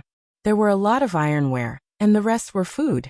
Although the centaur tribe was very strong, the quality of their ironware was average. Iron ore was rare in the wilderness, so the price of ironware was very high. As for food, the centaur tribe was a semi-nomadic tribe. Their farming ability was very poor and their food production was low. In comparison, Sulen suddenly realized that his territory was still very advantageous. Owen was also curious about Sulen. As the steward of the Bauhinia Chamber of Commerce, he had been walking on this trade route for more than 10 years. During this period, there had been nobles who had come to this area to develop their territories. However, until Sulen's arrival, no nobles had succeeded in establishing themselves here. Owen had never thought that in just a month, a pioneering noble would come here and successfully establish a foothold here. This made him feel incredibly shocked. What surprised him even more was the strength of this lord. Previously, he had crossed the wilderness with the barbarian women and children. Along the way, they had encountered many wilderness bandits. The barbarian leader had led 2 equally powerful barbarians to crush a group of bandits. That kind of irresistible and invincible attitude left a deep impression on him. None of the mercenaries under him were his opponent, and only a few of them could take a few of his axes. This kind of strength had already surpassed the knight rank. Even the remaining 2 barbarian warriors had reached the knight rank. Towards such powerful warriors, his first thought was to recruit them. In order to recruit them, Owen had promised to give them land and Kinner to settle down the barbarian women and children. However, to his disappointment, the barbarians had directly rejected him. Even if he kept raising the conditions, the barbarians did not waver at all. Just as he was thinking of increasing the price, the caravan had arrived at Sulen's territory. When he arrived, he realized that the barbarians were actually this pioneering noble's people. Moreover, this young noble had relied on the barbarian warriors to establish a foothold in the wilderness. Owen sat cross-legged on the carpet in the tent. Not only was the carpet from the desert kingdom exquisite, but it was also soft and comfortable to step on. A short table was placed on the carpet, and the leaders of the caravan guards were respectfully sitting not far away. Each of them had a cup of ale in front of them. The temperature in the wastelands was very low at night, and alcohol was the most popular beverage in the north. On a cold night, drinking a cup of ale would heat up one's stomach, and one's body, which had been frozen stiff, would quickly warm up. Alec, other than the 3 barbarian warriors who came with us, how are the other barbarians' strength? Owen put down his cup and asked. Very strong. The mercenary with a long scar on his face said in a low voice. Those barbarians have an aura. I've only seen this kind of aura from knight-rank powerhouses. After he finished speaking, he lowered his head and took a sip of ale. The spicy ale was a little bitter. He did not like this kind of cheap ale, but he subconsciously wanted to hide the shock in his heart. Although he did not want to admit it, with his many years of experience as a mercenary, it was not difficult to see that each of the barbarian warriors in this territory could be called a strong warrior. All of them? That's impossible. More than 30 strong men who are at least at the knight level.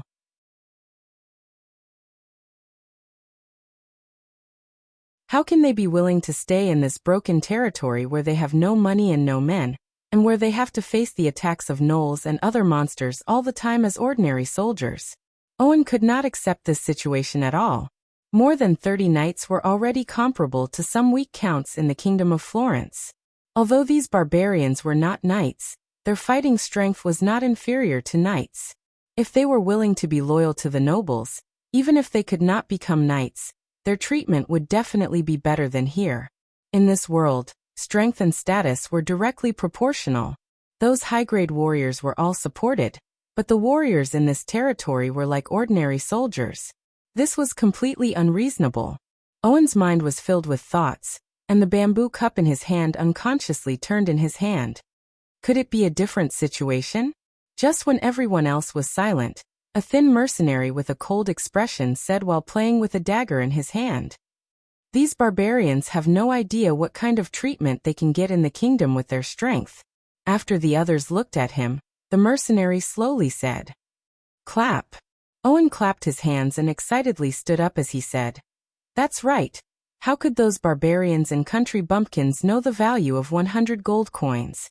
That's the only explanation why they're here."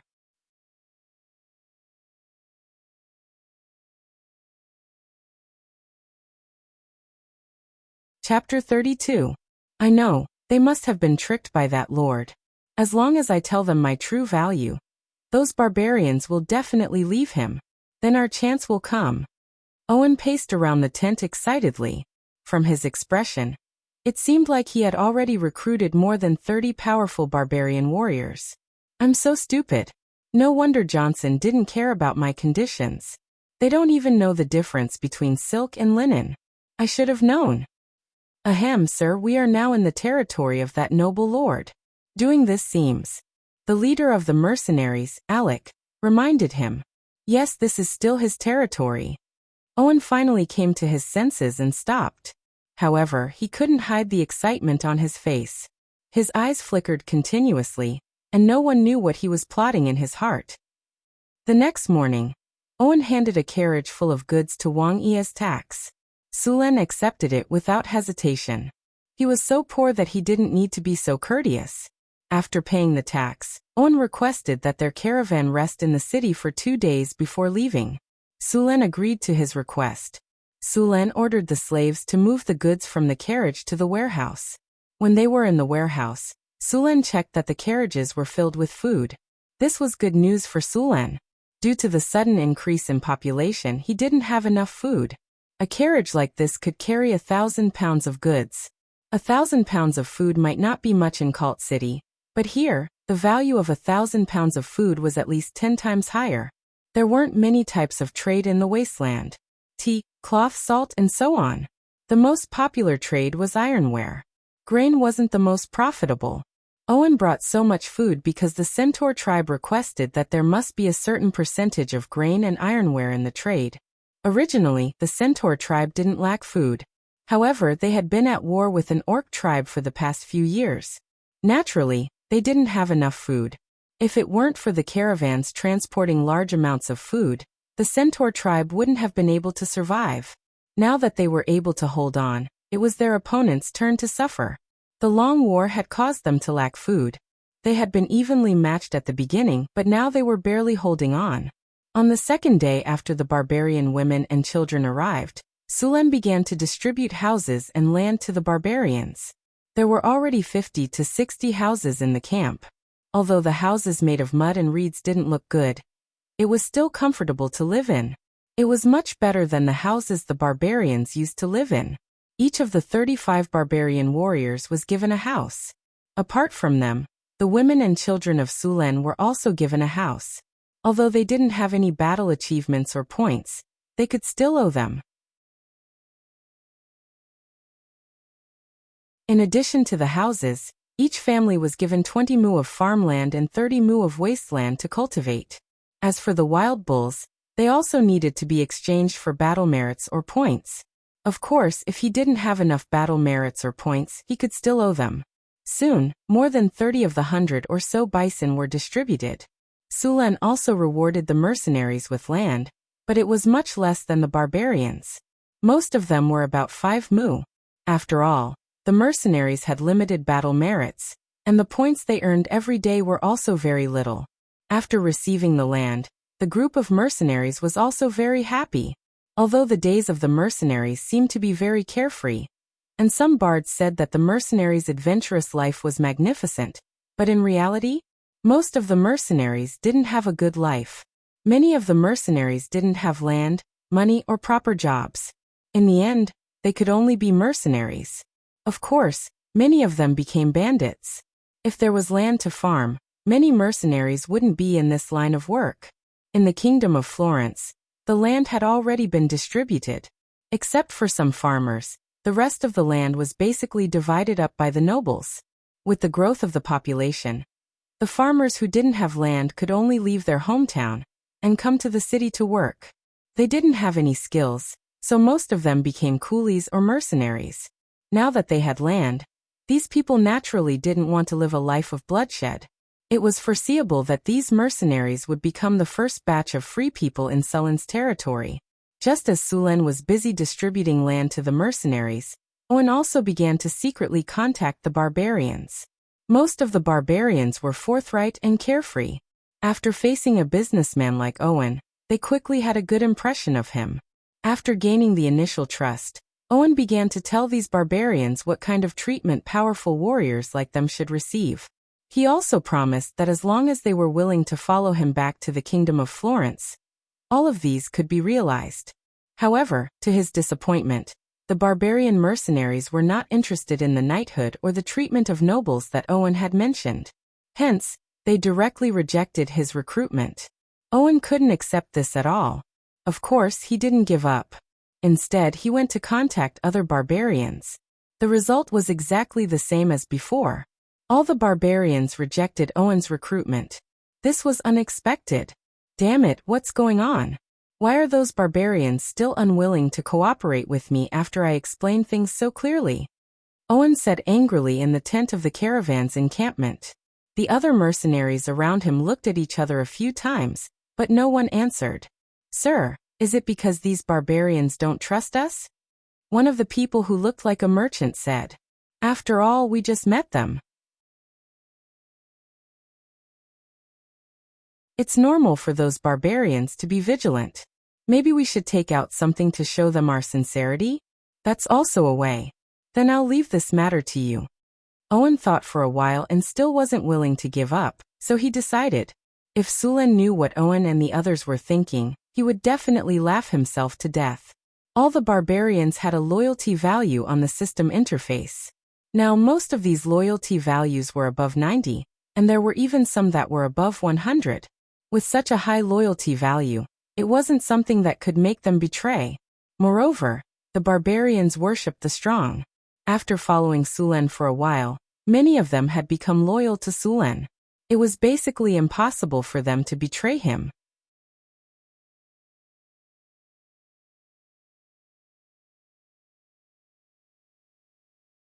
Chapter 33. You're saying that Owen is in contact with your subordinates? He wants you to work for him? Sulan was holding an iron skewer and roasting a sturgeon over the bonfire. The delicious sturgeon was smeared with Sulan's special seasoning and emitted an enticing aroma as it roasted over the fire. Johnson swallowed his saliva and forced himself to look away from the fragrant sturgeon that was roasted to a crisp on the outside. Yes, when we were with his caravan earlier, he asked us to work for him, but I refused. Well done. Sulan blew on the grilled fish and took a bite of the juiciest part of the fish. The special seasoning mixed with the sweet and smooth fish flesh brought the taste buds the best enjoyment. Gulp! The sound of someone swallowing came from the side. Here's the seasoning, go roast it yourself. Don't be an eyesore here. Sulan took out a small bottle of seasoning from his pocket and casually tossed it to Johnson. Thanks, boss. Johnson caught the small bottle in a panic and carefully sniffed it. He then grinned at Sulan and left excitedly. Sulan finished the grilled fish in his hand in a few bites and rubbed his belly with satisfaction. He picked up the ale beside him and drank a few mouthfuls before letting out a comfortable burp. After dinner, Sulan asked Johnson to gather the barbarian warriors for a short meeting. After that, he wandered back to sleep and completely ignored Owen's little actions. Owen had been worried that Sulan would come looking for him, so he had specially prepared a set of excuses. However, he was surprised that Sulan didn't respond. This made Owen a little uncertain, but he still didn't give up on recruiting the barbarians. After learning about the rewards that Sulen had given to the barbarians, he increased the rewards by several times and continued to lobby. He didn't mention any other titles or fiefs at all. Unexpectedly, he actually succeeded this time. The barbarians that had ignored him yesterday actually agreed to his recruitment. However, although they agreed to the recruitment, he still needed Sulen's approval to take these barbarian warriors away. However, Owen didn't think that it was a problem. As the manager of the Bauhinia Chamber of Commerce, he wasn't an ordinary merchant. One had to know that he was involved in the arms trade. Since ancient times, how could ordinary merchants be involved in the arms trade? The owner of the Bauhinia Chamber of Commerce was Marquis Chrisman. At the same time, he had countless connections with the royal family. Otherwise, where did the Centaur tribe's Thunder Knights get the war horses from? With the royal family and Marquis Chrisman backing him up, he didn't believe that Sulen, a nobleman who was pioneering, would dare to not give him face. Therefore, after confirming that the barbarian warriors had agreed to his recruitment, Owen immediately came to discuss with Sulen. What did you say? You want me to let those barbarian warriors go? Sulen slammed the table with an angry expression. It seemed that he was ready to attack in the next second. Sir Sulen, I know that this will be a great loss to you, so I'm willing to compensate you for your loss. Owen's expression was calm and relaxed. He displayed aristocratic etiquette incisively and vividly, as if he was a true noble. Owen clapped his hands lightly.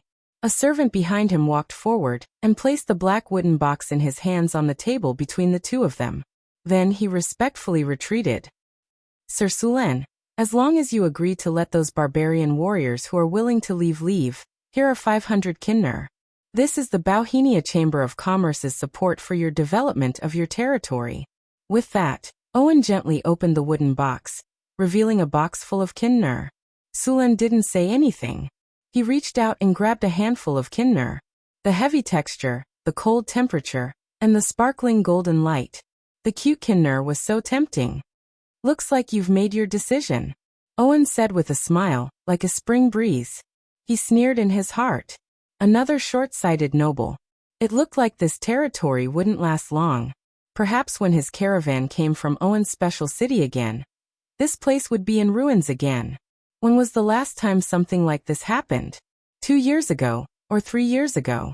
There seemed to be no trace of what happened to that territory. Now that he thought about it, the grass on that noble's grave was 3 feet tall. I refuse. The kinner slipped from his hand and fell into the box again. There was a melodious sound of metal hitting metal. What? Owen looked at the young noble in front of him in surprise. He obviously didn't expect Sulen to refuse him. Ding dong. Ding dong. The sound of kinner hitting metal rang in his ears. Sulen said in a serious tone. Those barbarians are my private guards. They have accompanied me through many bloody and corpse-strewn battlefields. They have borne countless hot-blooded glories. They are my most trusted comrades, my closest companions, and my sworn brothers. Do you understand? You have to add more money.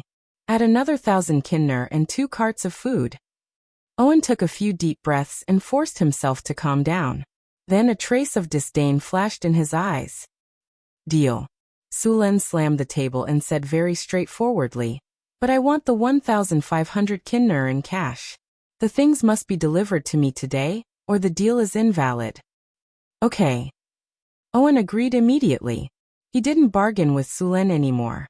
He didn't want to stay here for another minute. Not long after that, Owen sent his men to deliver the promised kinner and supplies. He didn't even bother with the noble etiquette. He left his territory with the caravan and 17 barbarian warriors. Sulen was in a very good mood after receiving another 1,500 kinner and 2,000 pounds of food.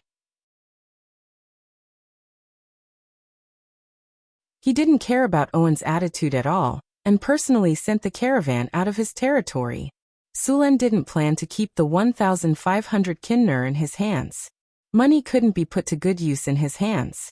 Although his territory was developing well, the population was too small. He planned to buy some ordinary slaves and let them farm for him. The price of these serfs wasn't high. A serf could be bought for 2 kinner. This time, he planned to buy 500 serfs at once.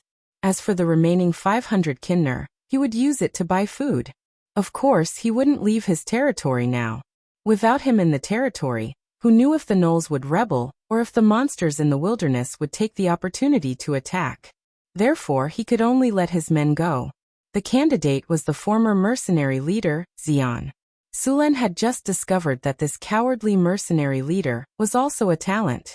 After officially joining his territory, Sulen found that Xian's attribute panel had a trade skill.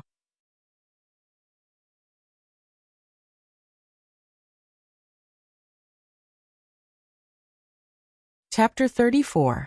Xian's attributes were very simple. He was much weaker than a barbarian, but he had an advantage that others didn't. Trade. You can communicate better with people by observing their expressions. You can get a better understanding of the prices of goods. You can get a better deal by observing people's expressions. Xian was originally a normal mercenary. After joining the territory, he was prepared to become a free citizen. Of course, he was still required to defend his territory if it was attacked. After Sulen discovered his talent in trading, he decided to train him to be the exclusive merchant of his territory. In fact, every noble would have one or several caravans to transport and sell the products of their territory. After all, if they relied on the products of their territory, it wouldn't be difficult for them to maintain their lives, but it wouldn't be easy for them to develop and expand. Sulen originally wanted to wait until his territory had a stable output next year, before starting to form a merchant group. It seemed that he would have to bring it forward. Xian, I'm going to appoint you as the manager of my merchant group. Do you have any requests? Sulen looked at the muscular middle-aged man in front of him. Monseigneur, you want to appoint me as the manager of your merchant group? I have no objections. I'm happy to serve you. Originally, Jean was a little uneasy and worried that Suluan would come to settle accounts with him because of the last battle. He didn't expect that Suluan would let him be the steward of the caravan. Jean agreed without thinking. That's good. As the manager of the merchant group, you will be given 20 acres of farmland. However, this is only for temporary use. If you don't do a good job, it will be taken back. If you do a good job, it will be your reward. Of course, this is only the most basic reward. I'll form the merchant group as soon as possible. I'll give you 1 day to arrange your personal matters. We'll officially start tomorrow morning. After that, Sulen waved his hand, indicating that Xian could leave. Sulen didn't fully trust Xian. Xian's loyalty was only 76. It wasn't high, but it wasn't low either. However, this loyalty wasn't enough for Sulen to fully trust him. That was why Xian, the manager of the caravan, didn't care about money. He would never use money to test a person's heart, because most people couldn't withstand this kind of test. The best way was to set up a reasonable system to prevent such situations as much as possible. 1,500 Kinder Sulen were given to Johnson for safekeeping. He was going to let Johnson be the leader of the guards of the caravan. Johnson's loyalty had already reached 100%. He was loyal to him and would never betray him. With Johnson in charge of Kinder, Sulen could rest assured. Other than being the captain of the guards, Johnson was also tasked with monitoring Xian. As for the other guards of the caravan, Sulen had already prepared them. The next morning, the camp became very lively. The barbarian warriors who had left with Owen 2 days ago had all returned. What about Owen? Sorry, I've already given him to you. It's your own fault for not looking after him. You can't blame me for this. Even if Owen came back to ask for him, Owen wouldn't admit it. Besides, neither side had left any written evidence when they made the deal. He could only hold his nose and admit it. He didn't have the guts to fight with Sulen.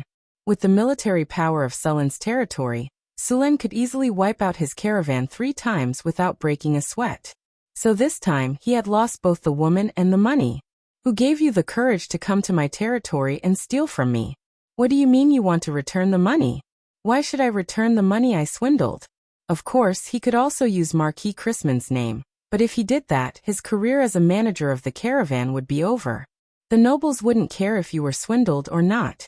Once they found out that you had caused a huge loss to the merchant guild, The first thing they would do was ask you to pay up and kick you out. Sulen was completely fearless. These barbarian warriors who had just returned were the guards of the caravan. The carriages that were used to transport supplies were also there.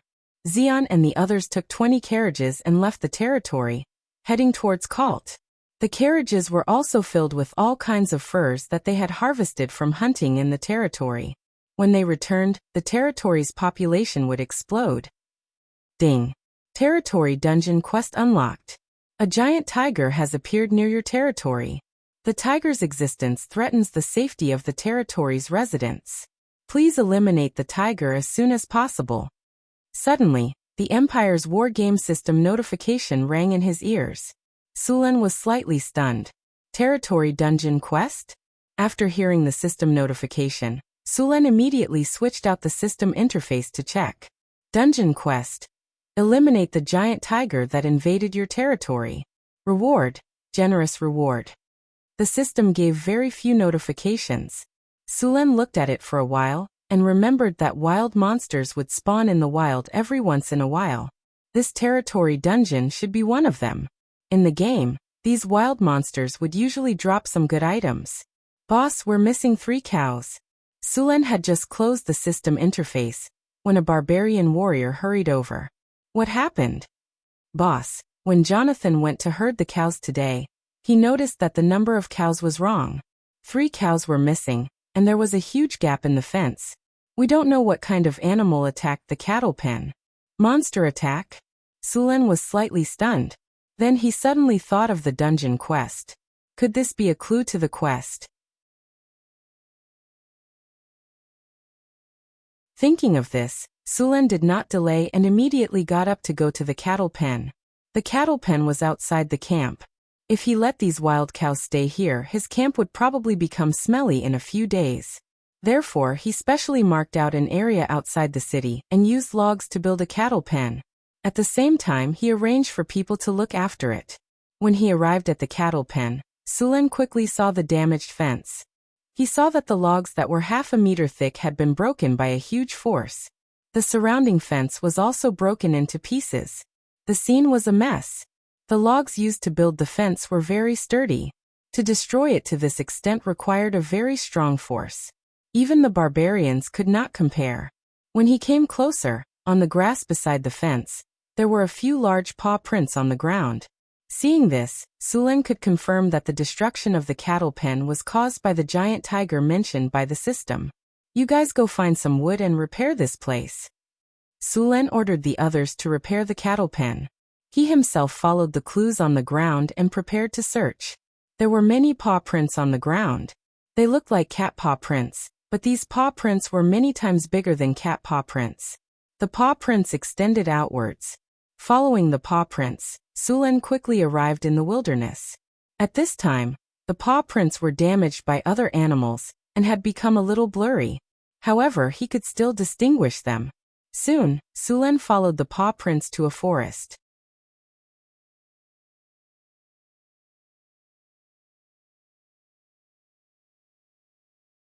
Chapter 35.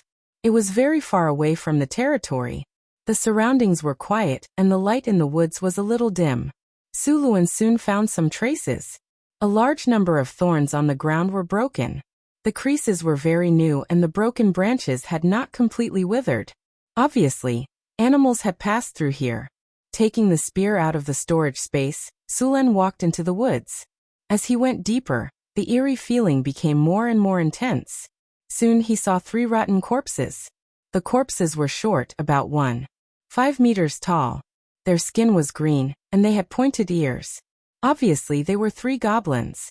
Sulen poked one of the corpses with his spear. The sternum is completely broken. These guys were hammered to death by a blunt object. Was it a mace? Their ribs were broken, and their spines were broken. There were no other wounds on their bodies.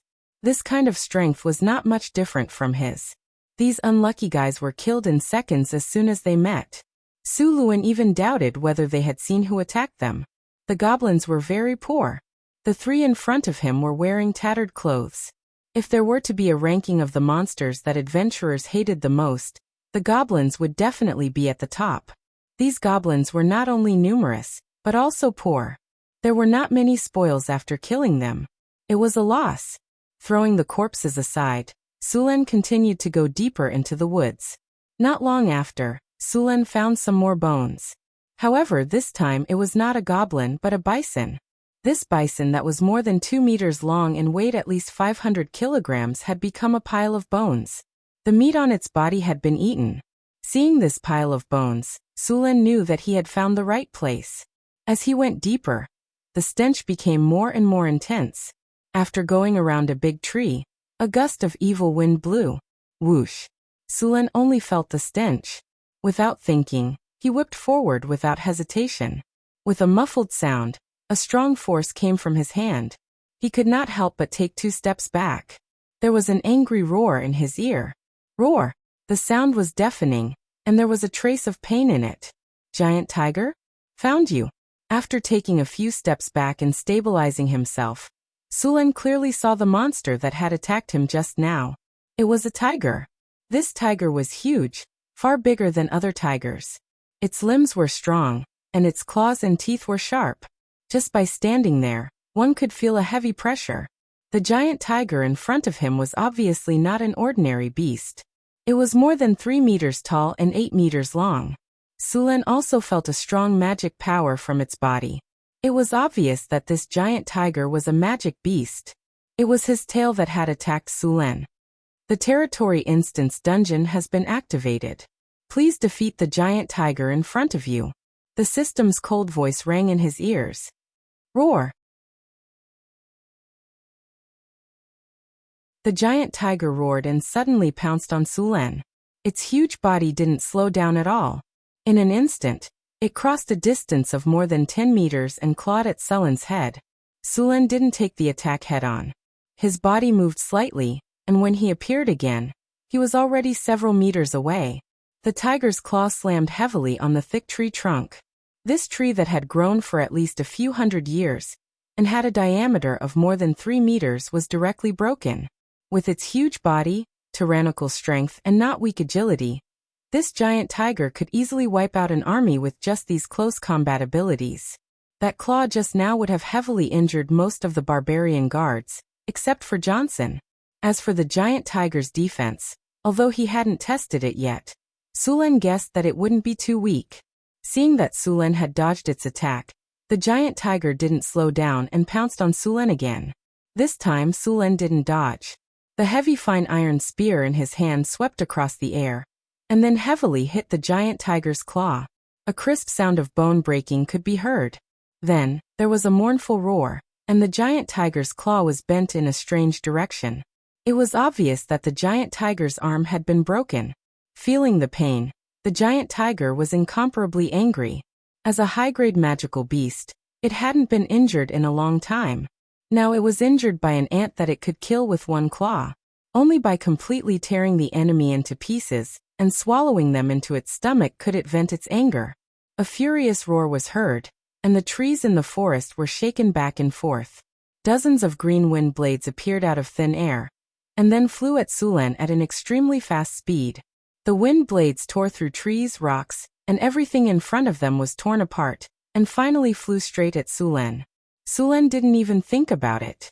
A cold chill spread out from his body, and in the next second, 3 ice blades appeared out of thin air, and then slashed at the green wind blades at an even faster speed.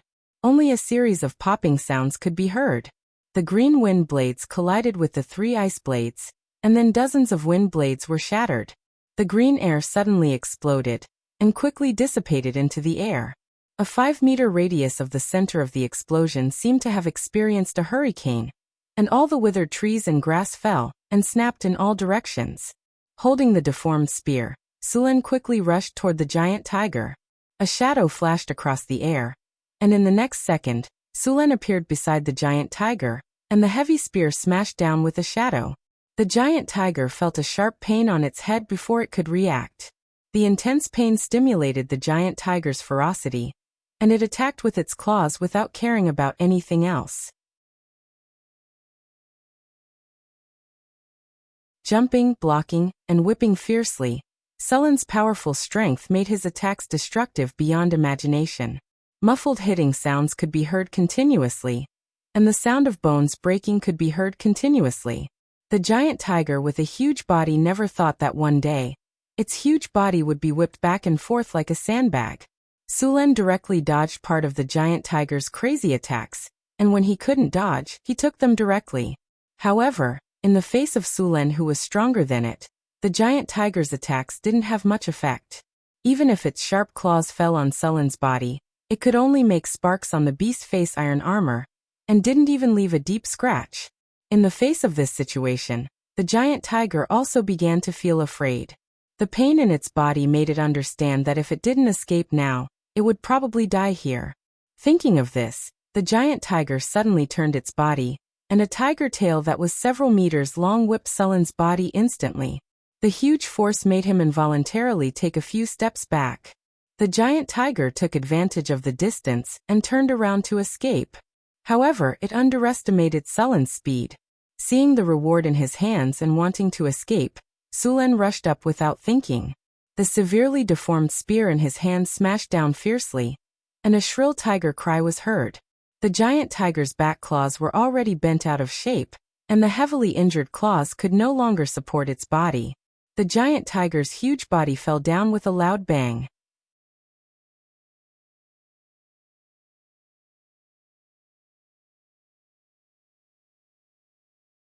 Chapter 36. Both of its claws were broken. The giant tiger struggled to escape, but it was impossible. Sulen jumped a few times and arrived in front of the giant tiger. The giant tiger looked very miserable at this time. Its huge head was bruised and swollen. Seeing the giant tiger in pain, Sulen could not bear it. Then he stabbed the giant tiger with his spear and ended its pain. "I am too kind." Seeing that it returned to heaven peacefully, Sulen was relieved. Ding! The giant tiger is dead. Mission completed. Calculating the reward. The giant tiger is dead. You have received 20,000 experience points. Congratulations, host. Your level has increased. You have received 2 free attribute points. You have received 2 skill points. Congratulations, host. You have received a gold treasure chest. You have completed the territory dungeon mission. You have received 5,000 experience points. All attributes +1. You have killed the giant tiger. Your territory's people's peace of mind +10.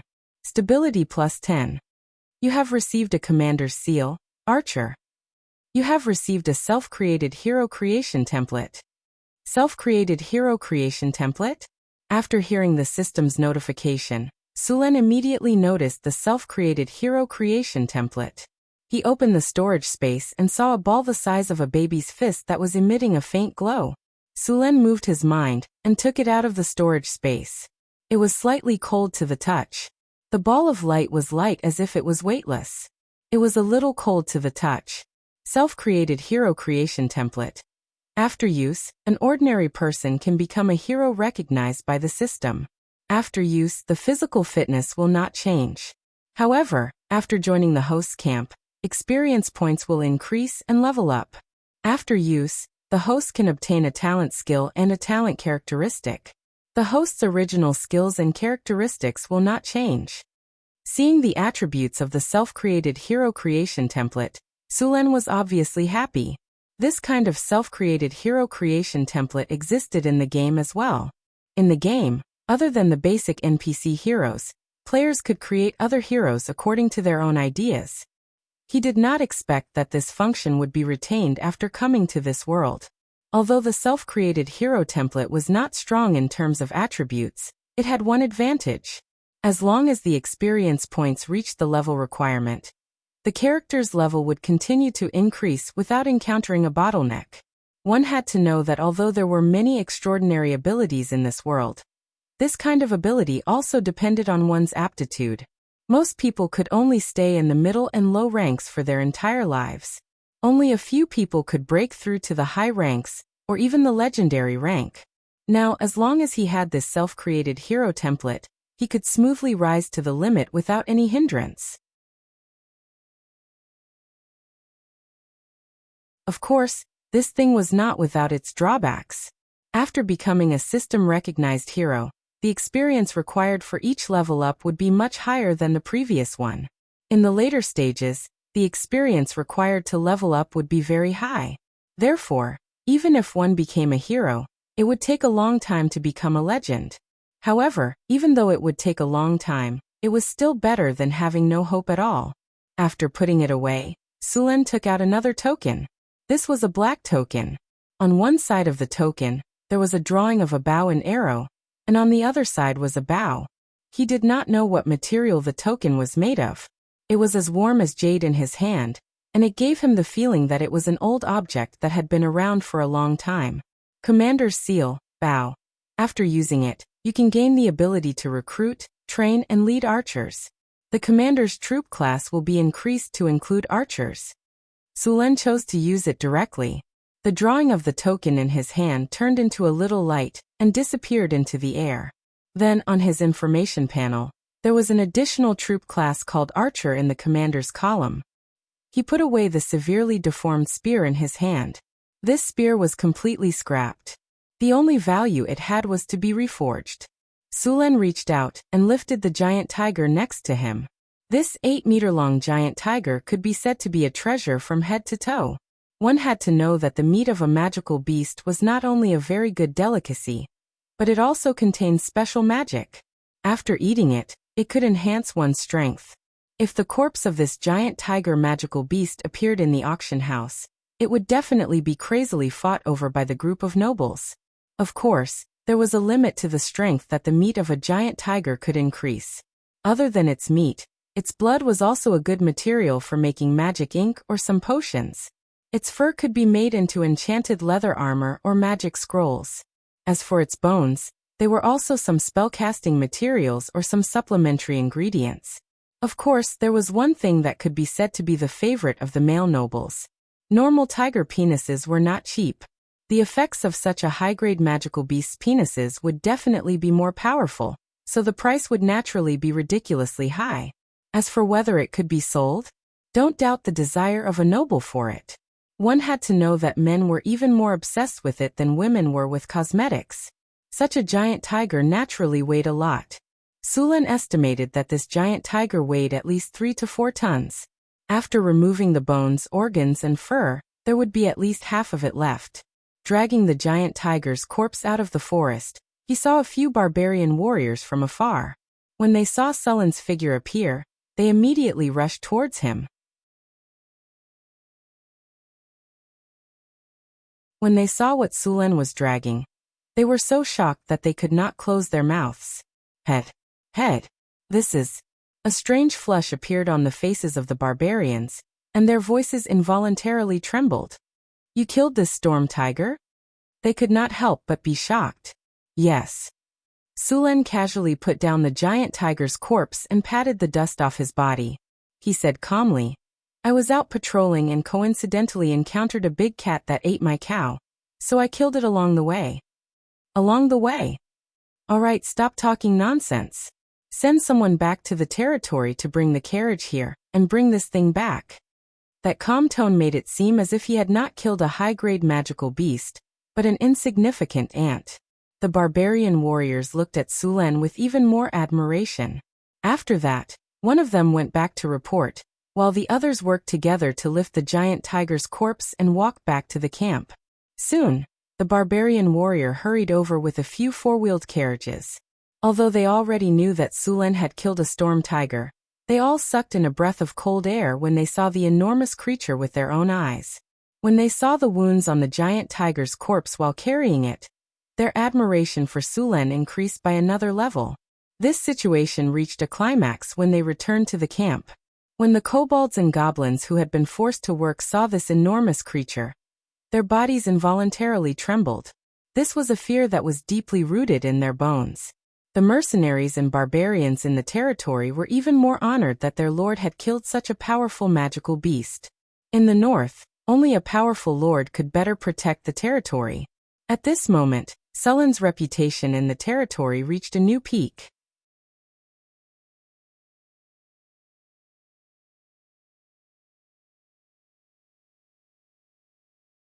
Chapter 37. The body of the raging wind tiger needed to be dealt with as soon as possible. Although it was a monster, its body would not rot so easily, but the magic in its body would gradually dissipate over time. If it was not dealt with for too long, the effect of the meat would be reduced by more than half. Sulen naturally would not allow this to happen. Therefore, the first thing he did when he returned was to deal with the tiger. At this time, Suluan suddenly realized that he probably didn't know how to deal with the meat of the magical beasts. Cooking the meat in the ordinary way would cause a large amount of mana in the meat to be lost, so people developed a special way to deal with it. System, is there a recipe to deal with monster meat? Sulen asked, rubbing his head. There are recipes for sale in the shop. The host can buy them yourself. There's a recipe in the shop? You should have said so earlier. Hearing the system notification, Sulen quickly opened the shop interface and quickly found a recipe to deal with monster materials. He looked at the price, 100 kinner. Sulen's little bit of money was directly emptied out. After buying the formula for the disposal of magical beast materials, Suluan found that this formula was definitely worth the money. Not only did the formula have various ways to deal with magical beast meat, but it also had other ways to deal with blood, internal organs, bones, and fur. It could be said that it was a comprehensive book on the disposal of magical beast materials. After looking at the recipe, Sulen immediately began to act. Boss, what are your orders? A barbarian warrior jogged over and asked. Go get a few water tanks, fill them with water, and prepare a big pot, the biggest one. The raging wind tiger was heavier than an adult elephant. Although it was not a super large creature, it was still very troublesome to deal with. The blood of the raging wind tiger was a good material, and he needed a glass tank to preserve it. However, Sulen did not have a glass tank, so he planned to use water to make a refrigerator to store the blood. The most valuable parts of the raging wind tiger were its heart, fur, and tiger penis. Sulen's profit from skinning was average, but the barbarians were masters of skinning. As a tribe in the wilderness, they consumed large amounts of prey every day, so they often needed to skin their prey. This allowed them to practice their skinning skills. After seeing the water tank, Sulen's hand emitted a bone-piercing chill. This was one of the ways to control the mystic frost blade. Sulen had figured it out to practice the skill. Sulen manipulated this power and quickly created a refrigerator. Then, the two barbarians took out knives and cut open a wound on the tiger's neck. Blood that contained magic power slowly flowed out. Because the demonic tiger had already died, some of its blood had already stopped circulating. It needed to be continuously patted by humans to expel the blood from its body. In the end, it took 2 full boxes of blood to complete the task. Next was skinning. The two barbarian warriors held sharp skinning knives and carefully cut the tiger's skin. Everyone's cutting speed was very slow. It wasn't that they didn't want to be fast, but that the fury wind tiger's skin was too tough. A skinning knife soon blunted and needed to be polished again. Fortunately, the barbarians had enough chi. After some effort, they finally finished skinning the tiger's skin completely. The tiger's skin was huge. After all, the tiger was 8 meters long. When spread out, it was more than 40 square meters. If this tiger's skin was used to make leather armor, it could easily make 30 pieces. If it was used to make magic scrolls, it could easily make up to 100 pieces. If such a demonic tiger hide were to be auctioned in Cult City, it would fetch at least 3,000 gold coins. If it was made into leather armor and enchanted by an enchantment master, as long as it was successful, the leather armor could easily be sold for thousands of gold coins. Moreover, the tiger's skin was a top material for making wizard robes. It would be sold as soon as it appeared. After peeling off the tiger's skin, Suluan began to cut off the tiger's flesh. He first cut off the tiger's penis, and then made an icebox to store it in. This thing could be sold to nobles for at least 5,000 gold coins. Even if he didn't sell it, he could still enjoy it. The tiger's teeth and bones were also removed. The tiger's heart and other organs were all taken out. The tiger's tail was also put away. It could be made into a whip. Finally, Sulen separated the tiger's spine, which was more than 7 meters long, and sealed it in ice. The tiger's heart was very big. It was twice the size of a basketball. Even if it was dead, one could still feel the shocking magic waves in the heart. The tiger's heart was the main material for making a magic potion. The most famous one was the Tiger King Awakening Potion. Using this potion could turn a normal person into a sorcerer. Of course, this potion was powerful, but so were the side effects. If one couldn't survive it, their bloodline would collapse and they would die on the spot. If one could survive it, they would awaken as a sorcerer and become a powerful spellcaster. Therefore, although it was dangerous, many people were still willing to try it. A tiger's heart could be used to make 10 bottles of Tiger King Awakening Potion. The price of a tiger's heart wasn't low either. It could be sold for at least 5,000 kinner to wizards. These wizards would then turn it into potions. One bottle could be sold for 5,000 kinner. If all of them were sold, the profit would be at least 10 times. However, this couldn't be helped. Only a few wizards and alchemists could make a small amount of this potion. After cutting up the tiger's meat, Sulen asked the barbarians to start a fire. He then took out all kinds of spices and other food to cook.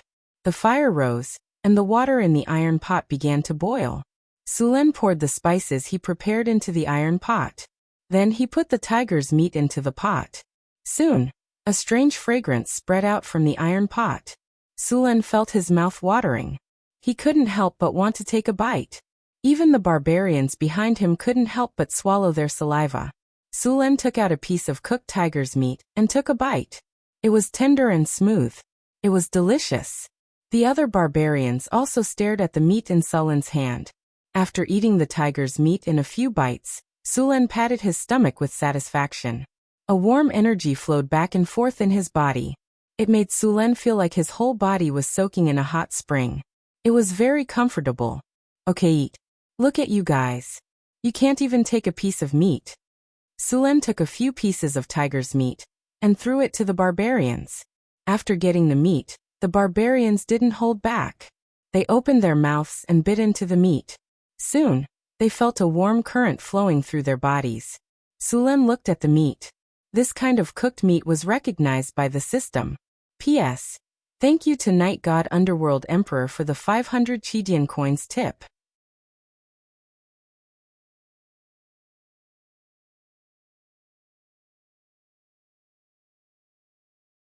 Chapter 38.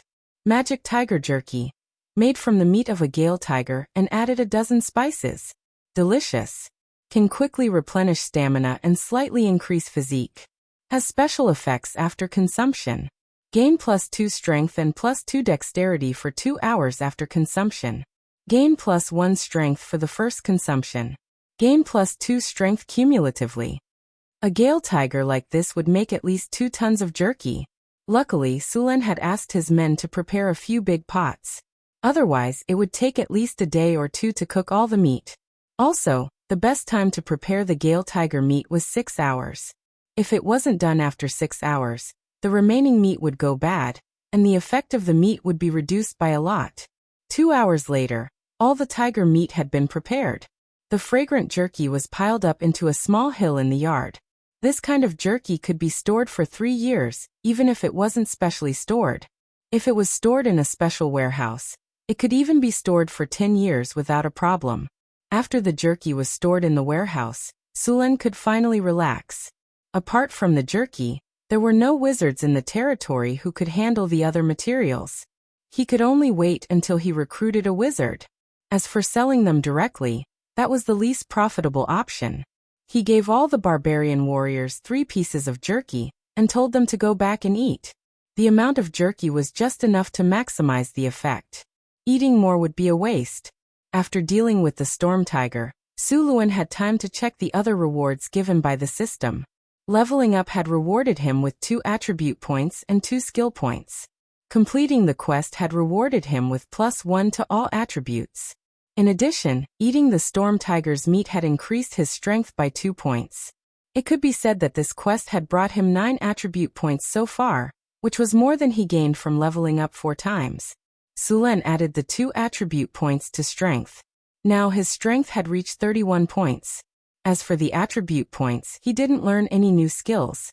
Instead, he upgraded his heal skill to physique healing. Physique healing.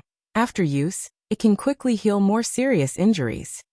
Name: Sullen Race. Human Strength: 31 Dexterity, 29 Will, 24 Vitality, 29 Charm, 19 Free Attribute Points, 0 Skill Points, 0 Skills. Omitted. After testing the effects of physical healing, he found that the effects of physical healing were twice as effective as life healing. However, the consumption of physical healing was the same. After testing the skill, Sulen took out the golden treasure chest from his storage space. Compared to the silver treasure chest, the gold treasure chest had a much more extravagant appearance. It was completely golden in color and gave off a rich aura.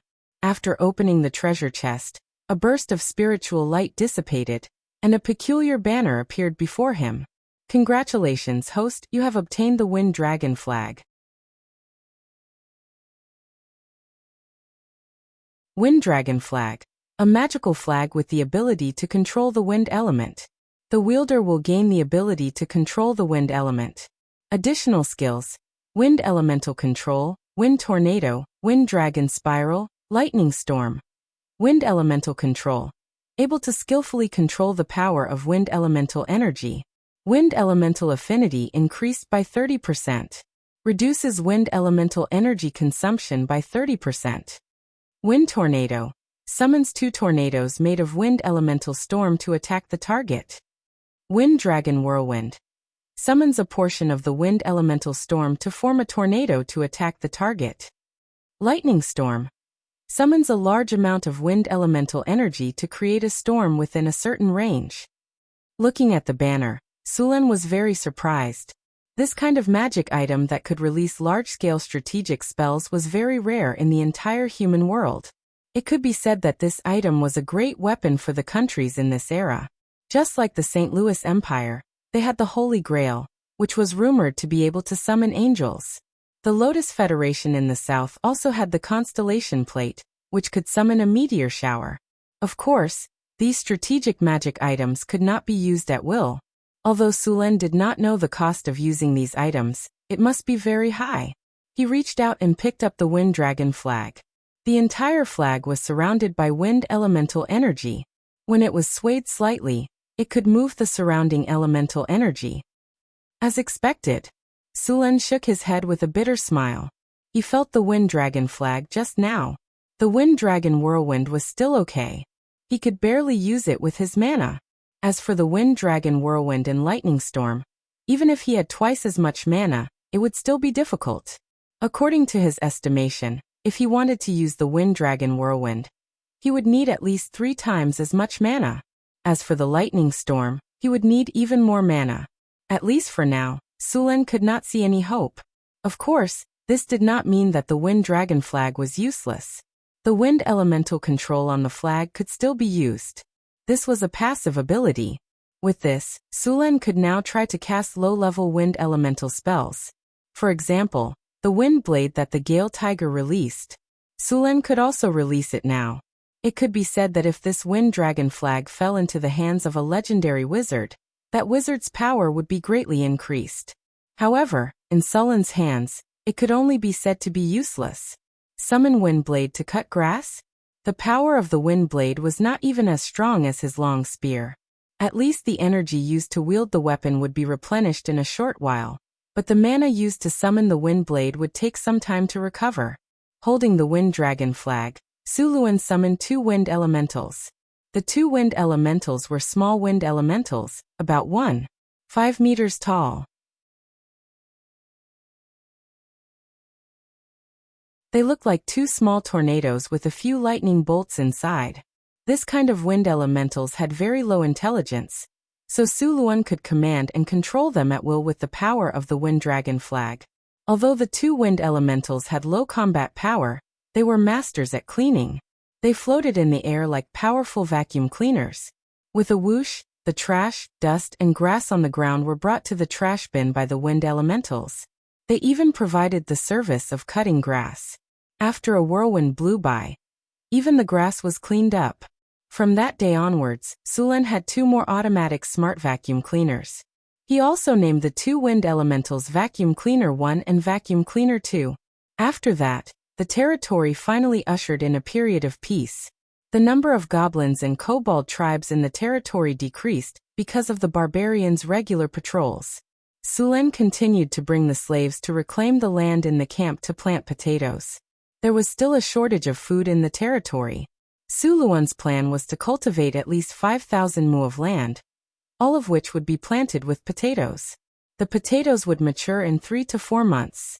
When the first batch of potatoes was ripe, it would almost snow here. Unlike the south, the north had long winters. Only when the potatoes matured would there be enough food in the territory. You're tuning in to the Lee May's Sword of Destiny YouTube channel. We're so grateful for your support, and don't forget to subscribe to join us on this incredible journey through captivating stories. Your generosity through donations truly makes a world of difference, as it's the primary source of revenue that allows me to expand and enhance this channel for you. Thank you from the bottom of my heart for being a part of this adventure.